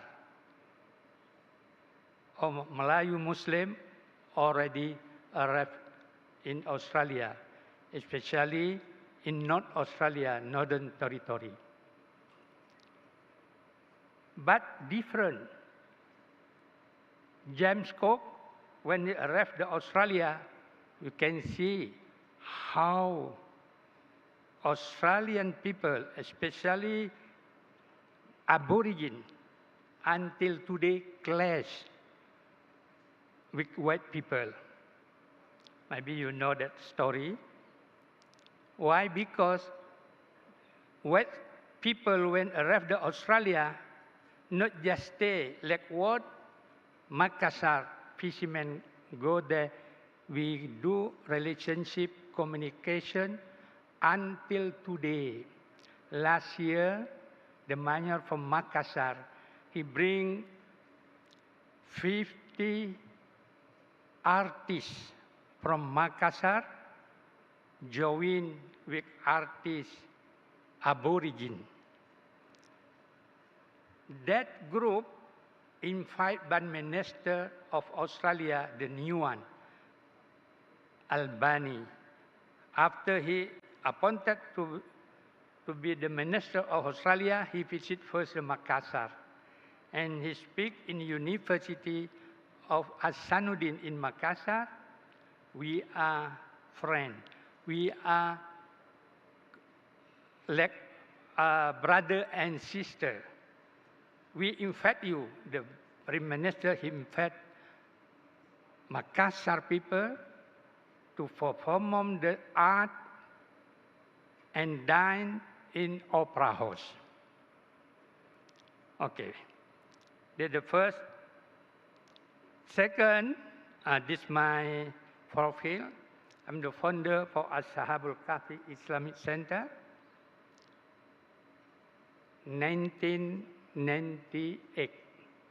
Actually, 1996, we start for Islamic Center, but for register for government 2 years later. Alhamdulillah, we thank Allah subhanahu wa ta'ala. With that NGO, we can do everything. According for the law for Australia, any organization after register he can do. Of course, we have to follow regulation. Also, we established Ashabul Kahfi Language School that's under Department of Education because we take the language. Actually, I'm today representative for Chairman of Dunia Islam Dunia Melayu. Our school, we teaching the language Malay. We teaching Islamic study. And we teaching how beauty of Islam. Because our purpose to solve the problem. Because so many for Australia before we do open mosque. But this year, on October, we do open mosque around Australia. We invite the people, not just Muslim, what we priority not Muslim, coming to our mosque, you can ask anything, what we did. Like for example, Jumat, what we did, what the book, what we study, what we learn, what we think for the book. Because some people, sorry to say, because the media, the Islam is terrorist. This is the book, Al-Quran. You can check the book, have translation, what language you need. Didn't find any. Maybe when he found, oh, this jihad, but he don't understand. We have to explain what the meaning jihad for that center. Also, I'm member of Australian National Imam. Actually, if we talk about Islam, I'm not representative because I'm not Mufti. I'm the member of Imam of Australian National Council. Also, an advisor for Halal Meat Sharia advisor for Australian Federation Islamic Council and Sharia Economy Community Trustee, Australia chapter, and researcher of the Development Study Institution, LSP, Jakarta. Okay. That already, that one. Okay. I already explained that one. Also, the Islam come from different country. For my book, we record the Muslim in Australia, 60% from Lebanon and 30% from Turkey, and Malay roughly the 10%. Sorry to say, I have to explain. Our mosque does not lack other mosques. Small mosques like horse or the shirt, we buy and we practice about Islam. We can buy the shirt because we communicate with other religions very good. No any problem between religions. We are regularly, we do dialogue, not just for national level. We do the very low level. When Ramadan, for example, we do iftar. We invite for other religions, the Muslim leader or not Muslim leader, we invite. For government, we invite. And we try to explain what is fasting. But we respect also any occasion for other religions. That one, I thought, not the issue in Australia. Even the Muslim only 3.2%, but very respectful. Okay, maybe some of you not go to Australia. We can see maybe some brother here or sister already go to Australia. We have the restaurant halal restaurant. For us, sorry, for the committee, for us here in the hotel, very hard to find the food halal. But we not complain. Just to say very hard. When the breakfast in the hotel, we take the halal one, but not like normal one. Not complain. But in Australia, when Ramadan, we do iftar together, iftar to break in Ramadan, fasting, we fasting from morning until sunset.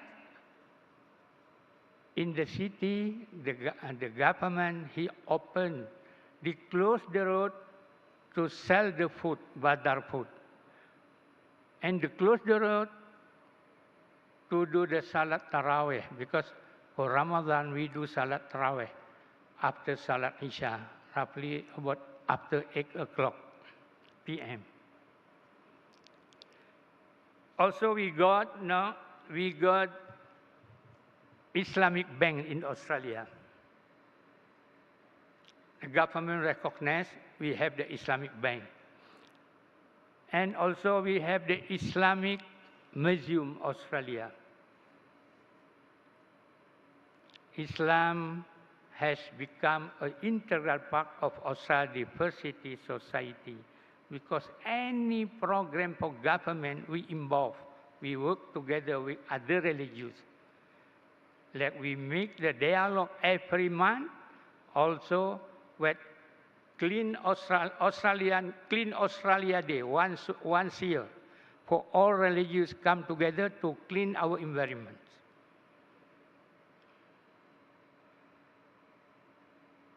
Okay, relationship between Muslim community and Aborigine, like I already explained before.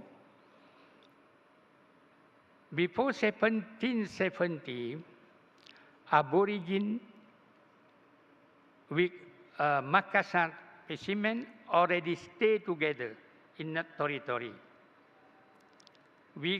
When you find the word, the Aborigine word, 250 words from Aborigine, it come from Makassar. Maybe some of you already go that one. Oh, the straight tempe mosque, Indonesian mosque, tempe mosque. Indonesia tempe, there's some food, special food, tempe. There's or tahu straight. We have the tahu straight food. Has the name of Makassar 250. Also in Aborigine have the word of Makassar. Until today, one brother Aborigine, his grandfather from Makassar, he bought the one house and he established the mosque. No complaint, because we have relationship. Not just once a year, not just once a month, we do regularly.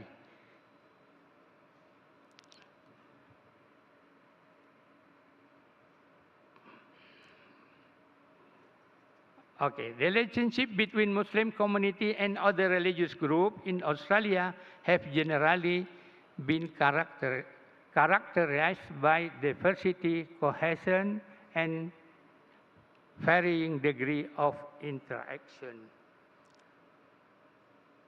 Not just dialogue between Muslim leader and other religious leader or Aboriginal leader, but people to people. We do people to people. Sometimes, for leader, this no problem. But the people have the problem. And I hope for all we are here, maybe some of us here, Muslim in your country, same like Australia. Some of us here, Muslim population like Indonesia, Malaysia, or more. But how to do to solve that problem together? Your problem, our problem. Our problem, your problem. Don't divide. This you, this mine.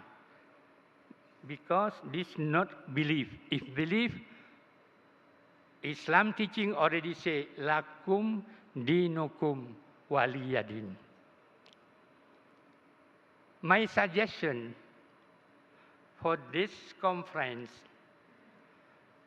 to solve the problem, solving world crisis with spiritual and culture solution, the first we have to solve the problem. Our Prophet Muhammad sallallahu alaihi wasallam said, "La yu'minu ahadukum hatta yuhibba li akhihi ma yuhibbu li nafsihi." This is my suggestion. For us, Rasulullah Muhammad sallallahu alaihi wasallam said, not complete our iman if we didn't love other people like we love ourselves. That your problem, we problem. Inshallah, we can success, not just here, we success for you after. Barakallahu li wa lakum fil Qur'anil azim. Assalamualaikum warahmatullahi wabarakatuh.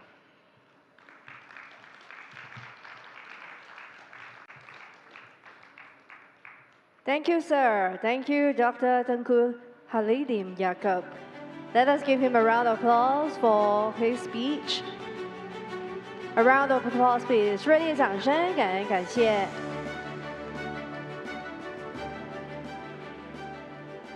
Next, we shall invite our religious leader, Taisik, Professor Dr. Sherin Kaniyao. Let us put our hands together to welcome Professor Dr. Sherin Kaniyao. 让我们以最热烈的掌声欢迎 Sherin Kaniyao 教授，泰国锡克教宗教领袖，掌声有请。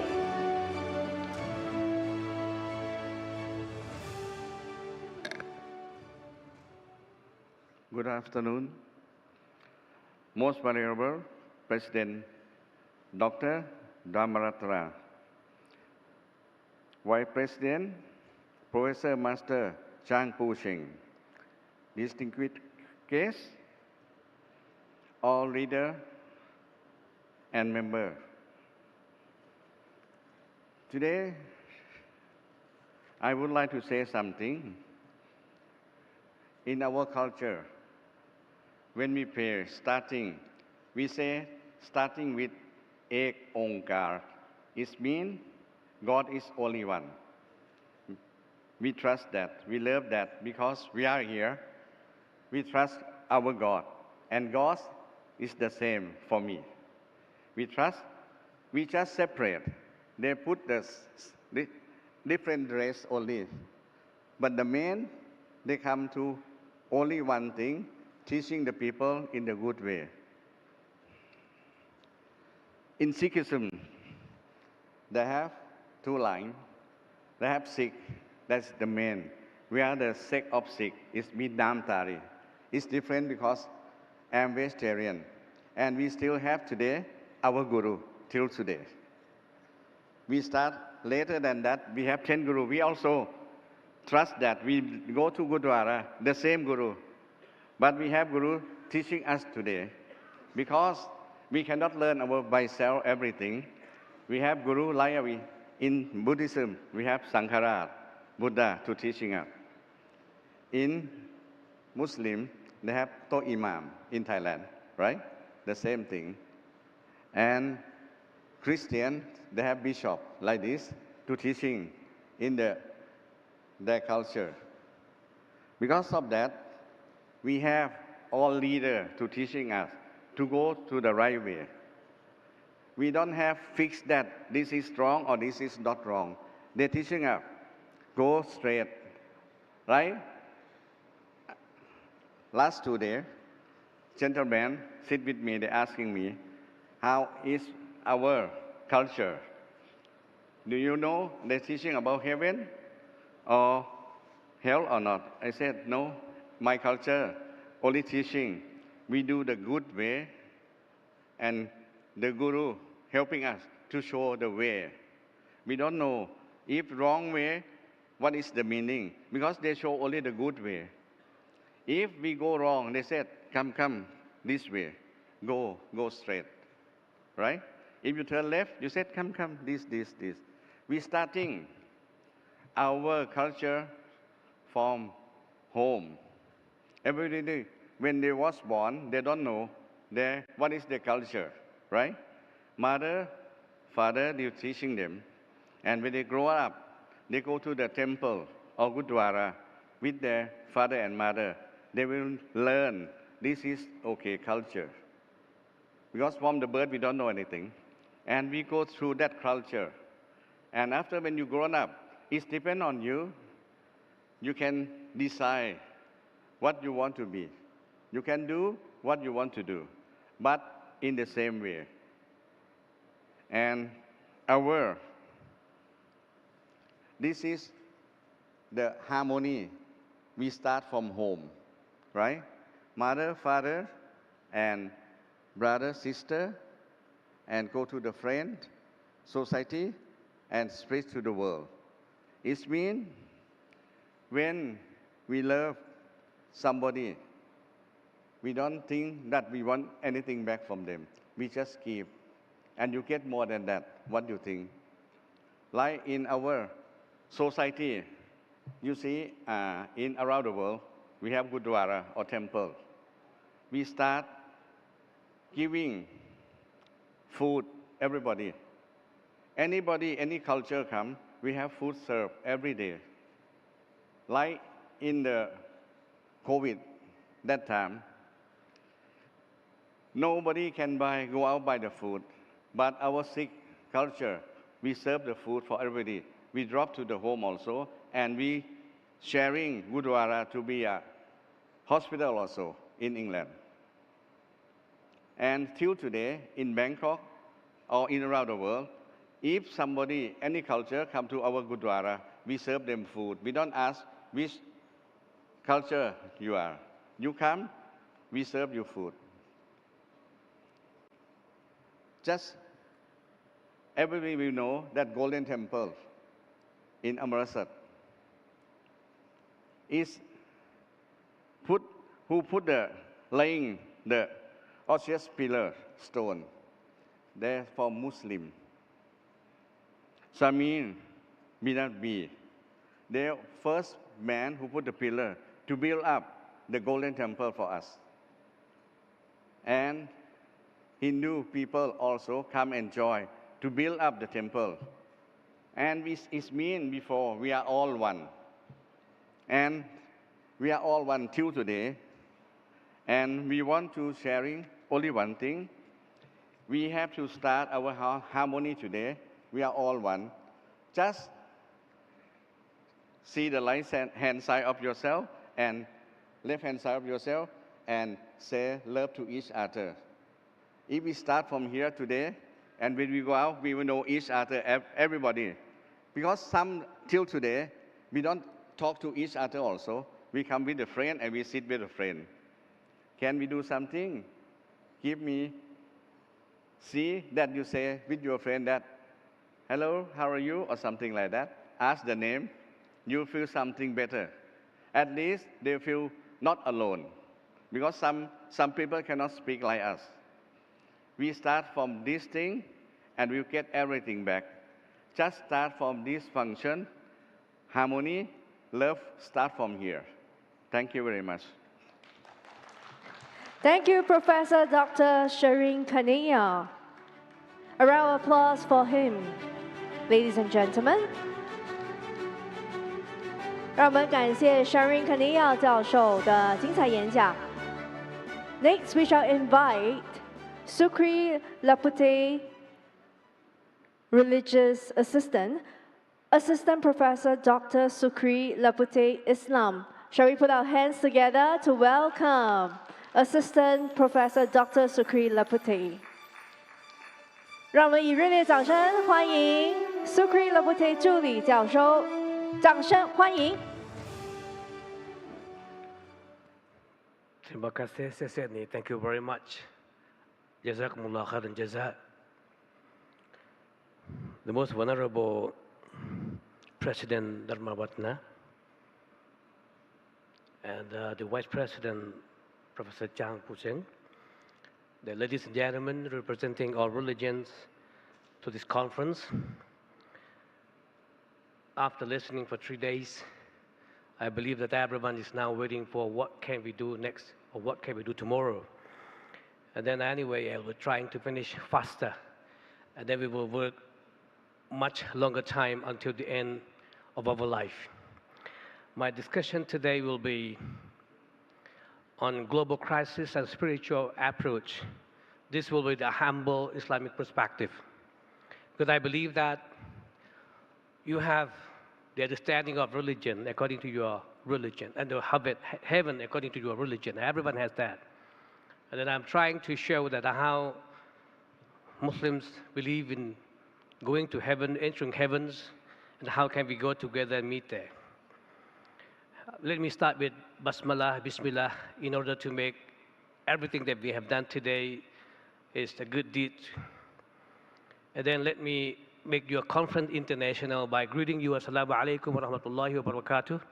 ขอความสันติจึงมีแด่ทุกท่าน in Thai language in my home and my mother language, even though from my father's side I'm Chinese origin, from Guangdong, from Suotao, and from my mother's side from Japanese, but I'm proud to be Thai. So let me say again, ขอความสันติสุขจงมีแด่ทุกท่าน. That's the meaning of Assalamu alaikum in Thai language.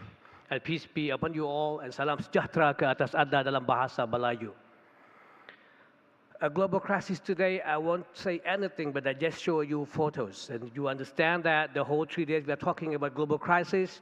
We are talking about the problem that happen everywhere in the world. I started with this. We are trying to understand ourselves. We are trying to know ourselves. Who am I? Am I a conflict actor or am I a peace actor? We are coming yesterday or the day before yesterday. We don't know ourselves whether we are a conflict actor or a peace actor. But we are going back today, or we are going back after closing the program. Tomorrow we fly back to Thailand, to everywhere in the world. We are going to be peace actor at least. Look at that. Look at the world. You have tried a lot to bring peace to the world, but just one bullet, it kills you. It kills people, harmonize all the kind of effort that we have done. And this is also another crisis. To save the time, you are trying to understand the photos I try to show you. This is also another crisis. When you are in power, if you do this, at the same time, those who are pushed down forgot that last few days you did the same thing when you are in power. Where the world is going to be. Not only between Buddhists and Christian, between Christian and Muslims, but Muslim and Muslim also have this problem. And how can we Muslim, to Excellency, talk about Islam in Singapore? We do have also challenges, a problem, obstacle, everything in Thailand. We also have internal problem among ourselves. So this is how the global crisis can be brought up, can be solved by spiritual solutions. Look at that. How can we bring, products, goods from southern Thailand to the up north, and from the north to the south? How we bring policies from central government to, all those principalities. So because of that, I'd like to bring up in very short time, spiritual solutions from a Quranic perspective. And the way I will try to do it, I bring SDGs 17 goals. But before that, I'd like to share with you here is that the system of life or system of sustainable life in Islam is very easy. We have three epochs of life. The first epoch, the first period, the first phase is life as input. We Muslims believe that all of us believing the same God, living together when we are in spirituality. When we are born here, I am born Muslim. You are born Christian, you are born Buddhist. But this is a life process. So we have Subulus Salam. You have all kinds of, vehicles to peace. But at the end of the day, everyone is going to the output of life. You call it heaven, or you call it whatever, or nirvana, or whatever. It depends on the way you believe. So the system of life in Islam is just three main epochs. Before this world, next world, and now we are struggling for that. Next is, when you look at sustainable development, 17 goals, Islam has a response to that. I'm not going to say that Islam responds to this, but this responds to the teaching of Islam, and we can live together. Look at the first one. For poverty, we have the pillars of Islam, or 5 pillars of Islam, is in fact talking about economy. Shahadatain, that is to say that God is one and Muhammad is the Prophet, is in fact economy, educational economy. Because of that, we open schools here and there. We open Islamic studies. We open, from kindergarten to PhD Islamic studies. It means that this is educational economy, I said. So there wouldn't be any Muslim who are too poor to have, chances to pray. I want to go that far because we still have another speakers, but I just want to show you that all 17 dots of sustainable development goals, we do have responses, even not answers, but responses from Islam. I'll just read it. Like for salat or prayers, it's tactile economy, because all Muslims, when you want to go pray in the mosque or at home, you have to wear the required kind of costume to pray. And siyam or fasting is, in fact, for me, is nutritional economy.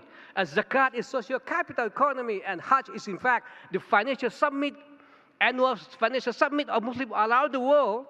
And because of that, this is the first and 2 points of SDGs. I go further for the third and fourth, a good health and well-being, also quality of education.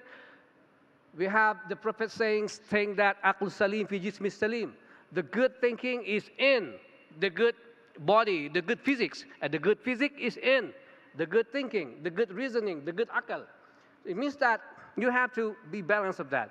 And the fifth and sixth, we also have, when we talk about equality, we have all created equals and evaluated equally. You are men, you are women, or whatever, or whoever you are evaluated equal when you go back to God again. Then when we are talking about clean water, the first chapter of fiqh, of jurisprudence in Islam, is about cleanliness. And the first lines of cleanliness in Islamic books is about tahara, is about water. It means that we have to bring up with the good water, clean water, in order to perform our religious deeds. Yeah, for the 7 and 8, halal bi'ah. Halal is not only about food. Halal is not only about whatever things that you are around, but the environment, the holistic environmental issues are to be halal as well. And then halal, decent work and economic growth, halal interest-free and just economy. So this is what I would like to say, that the response to SDGs goal. And the next is about number 9 and number 10, industry innovation. Afala taqilun. In the Quran, there are a lot of questions in the. I don't have to go further, but just to say that Allah urges us to think about, to rethink. It means that to urge us to be innovative in a way, and then reduce inequalities. The Prophet says, "La ajamiyun, la arabiyun," no Arabs and non-Arabs. Everyone is equal before God. And then the 11th and 12th one, the sustainable cities. Islam doesn't require us to establish Islamic State, and then you become president of the Islamic State. You bring only Muslims to stay there, but the Quran says that try to be baldatun tayyibatun. Try to establish the prosperous city. In the Quran says, try to come up with prosperous city, not an Islamic State, not to confine only Muslim to be in that kind of state. And then warabbun ghafur, and God will give a kind of ghafur to you. And then the 13 and 14, climate action. Wala tulqu bi aydikum ila tahluka. The Quran says, don't throw yourself in the badness or some kind of ugliness or bad things.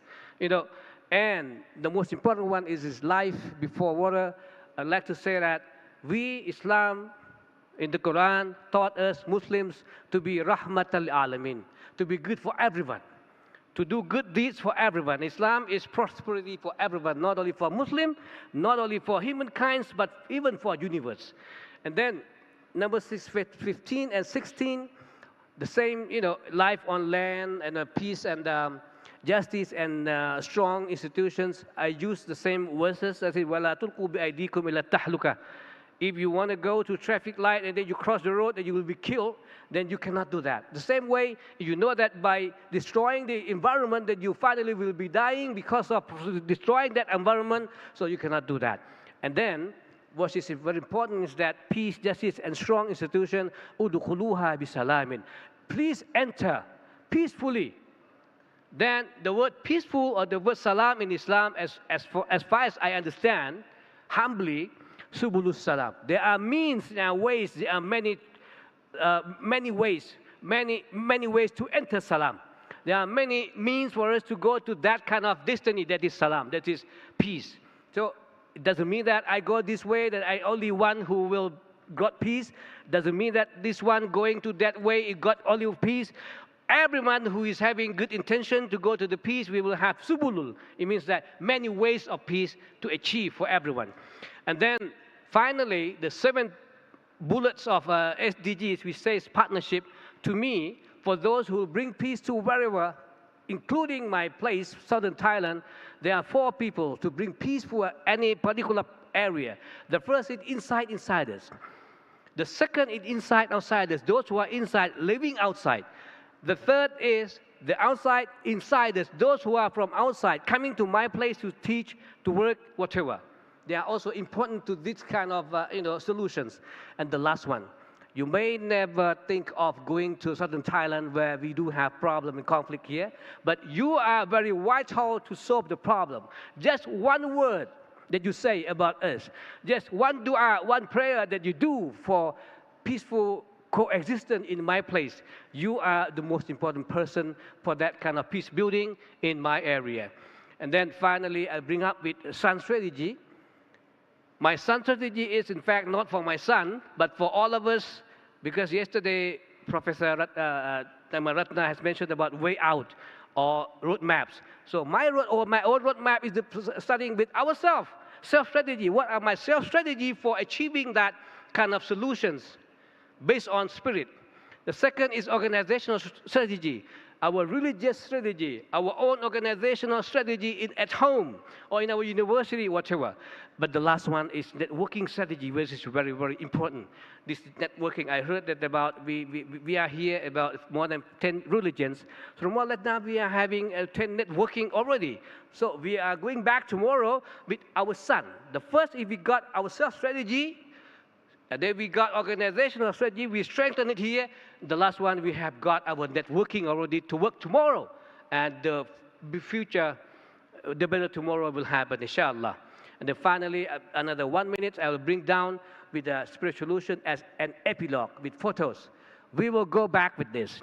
We will be together doing this kind of big task. And then we will try to let everyone to do religious ceremonies. You do on Buddhism, Christianity, Islam, you do on your own. No need to follow me. No, I don't have to imitate you. Because we choose to be in this religion. You choose to be in your religion. Lakum dinukum waliyadin. For you, your religion, and for me, it's my religion. We do like this, according to what you have chosen. And then finally, what I would like from here is everyone is getting number one. Everyone is become champion. We are going back tomorrow with the roadmap of championship, inshallah. And then finally, I would like to do that, to say that the elders important, the youngest are so important. We do have to combine, like someone says yesterday, why we have only old guys, not young guys. So we are going to do that, inshallah, in the future. And finally, we will move the world together. We will mobilize the world together towards peaceful and harmony. Finally, within the 25 seconds, I would like to say Khop Khun, thank you in Thai language. Thank you in English. Terima kasih dalam bahasa Melayu. Syukran bil Arabiyah. Selamat po Tagalog. Siya ni Putunghua and Shukriya in Urdu. Thank you very much. Assalamualaikum warahmatullahi wabarakatuh. Thank you, Assistant Professor Dr. Sukri Laputi. 感谢精彩的演讲。好 ，Next we will be inviting Venerable Dr. Dhammaratana up on stage together with his guest, Venerable Dr. K. Kunaratana. Up on stage, shall we give them a hand?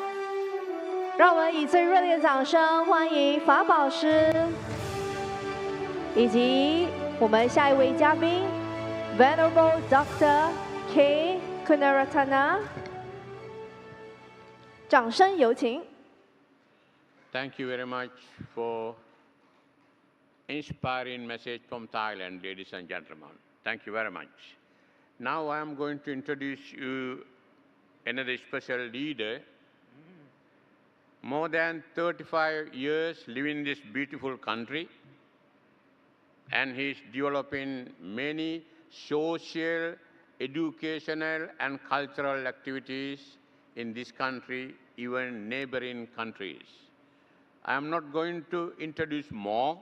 He's a president of the Mahakaruna Buddhist Association in Singapore. He is Most Venerable Dr. Gunaratana, by origin from Sri Lanka. Ladies and gentlemen, please welcome him. One word I have to say, more than 35 years ago, we are students at the same university, same time. I'm very happy to find out him in this beautiful country. Thank you.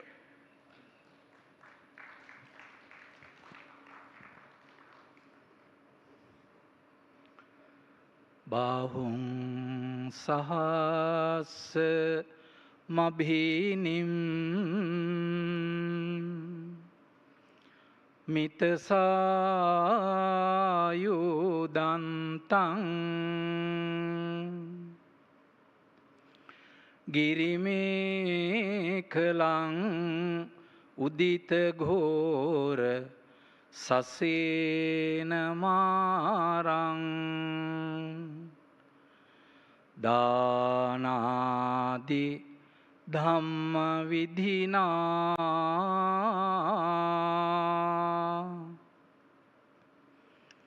jitva munindo tam tejasa bhavatu te jaya mangalani.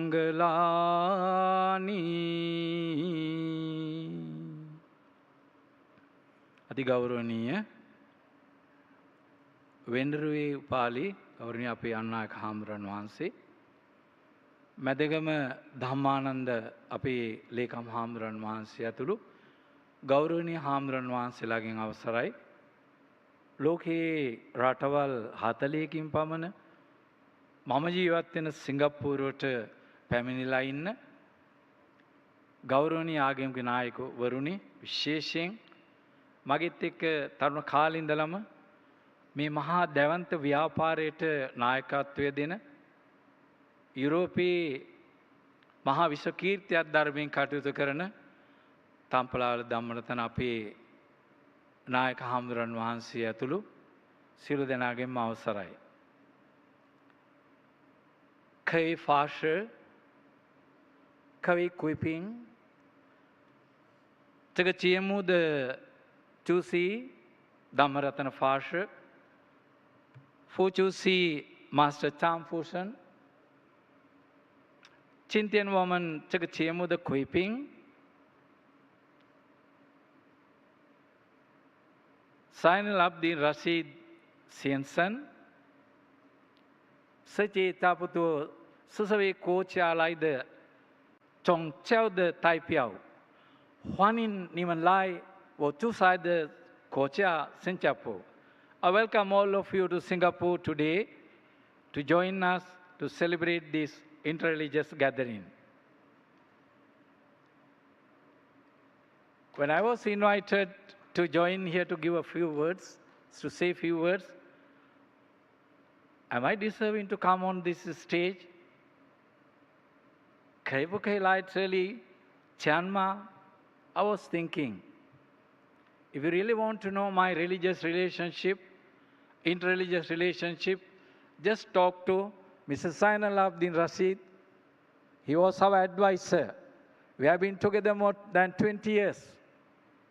More than 20 years. He was a senior minister of state for foreign affairs. That's a different scenario for us. Very big religious person. Can you give a big applause to our guest of honor today, Mr. Zainal Abidin Rashid? That was a great thing.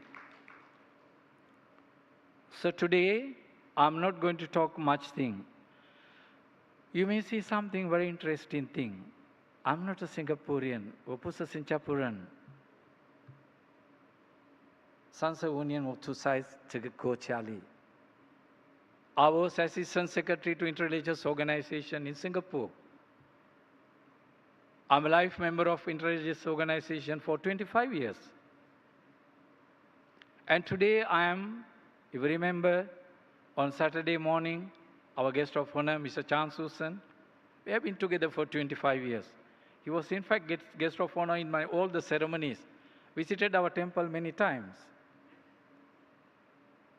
You could have heard about interreligious organization. Right about that, the Singapore government has formed another circle. It is called Harmony Circle. In every constituency, the member of parliament, you can talk to our ex-minister about it very much. The member of parliament invite all the religious and community leaders to be advisors to that special constituency. It's called Harmony Circle. In my constituency, I'm the vice chairman. We have all the religious leaders. I have 28 members in my committee and all the communities. If I say something very simple, I can go to any religious place in Singapore without telling them I'm coming. May it be a mosque, May it be a Hindu temple, could be any church, can just go in. We have built up. We have built up. It's not just physical relationship. That's very important to me. I'm very happy you are from 40 countries. Are you happy to see me? Are you really? You really enjoy seeing me? Take this message to your country. Take this message to your country. You may not have Buddhist monks in your country, but tell the world. Please tell the world. There's a religion called Buddhism. There are religious leaders wearing different costumes. If you just look at this platform, Venerable Buddhist monks from Bhutan, Taman Chuan Di Fu Sa Wo Chuan Di Fu Puyan, the Kasa woman se photo of this. See the Venerables here. Are you happy? That's an interesting thing. In fact, we were a little busy last few days. We were celebrating Chong Chiu Chi, the Lantern Festival. But I got a little bit time today to be here. The most important thing here, while listening to his speeches, more than that, please remember, because these speeches, actually, we can just go into the computer, just click Islam, just click Buddhism, you can learn all the information. But we cannot see. Please remember, religion is not in the books.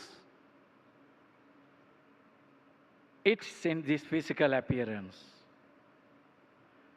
There's a physical symbol of my religion.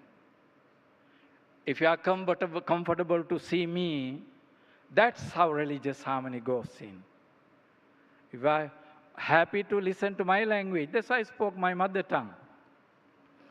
I really rejoice the Malaysian speaker talk. Bahasa Melayu, Cian Hawaii, Cian Ingwen, very nice. Respect each other. Respect religions. Respect costumes.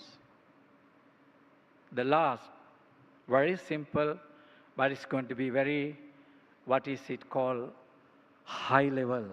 Just listen. I hope you really understand English.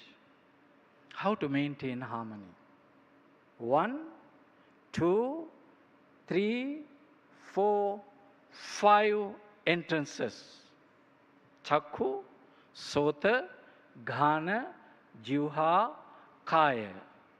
Eye, ear, nose, tongue, skin. The impression from these 5 avenues enter from morning to night. Continue to report to the heart. Are you comfortable? 5 types of ingredients of many different color, many different sound, many different smell, many different tastes, many different color appearance. Are we okay? That's what the Buddha said. Make sure your heart is comfortable to adopt, adjust to these 5 experiences. Not enough. The message report from heart to the brain. This is called conscious mind. If conscious mind accept it, acknowledge it, it continues to register in subconscious mind. That's why when I saw Mr. Zainal Abidin Rasin, I was so happy. In way, was the Naising Yo. In my heart, I have a photograph of Mr. Zainal, Mr. Chan Susan, our Bantes, because I'm from Kandy Temple. When I see you, and today I'm going to register religious leaders from many countries. Tonight I can't sleep, my goodness. Kazakhstan, Kyrgyzstan, India, Pakistan, Thailand. So happy. I'm a religious person. What else is? Happier than seeing images. I'm happy to see you can have sky-high statue. You see a practitioner of such a small, it's going to surpass then according to my religion. So the Buddha said, maintain harmony in your 5 sense doors. if you can really harmonize with your heart, register that memory in your conscious mind. Conscious mind. Now I'm looking at you. But the impression, if I close my eyes, Mr. Zhang, Sisini, your photograph is in my heart, all the Bantes. If you really can maintain the good harmony in your subconscious mind, that's where we can see the real harmony exist in this world system. I would like to introduce Mama, can you stand up? This morning we had Mahatma Gandhiji's Mataji, कितना साल है गांधी जी का 150 154, right? The birthday, 150th birthday.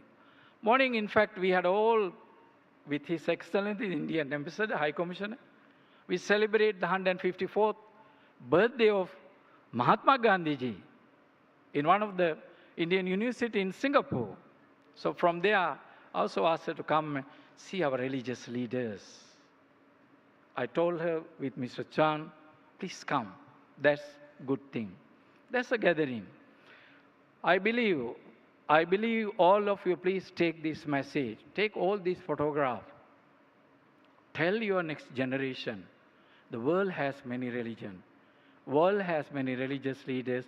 We all are standing for one thing, peace and harmony of all the human beings in this world. Thank you very much. May you all be well and happy. May the Buddha Dhamma Sangha bless you. Once again, a round of applause for Venerable Dr. K. Kunarantana, advisor to Mahakaruna Buddhist Society. A round of applause, please. 感谢我们弘慈佛教协会顾问的代表，感恩感谢。Next, we shall invite Chief Editor of Cultural China in Canada. Shall we put our hands together to welcome Mr. Zhiye Zhang?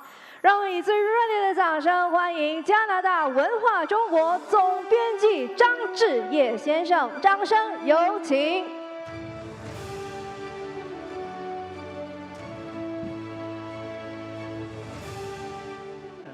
现在时间已经不多了，我可能就讲3分钟就可以了。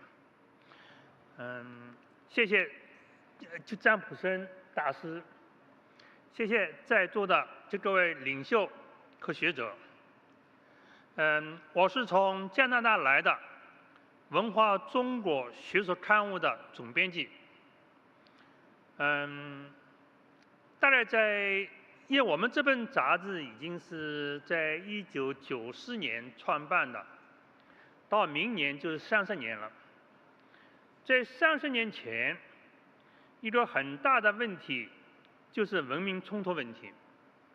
当时的哈佛大学教授亨廷顿，他就提出了一个文明冲突理论，这个对当时的世界影响比较大。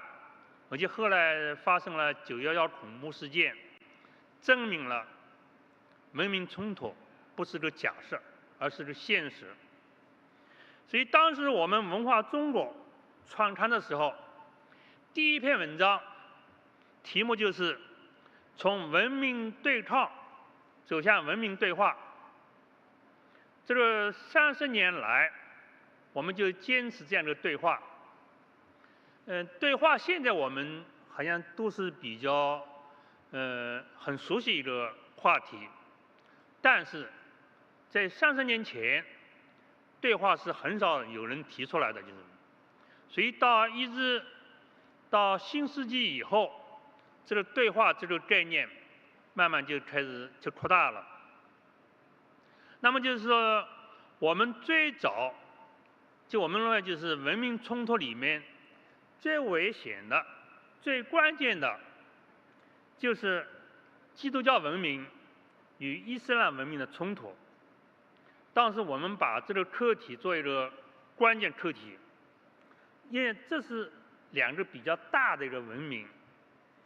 慢慢的，我们就从基督教和伊斯兰教的对话，慢慢就扩展到佛教、道教，还有我们加拿大比较多的是加拿大锡克教，基本上把全世界所有的宗教我们都涵盖了，就是。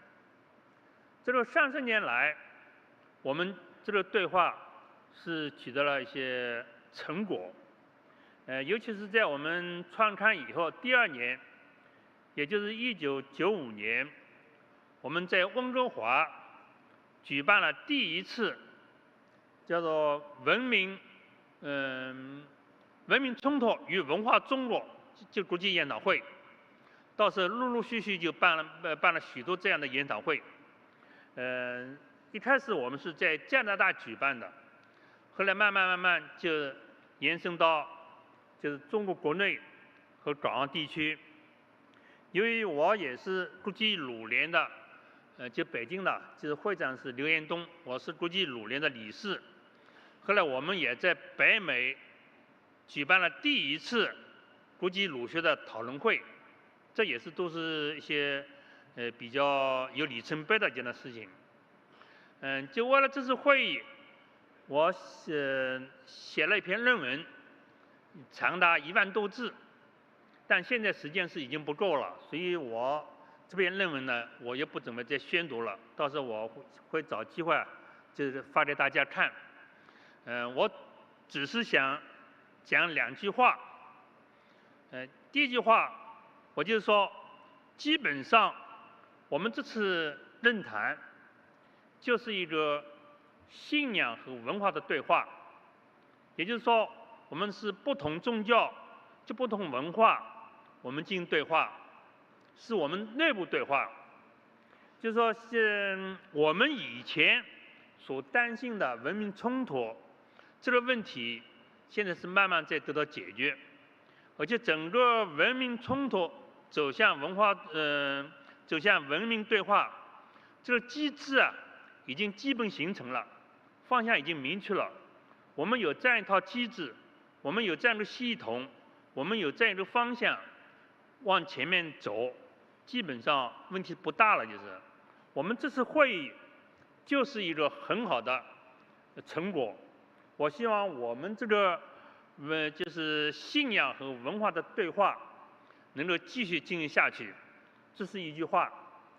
第2句话就是说，现在就是说，经过这30年的文明冲突走向文明对话，就像我刚才讲的，整个对话的机制已经形成了。我现在看台下，就是有佛教的，有伊斯兰教的，有天主教的，有基督教的，有锡克教的，这样不同的宗教在同一个空间进行对话，在30年前基本上是很难想象的，就是，所以我们应该感到很庆幸。但是现在的危机并不是在我们这些宗教方面，也不在我们这些文化方面。现在我们全球危机，包括战争、核武器、贫穷、气候变化，这些危机不但是全球性的，而且在以前我们看来是在未来很长时间才能到来，但现在也是已经到来了。就是我们现在所看到危机就在我们面前，是迫在眉睫的人，所以我们现在就要找出这个根源。这个根源并不在我们宗教，并不在我们文化，这个危机的全部根源就在现在的政治权力，当然还有什么资本的权利。其实资本的权利，它的背后就是政治权利。我们现在所讲的地域政治的问题，其实就是一个政治权力的争夺问题。这个政治权力基本上就造成我们现在全球的危机。所以我们现在讲这个和平，讲通过信仰和文化的对话来推动和平，但是还是我们自己在讲。问题是，不是在我们根源，问题是在政治权力。所以，我建议我们以后能够推动一项，就是全球文化与政治权力对话的一个机制。就是说，我们现在是学者在这儿，我希望我们第2届就是信仰与文化论坛，除了我们宗教人士和文化学者来以外，我们也把那些政治权力的政客也请来，我们当面和他们对话，就是说用文化与政治对话。我们宗教人士，我们文化学者，我们没什么权利，但是文化就是个权利，文化有权利同政治权利进行对话，只有文化权利同政治权利进行对话，并且形成共识，我们这个世界的和平才能有保障，我们现在的危机我们才有可能解决。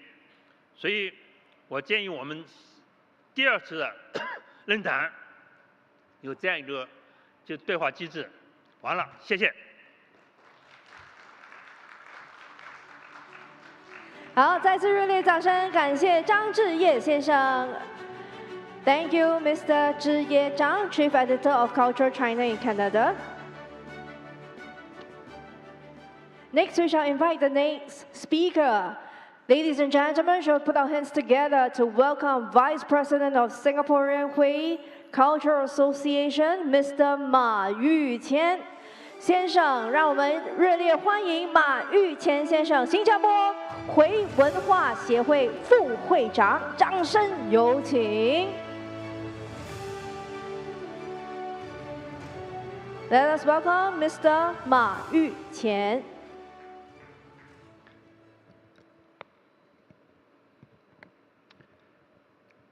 بسم الله الرحمن الرحيم إن الحمد لله نحمده ونستعينه ونتوب إليه ونعوذ بالله من شرور أنفسنا ونعوذ بالله من شرور أنفسنا وسيئات أعمالنا من يهده الله فلا مضل له ومن يهد الله فلا مضل له وأشهد أن لا إله إلا الله وحده لا شريك له وأشهد أن محمدًا عبده ورسوله أما بعد السلام عليكم ورحمة الله وبركاته。首先，非常的感谢这次大会的主办方，张普胜先生，还有我的好朋友刘博士。尊敬的各位来宾，大家下午好。我今天非常荣幸能够在这里代表新加坡回婚文化协会发表演讲。作为一个融合了华人传统文化和穆斯林文化的组织，我们一直致力促进社会和谐和国泰民安。在新加坡这个多元文化的国家，不同的宗教和文化在这里和平共处，互相尊重和包容。新加坡回婚文化协会作为其中的一份子，我们一直在推动这种和谐共处的理念。我们相信，只有当我们能够尊重和欣赏彼此的文化和信仰，才能够真正实现社会和谐。无论是华人、印度人、马来人，还是穆斯林，我们都应该保持一个开放、包容和尊重的心态，以建立一个充满和谐、平等和互信的社会。同时，我们也认为，交流、沟通和教育是促进社会和谐的关键。只有通过交流，我们才能够让更多的人了解彼此的文化和信仰，从而减少误解和偏见。新加坡回归文化协会也一直致力于通过教育和培训，推广传播伊斯兰文化和信仰，以增进不同文化之间的理解和交融。我们希望借此机会呼吁社会各界一起努力，营造一个更加和谐、平等和尊重的社会。我们相信，只有当我们共同努力，才能够实现真正的和谐社会。关于我们这个 Young Organization， 我们是一个年轻的组织。我们这个新加坡回归文化协会的起源，给大家介绍一下。在2019年，我们已经去世归真的马家辉先生 ，Allahu Yarham Ja'far Ma。他是一位出生于世袭华人穆斯林世家的虔诚穆斯林，也是一位慈善家。通过多年来与新加坡穆斯林社区的交往观察，他看到许多皈依的华人。皈依伊斯兰的华人在与非穆斯林华人家庭成员之间遇到了实践伊斯兰生活方式，比如衣食住行方面的各种问题，因此激发了他决心成为一个协会来解决这些问题的愿景和使命。马家辉先生 Allahu Yarham 以一群志同道合的、热衷于保留我们自身华人传统文化遗产的穆斯林，我们一起发起，在阿克拉注册成立了我们这个协会。经过多次的讨论，我们最终一致将我们的协会命为新加坡回归文化协会。为什么是回归？因为在华人的社会，穆斯林讲华语的穆斯林都被称为回归或者回民。协会之所以命为回归文化协会，是因为让我们的人类，我们自身提醒我们回归造物主的一个旅程。我们的最初的信仰伊斯兰教。那么到目前为止，我们已经为我们的成员、我们的会员组织了大部分的华人庆典活动，比如前2天刚过的中秋节、端午节、冬至、华人新年春节，当然了，还有我们穆斯林自身的开斋节和宰牲节。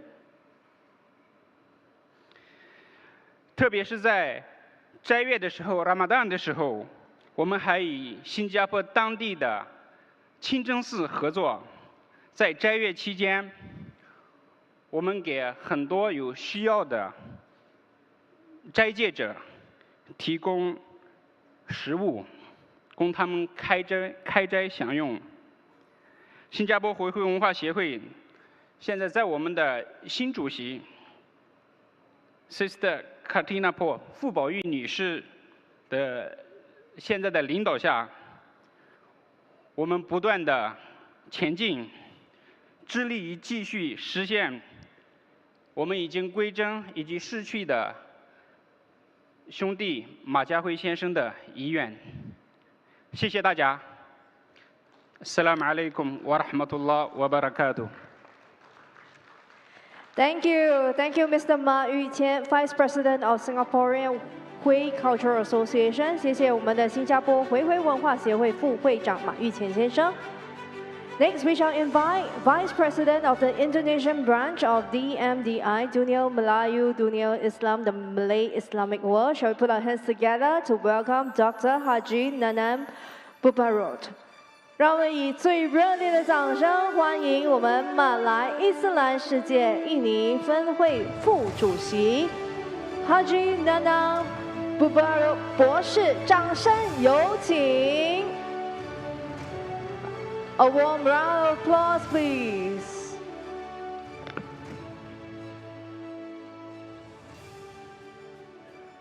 Assalamualaikum warahmatullahi wabarakatuh.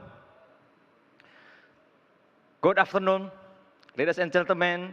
Alhamdulillah, salatu wassalamu ala rasulillah, la hawla wa la quwata illa billah.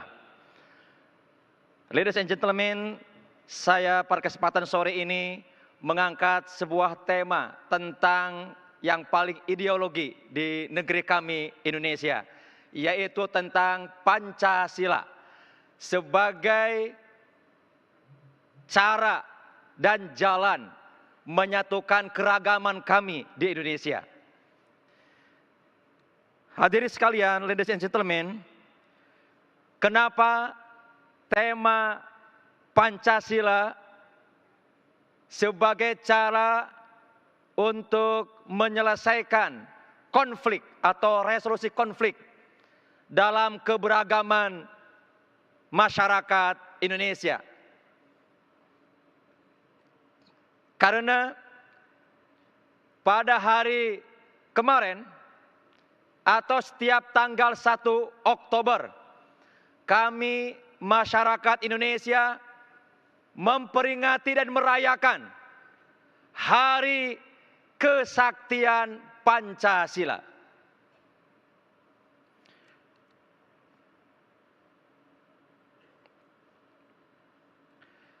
Hadirin sekalian, Indonesia negara yang majemuk, plural, beraneka ragam pulau, beraneka ragam suku, bangsa, dan juga agama. Ini sangat memungkinkan terjadinya konflik karena banyak perbedaan. Perbedaan suku, perbedaan bahasa, dan juga keimanan. Di Indonesia tidak kurang dari 17.000 pulau. Tidak kurang dari 5 agama yang diakui atau 6 agama yang diakui. Kristiani, Protestan, Katolik, Islam, Hindu, Buddha, dan keyakinan yang lainnya. Ada lebih 700 bahasa. Ada lebih 300 etnik atau suku yang masing-masing memiliki ciri khas yang ini memungkinkan terjadinya konflik. Namun kami bersyukur diciptakan oleh Tuhan yang Maha Kuasa di Indonesia, karena ternyata Indonesia merupakan gambaran perwujudan dari firman Allah, firman Tuhan, sebagaimana dalam firman-Nya Al-Quran surat Al-Hujurat ayat 13 yang sudah disampaikan tadi oleh banyak dari sahabat-sahabat kami dari negara yang lain.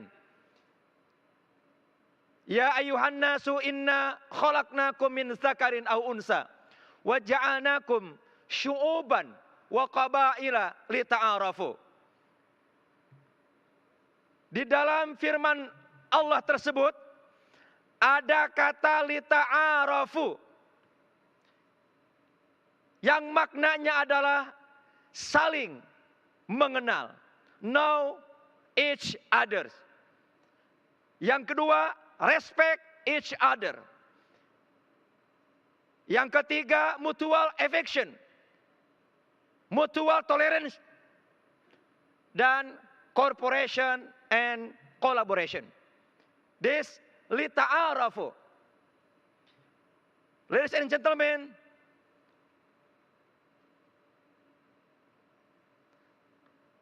Pancasila bagi kami adalah alat pemersatu bangsa, alat perekat yang menyatukan seluruh perbedaan di negeri kami. Sehingga Pancasila menyatukan perbedaan di antara kami. Pancasila lahir karena komitmen bersama semua komponen bangsa masyarakat Indonesia dari berbagai latar keyakinan, agama, kepercayaan, suku, dan bahasa. Pancasila adalah 5 prinsip, 5 principle. Yang pertama adalah ketuhanan yang Maha Esa. Yang kedua adalah kemanusiaan yang adil dan beradab. Yang ketiga, persatuan Indonesia. Yang keempat adalah kerakyatan yang dipimpin oleh hikmat, kebijaksanaan, dan pemusyawaratan perwakilan. Dan yang kelima adalah keadilan sosial bagi seluruh rakyat Indonesia.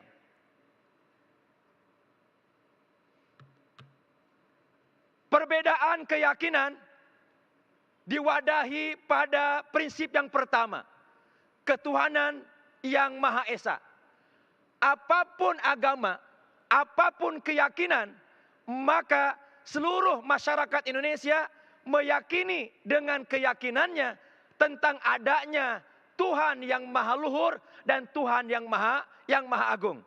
Di Indonesia, kebebasan agama dilindungi oleh negara dan undang-undang kami. Yang kedua, perbedaan kebudayaan, diverse cultures, diwadahi dalam prinsip kedua dan ketiga. Perbedaan suku, bangsa, bahasa, dan juga keyakinan tidak menjadikan kami retak dan berpisah. Kami disatukan dengan sebuah entitas bernama bangsa Indonesia. Selanjutnya, tentang keadilan sosial. Merupakan kolaborasi yang kolektif, gotong royong, kerjasama di antara kami tanpa membeda-bedakan satu dengan yang lainnya. Keadilan milik semua yang harus dirasakan oleh semuanya tanpa pandang bulu. Dan terakhir, sebagai kesimpulan penutup, Pancasila adalah cerminan dari kesatuan dan kebersamaan, harmoni antara keyakinan dan kebudayaan. Bagi kami Indonesia, keyakinan, keimanan, agama, dan kebudayaan adalah sebuah anugerah Tuhan yang kami nikmati sebagai surga Firdaus yang turun ke negeri kami. Semoga pertemuan ini diberkahi oleh Allah Subhanahu wa taala dan kita dipersatukan dengan keyakinan yang masing-masing kita dihormati dan saling menghargai. Assalamualaikum warahmatullahi wabarakatuh. Terima kasih. Thank you very much. Next, we shall invite our final speaker for today, CEO of GPT-DES, 22nd National Youth Science and Technology Innovation Competition. Let us put our hands together to welcome Mr. Wenmu Yuan. Ladies and gentlemen, a round of applause, please. 让我们以最热烈的掌声欢迎我们最后一个演讲师 GPT-DES 首席执行官文牧原先生，掌声有请。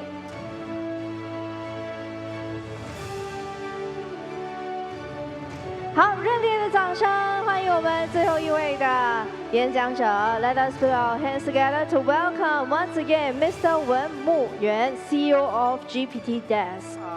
Okay, yeah, I'm very honored to speak here because beforehand I have seen many of our masters speaking here, and just as our chairman, Mr. Zhang, said, maybe my character is very unique because I'm not from any religious group. I'm from an AI company, which is the most heated topic recently because everybody is talking about AI and ChatGPT, and a lot of our religious users, they have been using ChatGPT, utilizing its functionality and maximizing their capability. So my topic is what is the use of AI in religious services? So yeah, it seems to be very, very unrelated because a lot of people think that AI and religion, they are totally different things. So a lot of people said, no, AI is not related to religion at all. But many of my friends, because one of my friends is a very sincere and very professional Buddhist. He has been practicing Buddhism for over a decade, and of course a very absolute vegetarian. And I invited him to try our AI product this April.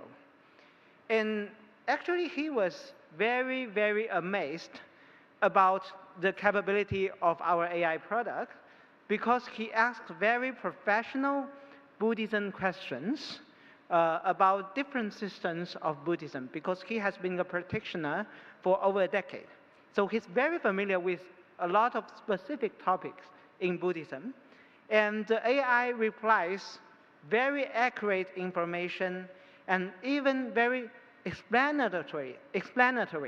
It means that it can explain a lot of our daily issues with accurate quotations from Buddhism ideas.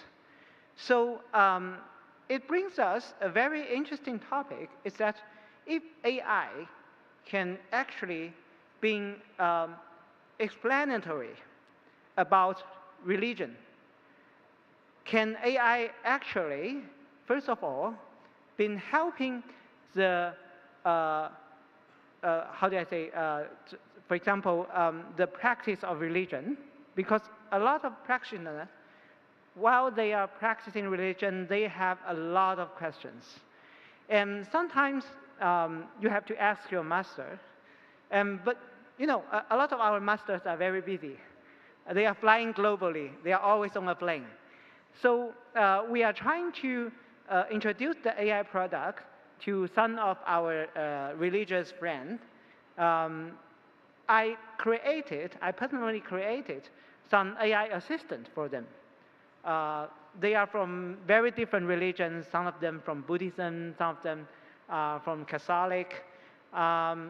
They are practicing quite different religions, but they felt the nationality, they felt the functionality of the AI product very well, because you know, usually people they don't have access to such advanced AI products, especially in the religion services.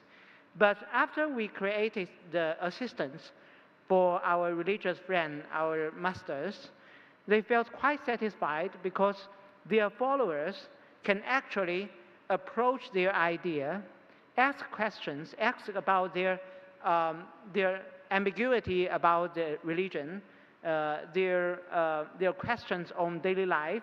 Can you quote some from the religion practices, from the religion books, so that we can explain their life questions? So the AI assistant has been doing very well. And now more and more of our friends from the religions practicing area, they are interested in the product of our company, and they are very interested in creating their own assistant for their followers.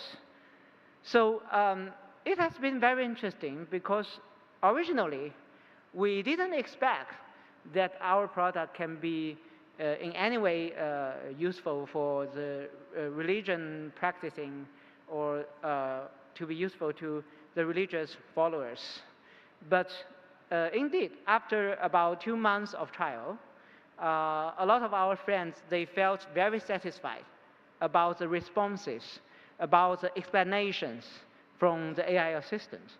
So now we have brought a new idea, is that we can create personal assistants for the followers of our religious masters, so that they can be like having a lot of capacity, having a lot of availability to their followers.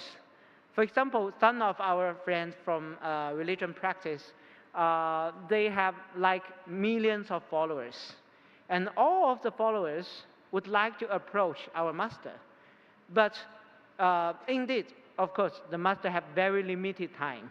For example, I personally attended a Buddhism event this July, and our master, maybe they only have about 30 minutes, but there are like thousands of followers attending that event, and everybody, they want to have personal conversation with our master. They want to have answers to their life questions.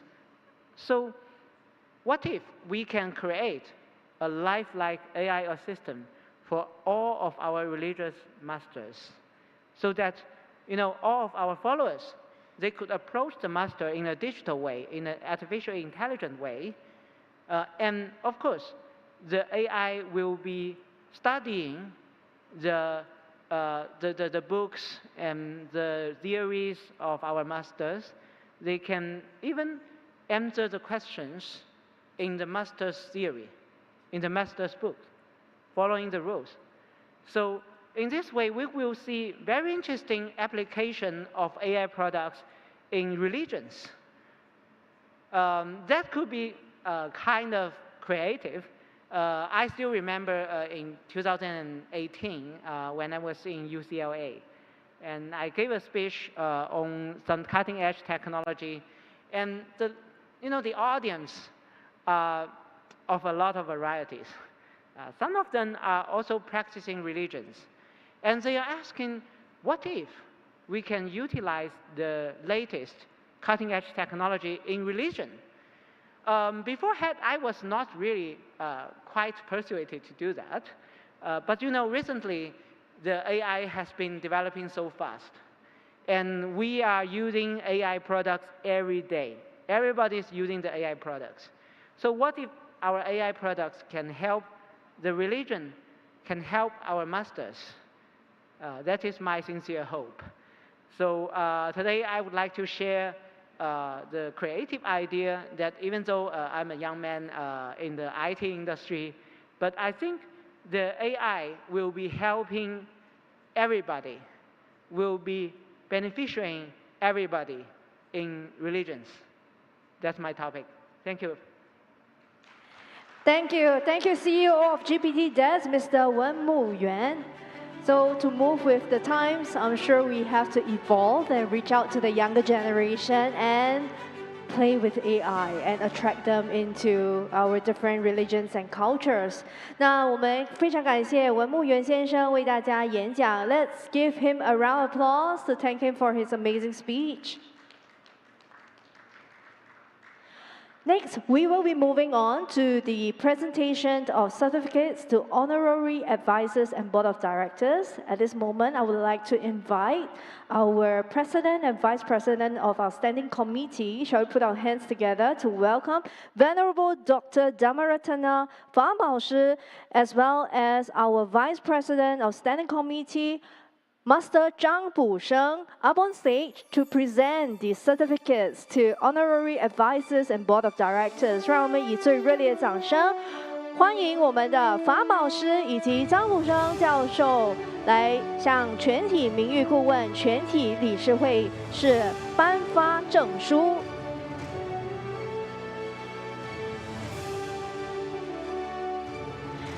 May I invite His Eminence Tusala Lupan Rinpoche.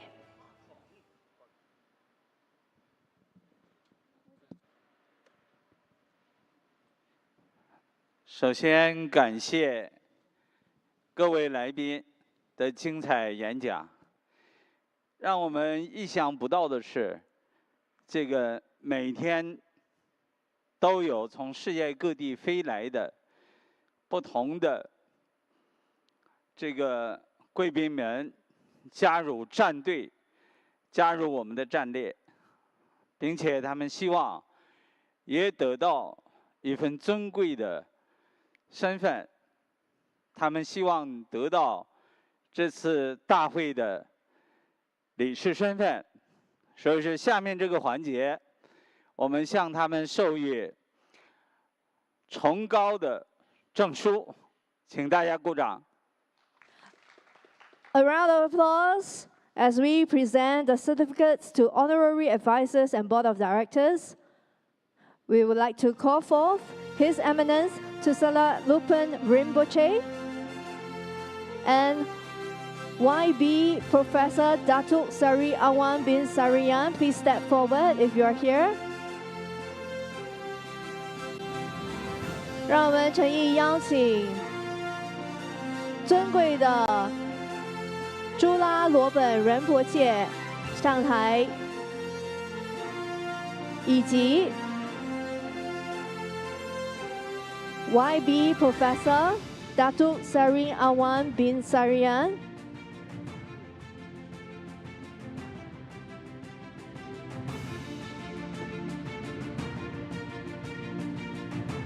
让我们以热烈掌声欢迎尊贵的朱拉罗本仁波切。A warm welcome to Tusala Lopen Rinpoche.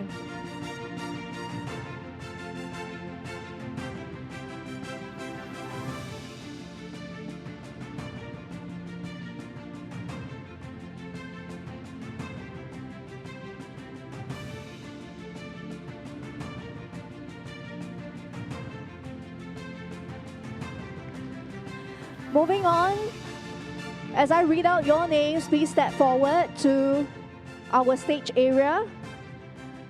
Mr. Syed Aldi Al-Idris, please step forward.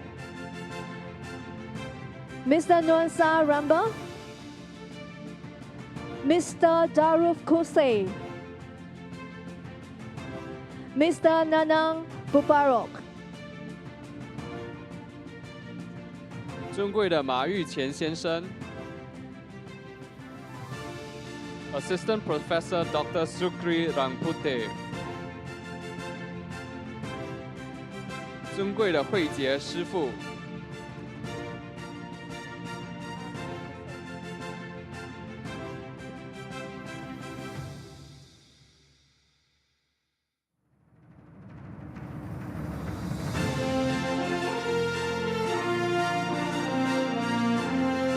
Professor Dr. Sukri Longpute,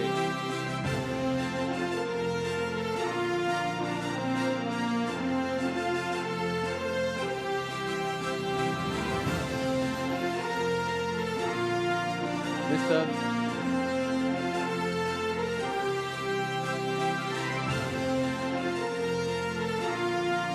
尊贵的慧杰师父。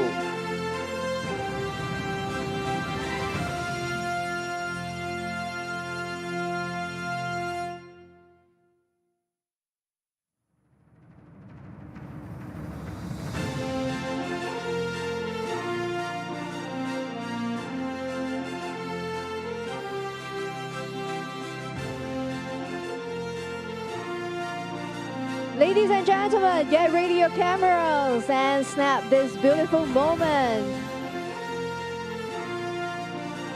We are honored to present to you our honorary advisors and board of directors. 真心为您呈现我们的全体名誉顾问及理事。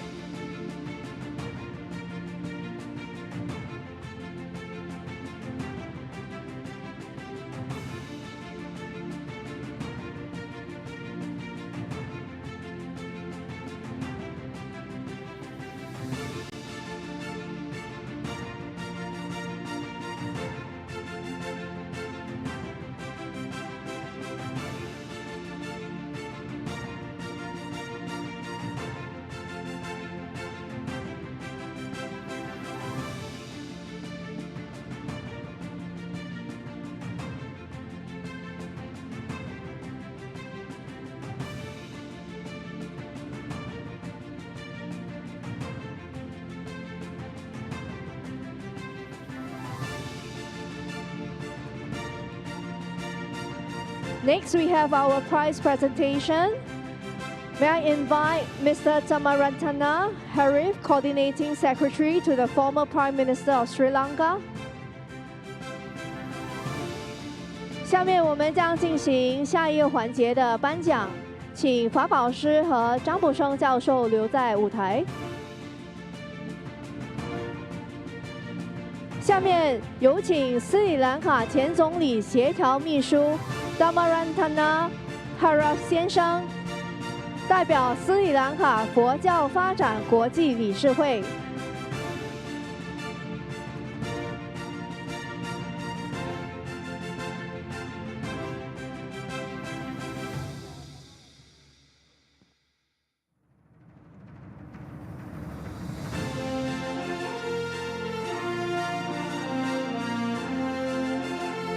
Next, we are presenting the prize ceremony.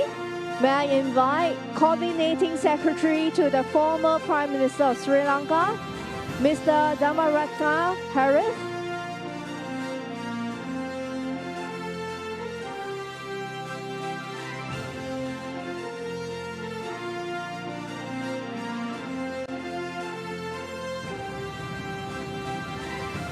And Mr. Tamaratana Harif would like to present this plaque to Master Zhang 卜生，他会先呈现给张卜生教授。In recognition of your great service and the promotion of intercultural dialogue and sustainable development of world peace, a round of applause. And the gift to our President of International Forum on Global Faith and Culture, Frankfurt Buddhist Academy, Germany.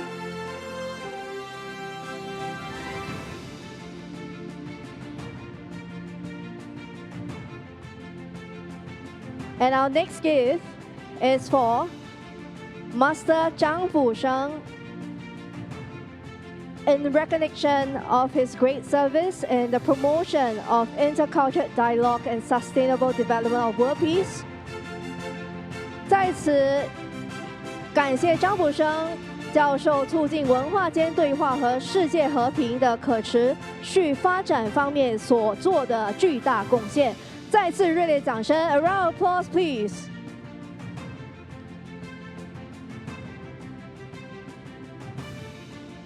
And the third gift is to the Standing Committee of the International Forum on Global Faith and Culture, to both masters, the Buddhist leaders, and our Standing Committee. Your dedication will serve in creating a human world for our future.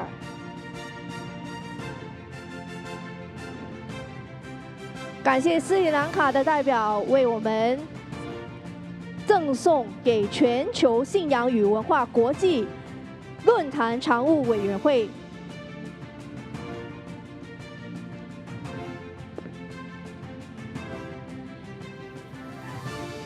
Next, we have representatives from Kyrgyzstan to present to our Standing Committee a gift from Kyrgyzstan.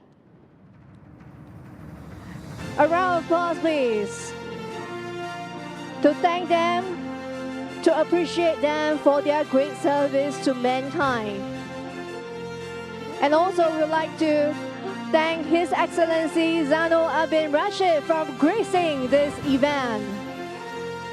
让我们以感恩的心欢迎我们的前任高级部长 Zano Abid Rashid 尊贵的 Zano Abid Rashid 的莅临现场。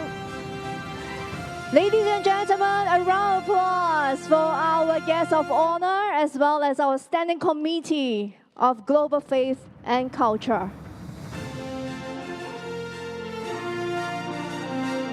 热烈的掌声，感恩感谢，感恩大家莅临会场，目睹这神圣的一刻。Thank you each of you for witnessing this historical moment where all cultures, all religions stand together, united for one, for world harmony.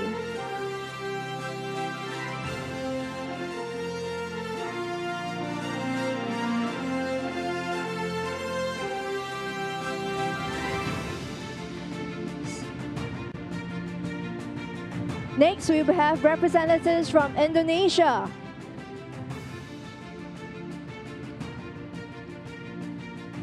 Next, we have representatives from Indonesia. Please go up stage to present your gift of appreciation.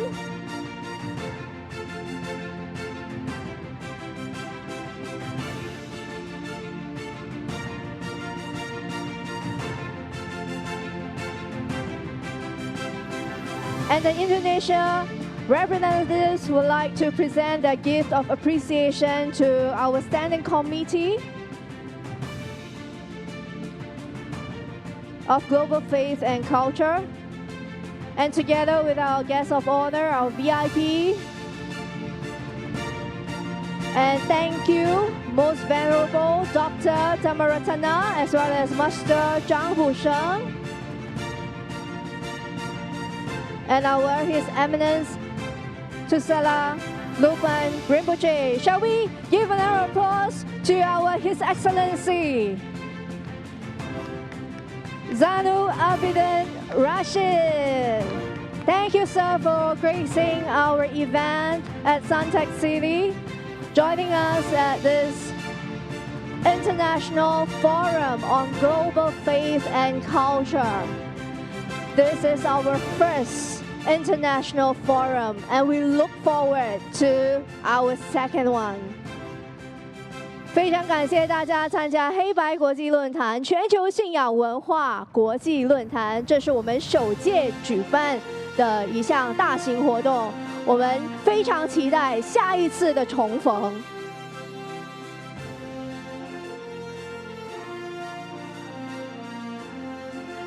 Next, we will have our Malaysia representatives.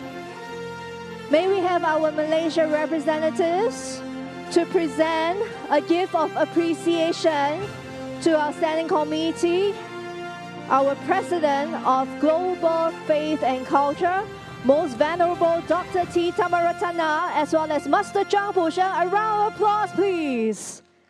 热烈掌声，感谢来自马来西亚的代表赠送给我们的法老师以及张卜成教授。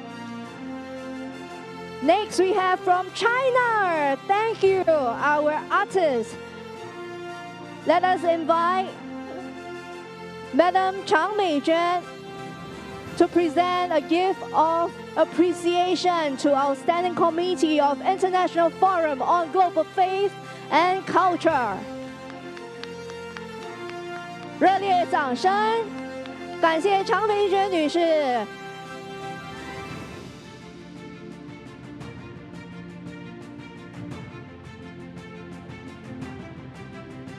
Next, we shall invite Mr. Wu Wenkai, our Chinese painter, to present his calligraphy work.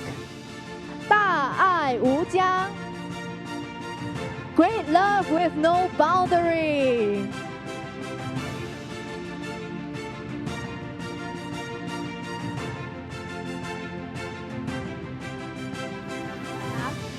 Next, Chinese representatives from Xu Lixia. Madam Xu Lixia would like to present a gift of appreciation to our Standing Committee of International Forum on Global Faith and Culture. Let us give a round of applause.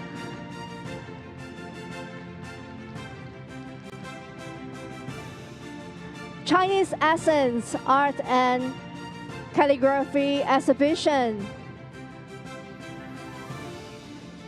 Next, we have Mr. Wang Jingyu to present us with his gift of appreciation for this International Forum on Global Faith and Culture.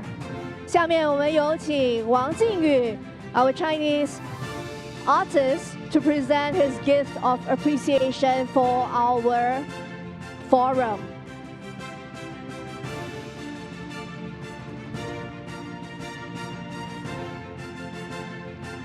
Next, we would like to invite our Chinese painters who have worked together to come up with a masterpiece and presenting to our International Forum Global Faith and Culture with their masterpiece work.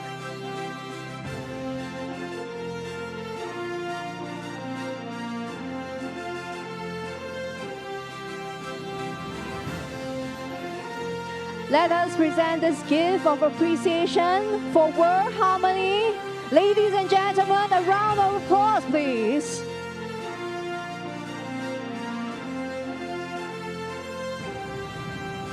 Thank you, 我们来自中国的画家。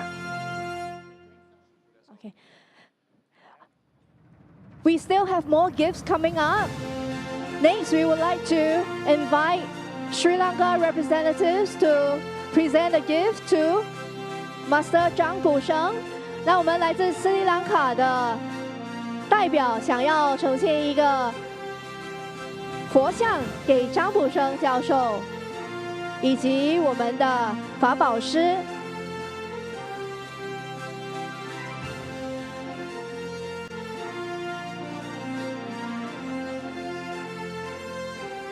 And next gift we will be receiving from all the way from Nepal. Let us put our hands together to welcome Mr. Vivek Manj Shakya as well as Mr. Binyam Manj Shakya and family to present this gift of appreciation. 2 tankas from Nepal. 来自尼泊尔的代表，感谢他们，他们是第4代的释迦族的代表 ，and they are from the original lineage of Shakyamuni Buddha, the 4th generation. A round of applause, please.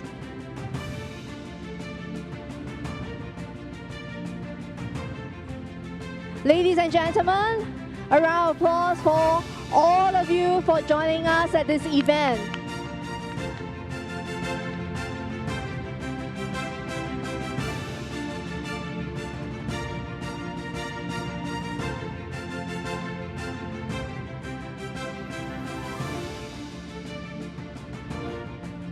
那如果下面呢，如果你们还想要就是赠送礼物的，大家可以就是呈上来。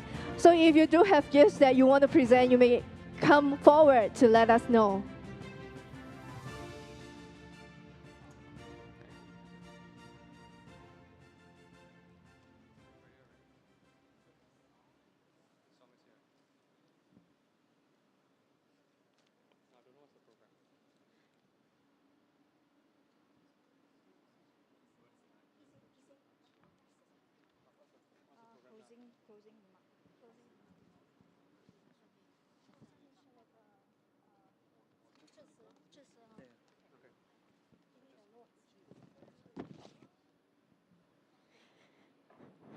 Next, we would like to invite our Vice President of Standing Committee of International Forum on Global Faith and Culture, Master Zhang Busheng, for a closing statement.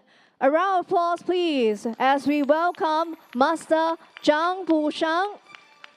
下面我们有请我们的副主席，全球信仰文化国际论坛的副主席，中华文化促进会的主席张补生教授致辞。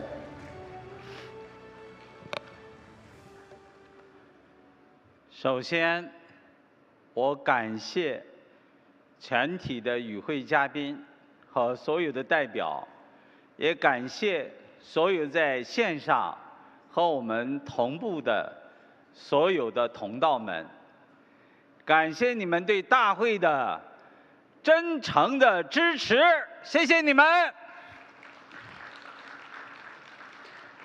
我宣布，第1届全球信仰文化国际论坛2023年黑白论坛新加坡举办的十分成功，扎西德勒，吉祥如意。这个荣耀属于我们每一个参加大会的嘉宾义工们和赞助商们，荣耀属于你们，你们太伟大了！这次大会的成果十分丰硕，每个生命的心灵都被真正的震撼了。天下兴旺，匹夫有责。我当启德，勇挑重担。我们是到了应该觉醒的时刻了，我们也会带着所有的生命一道觉醒。黑白论坛没有黑白，乃是超越二元的一元新文化的论坛。一元的新文明，我们渴望着它早一天的到来。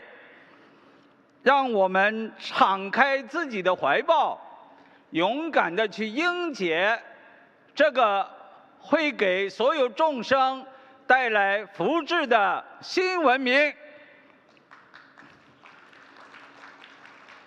有人很好奇，说这次你举办这次大会赚了多少钱呢？而这次大会花费不少，我们为这次大会准备了100万新币，花得七七八八。所以有人很好奇，我借着这次大会敛了多少财呀？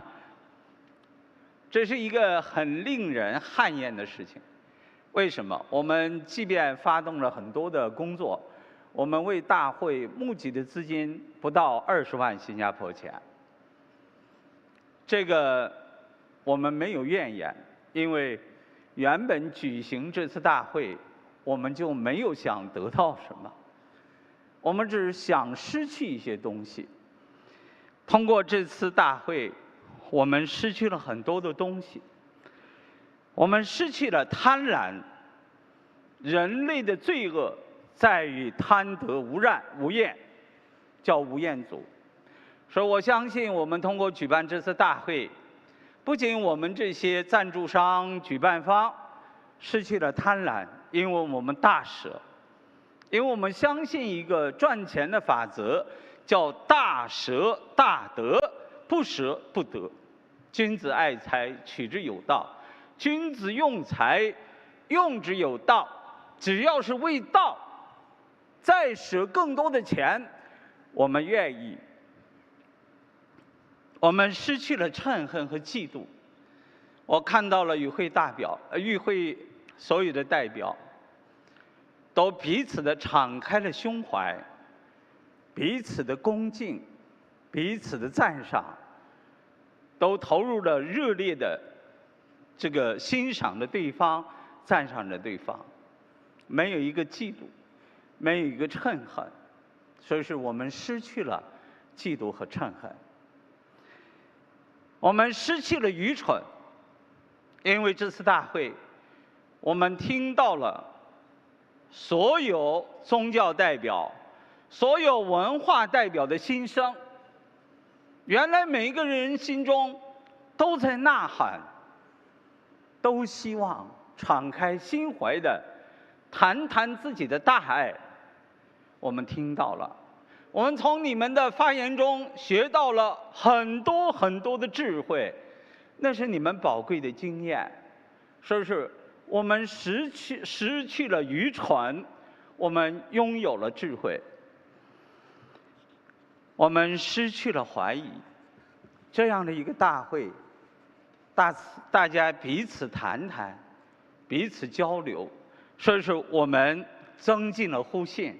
增进了了解，所以说我们失去了怀疑，我们不再怀疑每一个宗教背后在干什么，我们不再怀疑每一个人原来心中都充满着大爱、无私，都愿意奉献。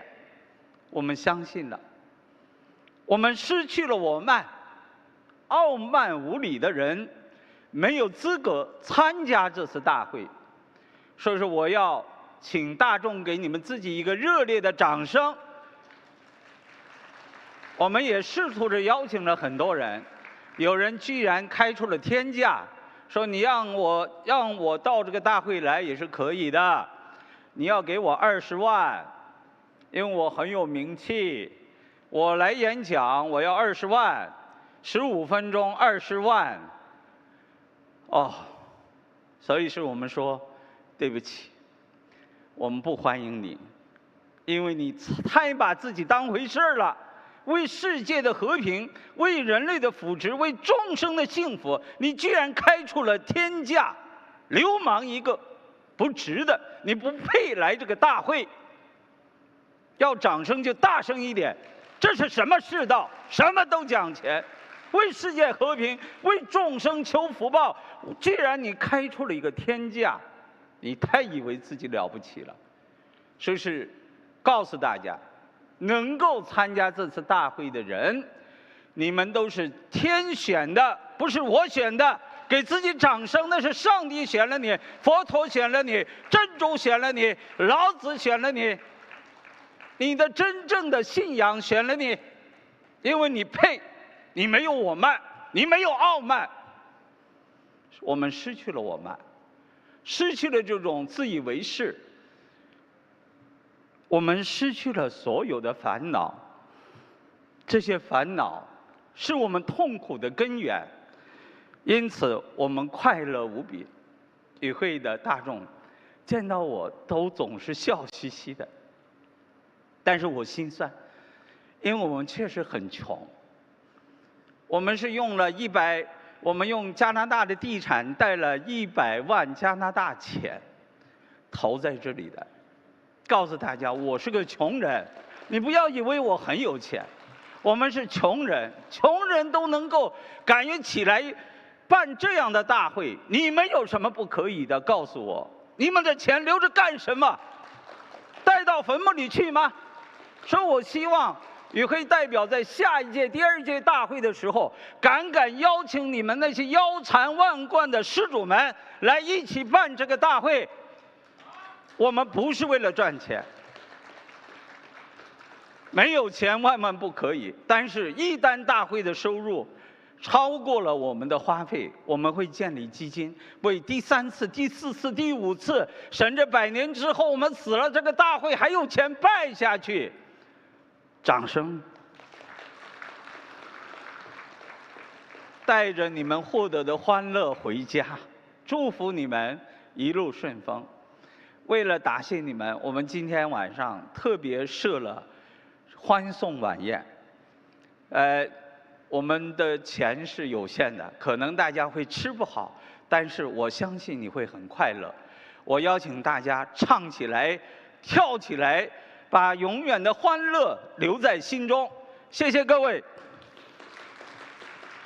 Thank you, President of the Vice President of the Organizing Committee, our Master Zhang Fusheng. Let us give him another round of applause. And thank you, each of you, for your generosity to give us your time, your energy, your wisdom. And for all of you out there, a round of applause to all of you, please. Next, we would like to invite our next speaker. Shall we put our hands for the President of our Standing Committee of the International Forum on Global Faith and Culture. Let us put our hands together to welcome Master Fa Bao. 让我们以最热烈的掌声欢迎我们尊贵的法宝师为我们致辞。Let us invite Master Fa Bao for his closing statement.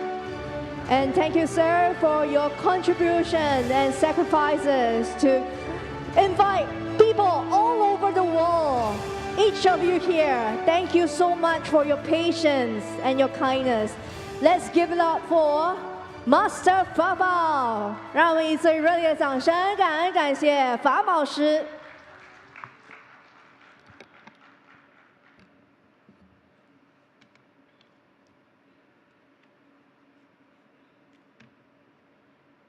Your Holiness, Your Excellencies, ladies and gentlemen. It is with immense joy that as the President of the Global Faith and Culture Organization, I would like to announce that the first international forum on global faith and culture in Singapore has been a great success, more than our expectation.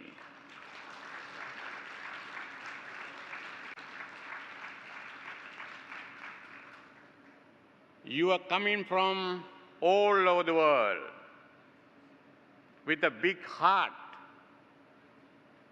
and very deep vision, came to this beautiful country. During these 3 days, we listened to you very, very carefully.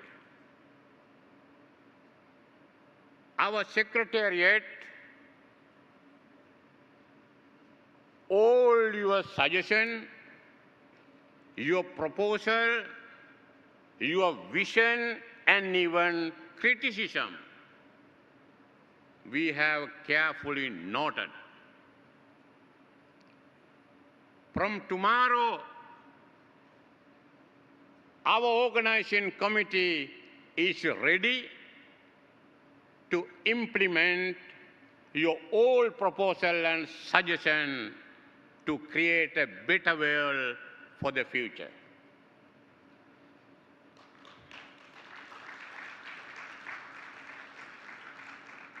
Ladies and gentlemen,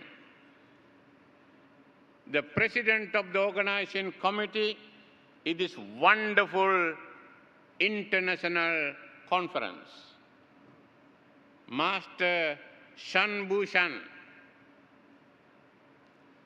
and the team behind this 3 months of organization, a very, very talented, a young team, day and night, they work hard to bring a very positive, productive result to inform to the world, yes, we had our first international forum in Singapore. It is very meaningful international gathering.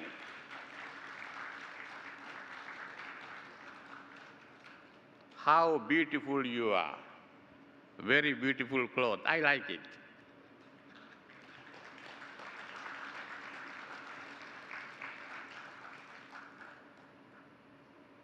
A garden, very beautiful flowers stay together. How beautiful it is.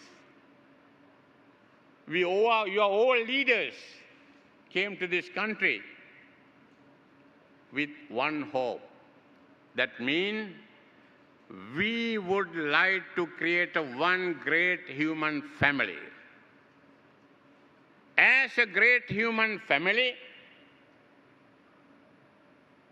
we will completely avoid all kind of mistrust and doubt, and looking for a common ground. We call it is universal ethics. More than our cultural differences, to find out the way and our common values to put together and create a better and strong, powerful organization to create a society for our children and our grandchildren.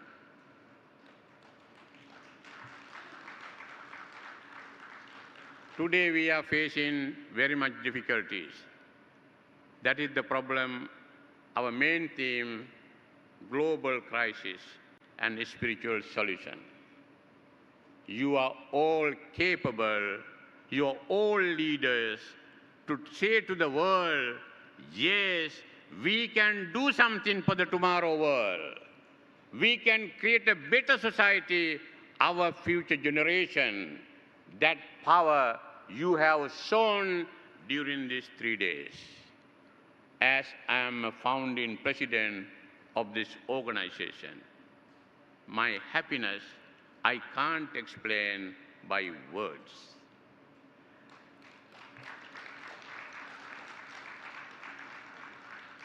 And our President, Master Chan Bhusan, he spent a lot of energy and time and money and to bring this wonderful organization to become a very, very strong movement for the intercultural dialogue and to create a sustainable world peace.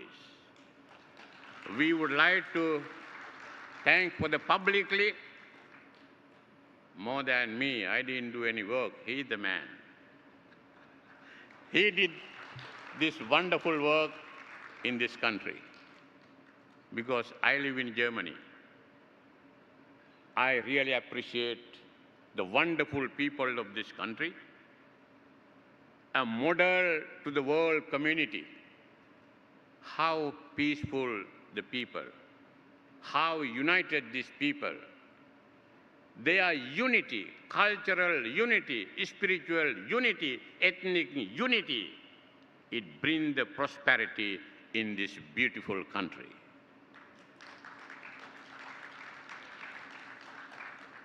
That is the reason when Master Chan Bhusan discussed with me where we are going to have a first conference, I told him it is the best Singapore. That is, we have to start this great country to begin this cultural unity, spiritual unity. Then we started how to create a sustainable world peace. Ladies and gentlemen, we heard everything what you say, even little tired, morning 9 o'clock until 6 o'clock. We are sitting here, our secretariat is, they are in sleep. They took all the note what you say. We recorded your voice and we will make our own proceeding report and we will get for the implementation as a result of the first international conference of this wonderful organization. I am asking you as a president a special request and invitation.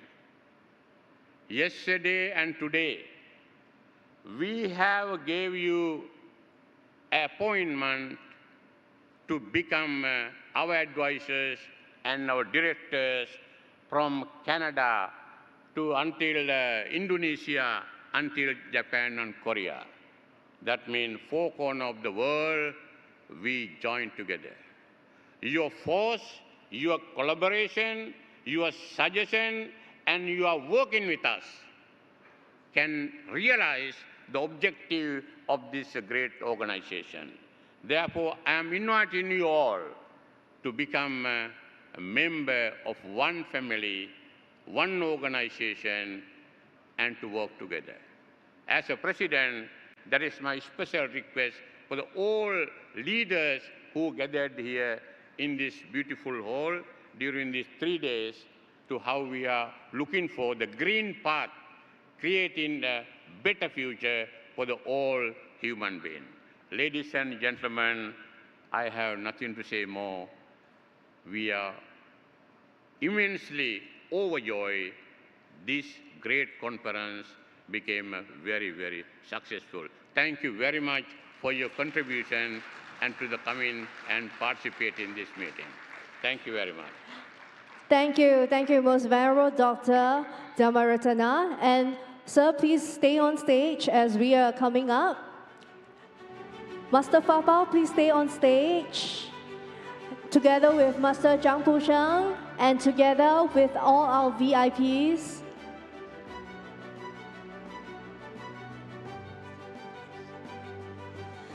Master Fapao, please step down as we wait for the rest of the VIPs.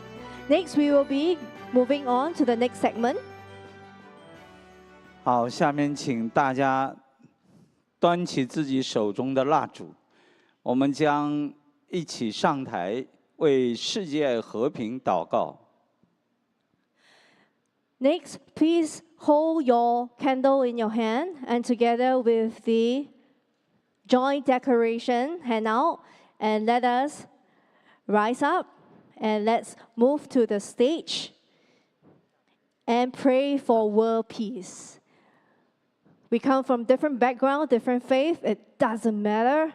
As long as we are one together with all of us, we can make this world a better place. May I invite all VIPs to step forward and let's move to the stage. 让我们有请所有的 VIP 上台，然后领着你们的灯，还有你们的宣言。Please take along your declaration handout as well as the lamp, and let's go up to the stage. Please light up your candle. 让我们请大家先在上台之前先点一点蜡烛，然后为这个时节来祈祷。Let us pray for the world.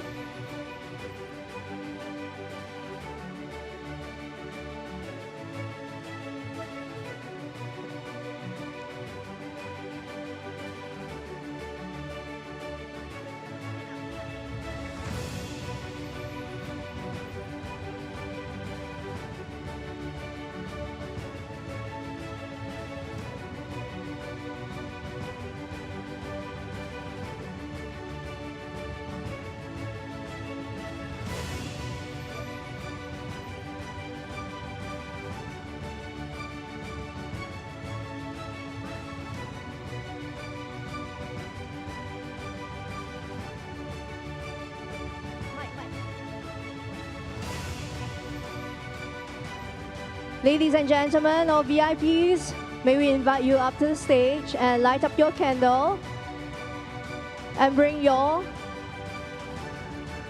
joint declaration of the international.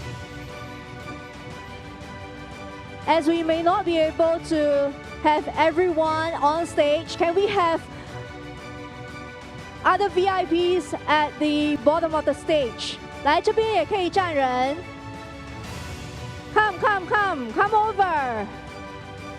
来，其余的人请站在我们舞台前面，舞台前方。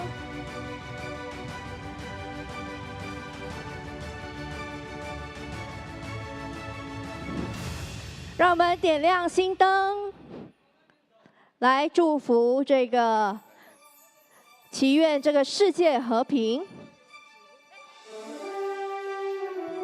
Please move.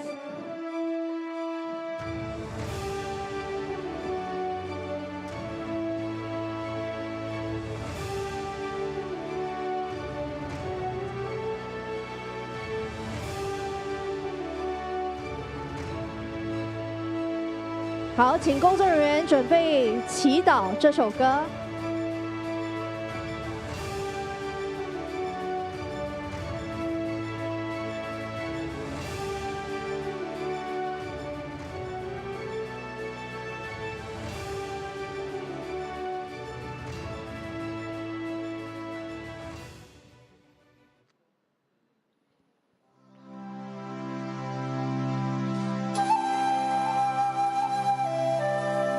Right now we'll be playing a Chinese song called 祈祷, which means prayer. Let us quieten our hearts as we listen to the lyrics, and I'll recite to you in English. Let us pray for the world. Let's ring the bell of hope and pray in our hearts.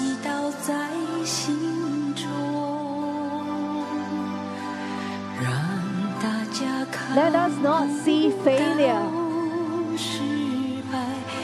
Let us have success forever.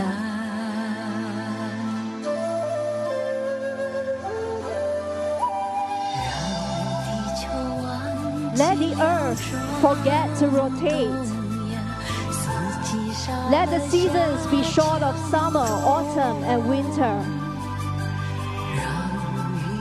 Let the universe not close the windows of the sky, so that the sun will not set.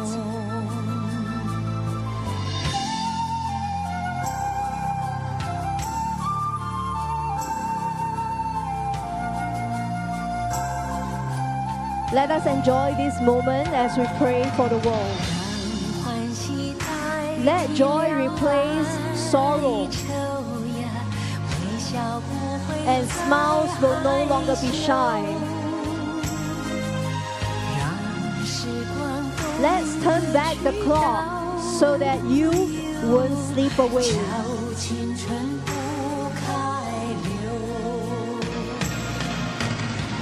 Let poverty go away and happiness flow in all directions.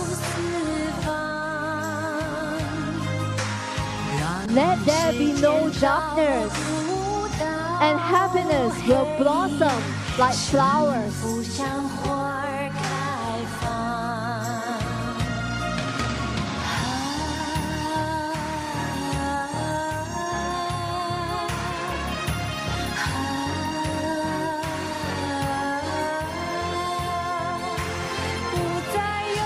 Let us have no more sadness. There will be love in the air. Happiness will last forever. Let's ring the bell of hope and pray in our hearts.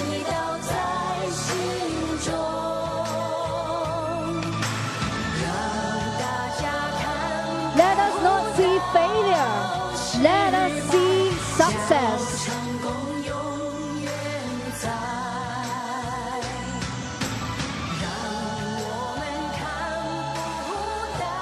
Let us not see failure.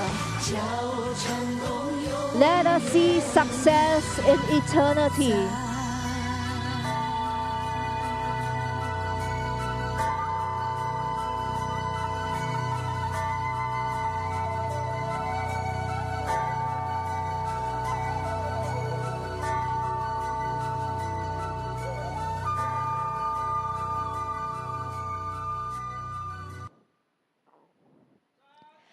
Dashi Delay.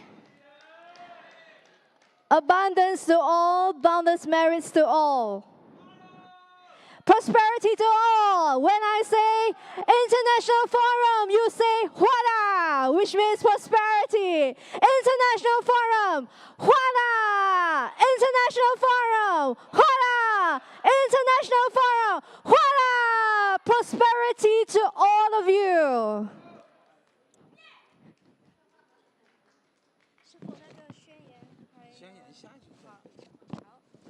Ladies and gentlemen, please go back to your seat together with your light. Please switch on the lights. Let us return to our seat to do the next segment on our joint declaration.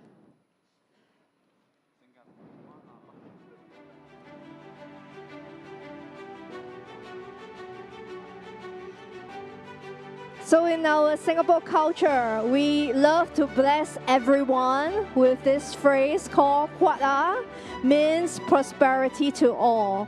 This is our kind of blessing to each and every one of you. So I hope you receive such blessings, and may you receive boundless wealth and abundance in all aspects of your life. 那在我们新加坡文化，我们祝福彼此的时候，我们都会祝福大家说“话啦”，就是发啦的意思，就是我们祝福大家财源广进，八方都来财，好不好？请大家回座。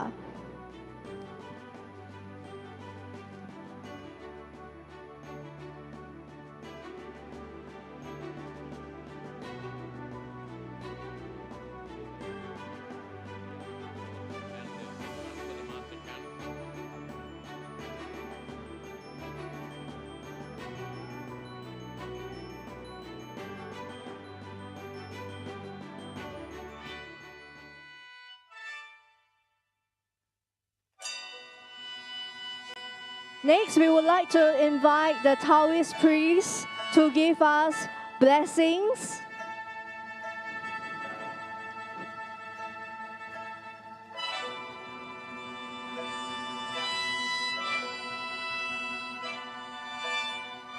"感谢这一次张普生教授的一年，我们台湾道教总庙玄义宫真如主庭所有道众，感谢各位，世界和平，安和乐利。World peace to all of you.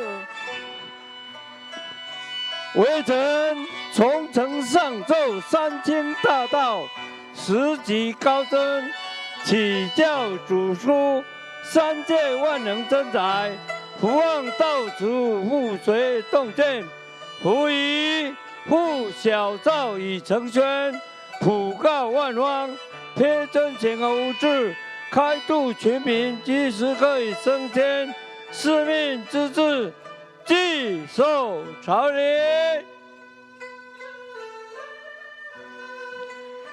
Ladies and gentlemen, a round of applause for Taoist priests as they present us with a blessing ceremony.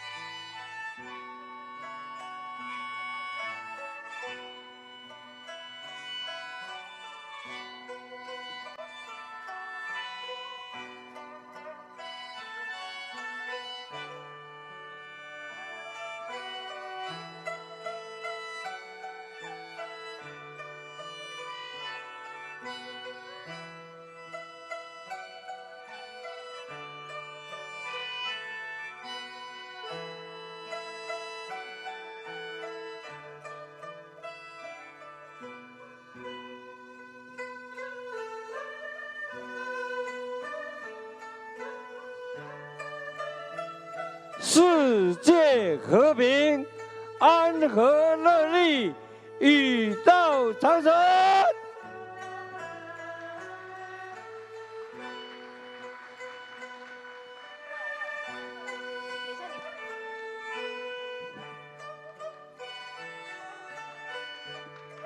A round of applause, please. Our Taoist priest giving you blessings.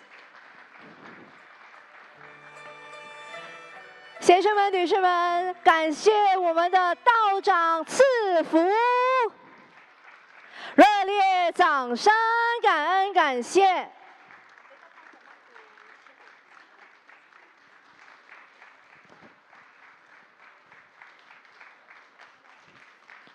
Ladies and gentlemen, we have come to the last segment of today's session.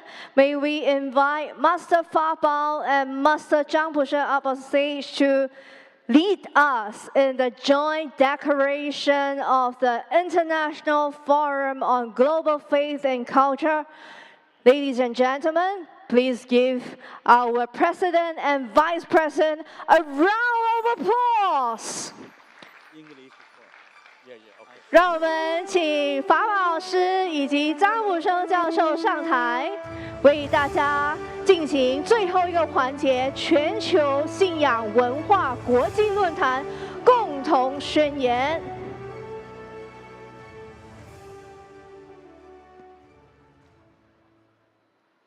Your Holiness, Your Excellencies, leaders,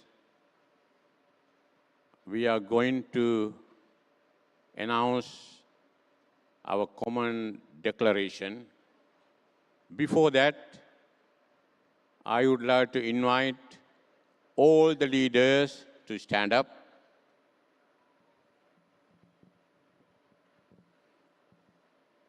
And keep your right hand with your heart. That is, we are going to make a promise as the completion of our international conference. After I make our beginning of the statement, I will read our declaration in English. Our President of Organization Committee, Master Shambhushan, will read it in Chinese. That is the beauty of our diversity. Then you can follow with your paper. I think you have everyone with our declaration.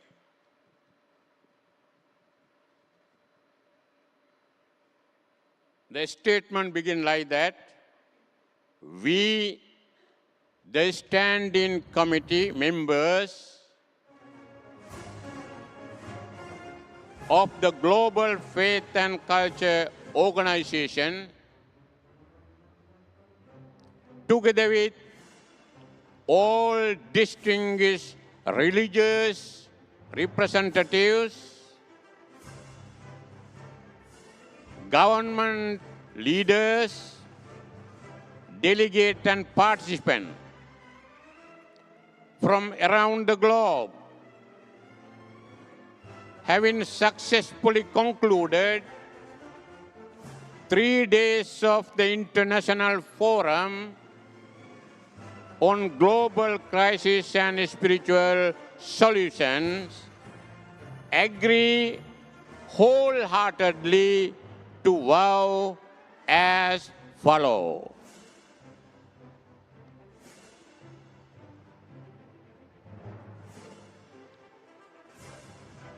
For the common goal, please repeat, for the common goal, in Chinese. 我们为着一个共同的目标 We came to this world. 来到了这个美好的世界。 It is to make this world a better place.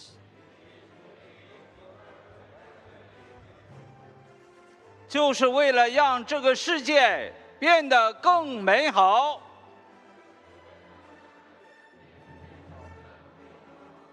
We are different from others. 我们和别人不一样。 We constantly remind ourselves. 每时每刻都提醒着自己 to return to the heart, 回归自心， to secure the heart,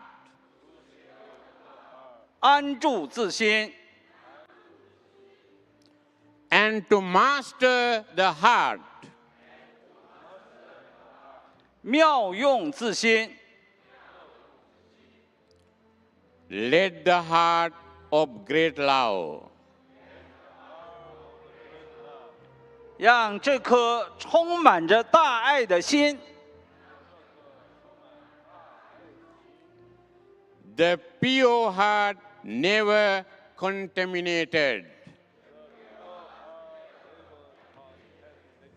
洁白没有被污染的心， save all beings from pain and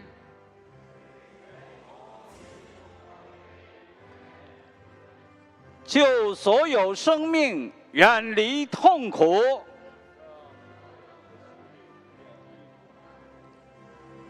help all beings attain happiness, 祝所有生命获得快乐。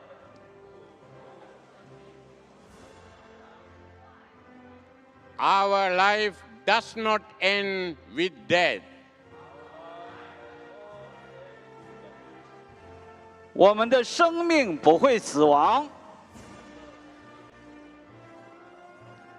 For death only takes away the flesh. 死亡的仅仅是一副躯壳。 Our heart lives on. 我们的心永远不会死。 It carries on the great love. 永远相续着大爱。 In the universe. 在宇宙中。 It carries on our unfulfilled wish. 继续着我们未尽的心愿。 That wish is to let every soul. 这个心愿就是让每一个生命 be awakened. 都能够觉醒。 Stay away from all troubles. 远离一切的烦恼。 Return to the home of soul. 究竟回归心灵的家园。 And achieve eternal happiness. 获得永恒的快乐。 Our one universe. 一个宇宙。 One world. 一个世界。 One trust. 一个信任。 One heart. 一个心灵。 One home. 一个家园。 One happiness. 一个快乐。 We belong to the earth. 我们属于地球。 But the earth does not belong to us. 地球不属于我们。The earth is the home we all live in. 地球是我们生活的家园。We protect this beautiful planet. 好好保护这个美丽的星球。Is the mission of every creature.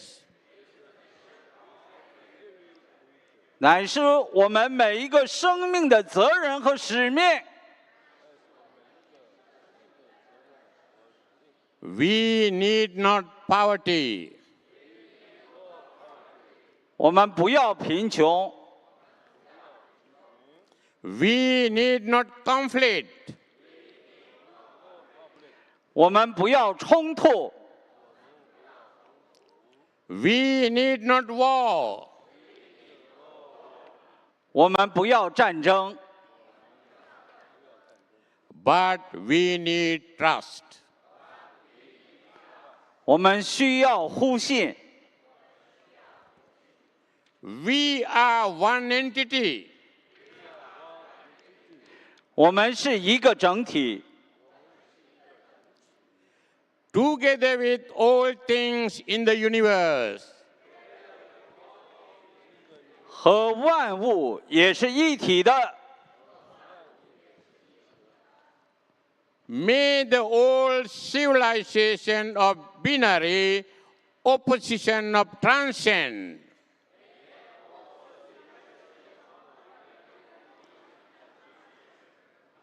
愿二元对立的旧文明早日升级。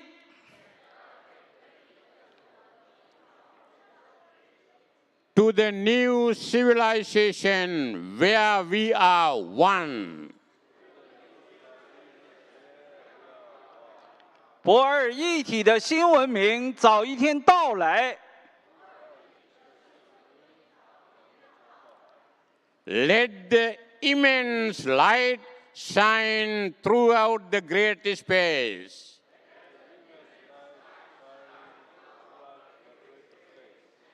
让无量光明永远照临着太虚空。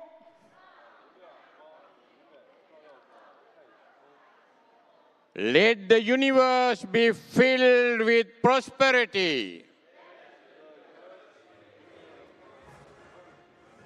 让整个宇宙大放异彩，永远吉祥。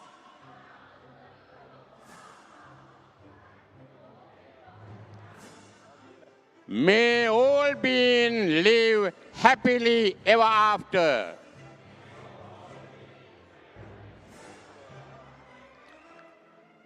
愿所有的生命都快乐地生活着。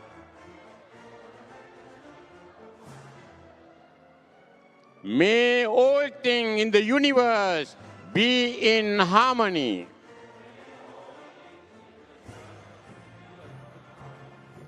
愿宇宙的一切都和谐地共处着。Let the light shine to everything. 愿光明永远照临着一切。Let the light shine on everything.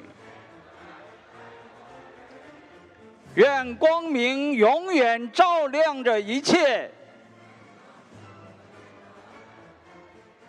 Let the light shine throughout the everything.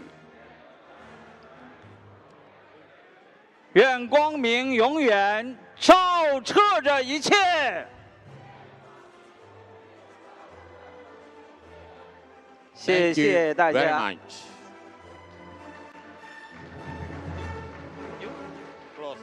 Close. Okay. Ladies and gentlemen, as president of this wonderful organization, herewith I declare the first international forum on global faith and culture. Adjourn.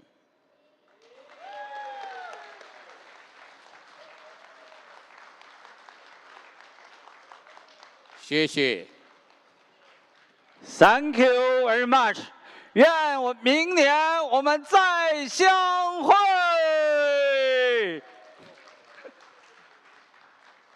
Wonderful. Great service you have done. Let us give our President and Vice Presidents of Standing Committee of International Forum on Global Faith and Culture a round of applause, please. 这次的黑白国际论坛、全球信仰文化国际论坛圆满结束，吉祥如意，哗啦！感谢大家出席。Thank you, everyone.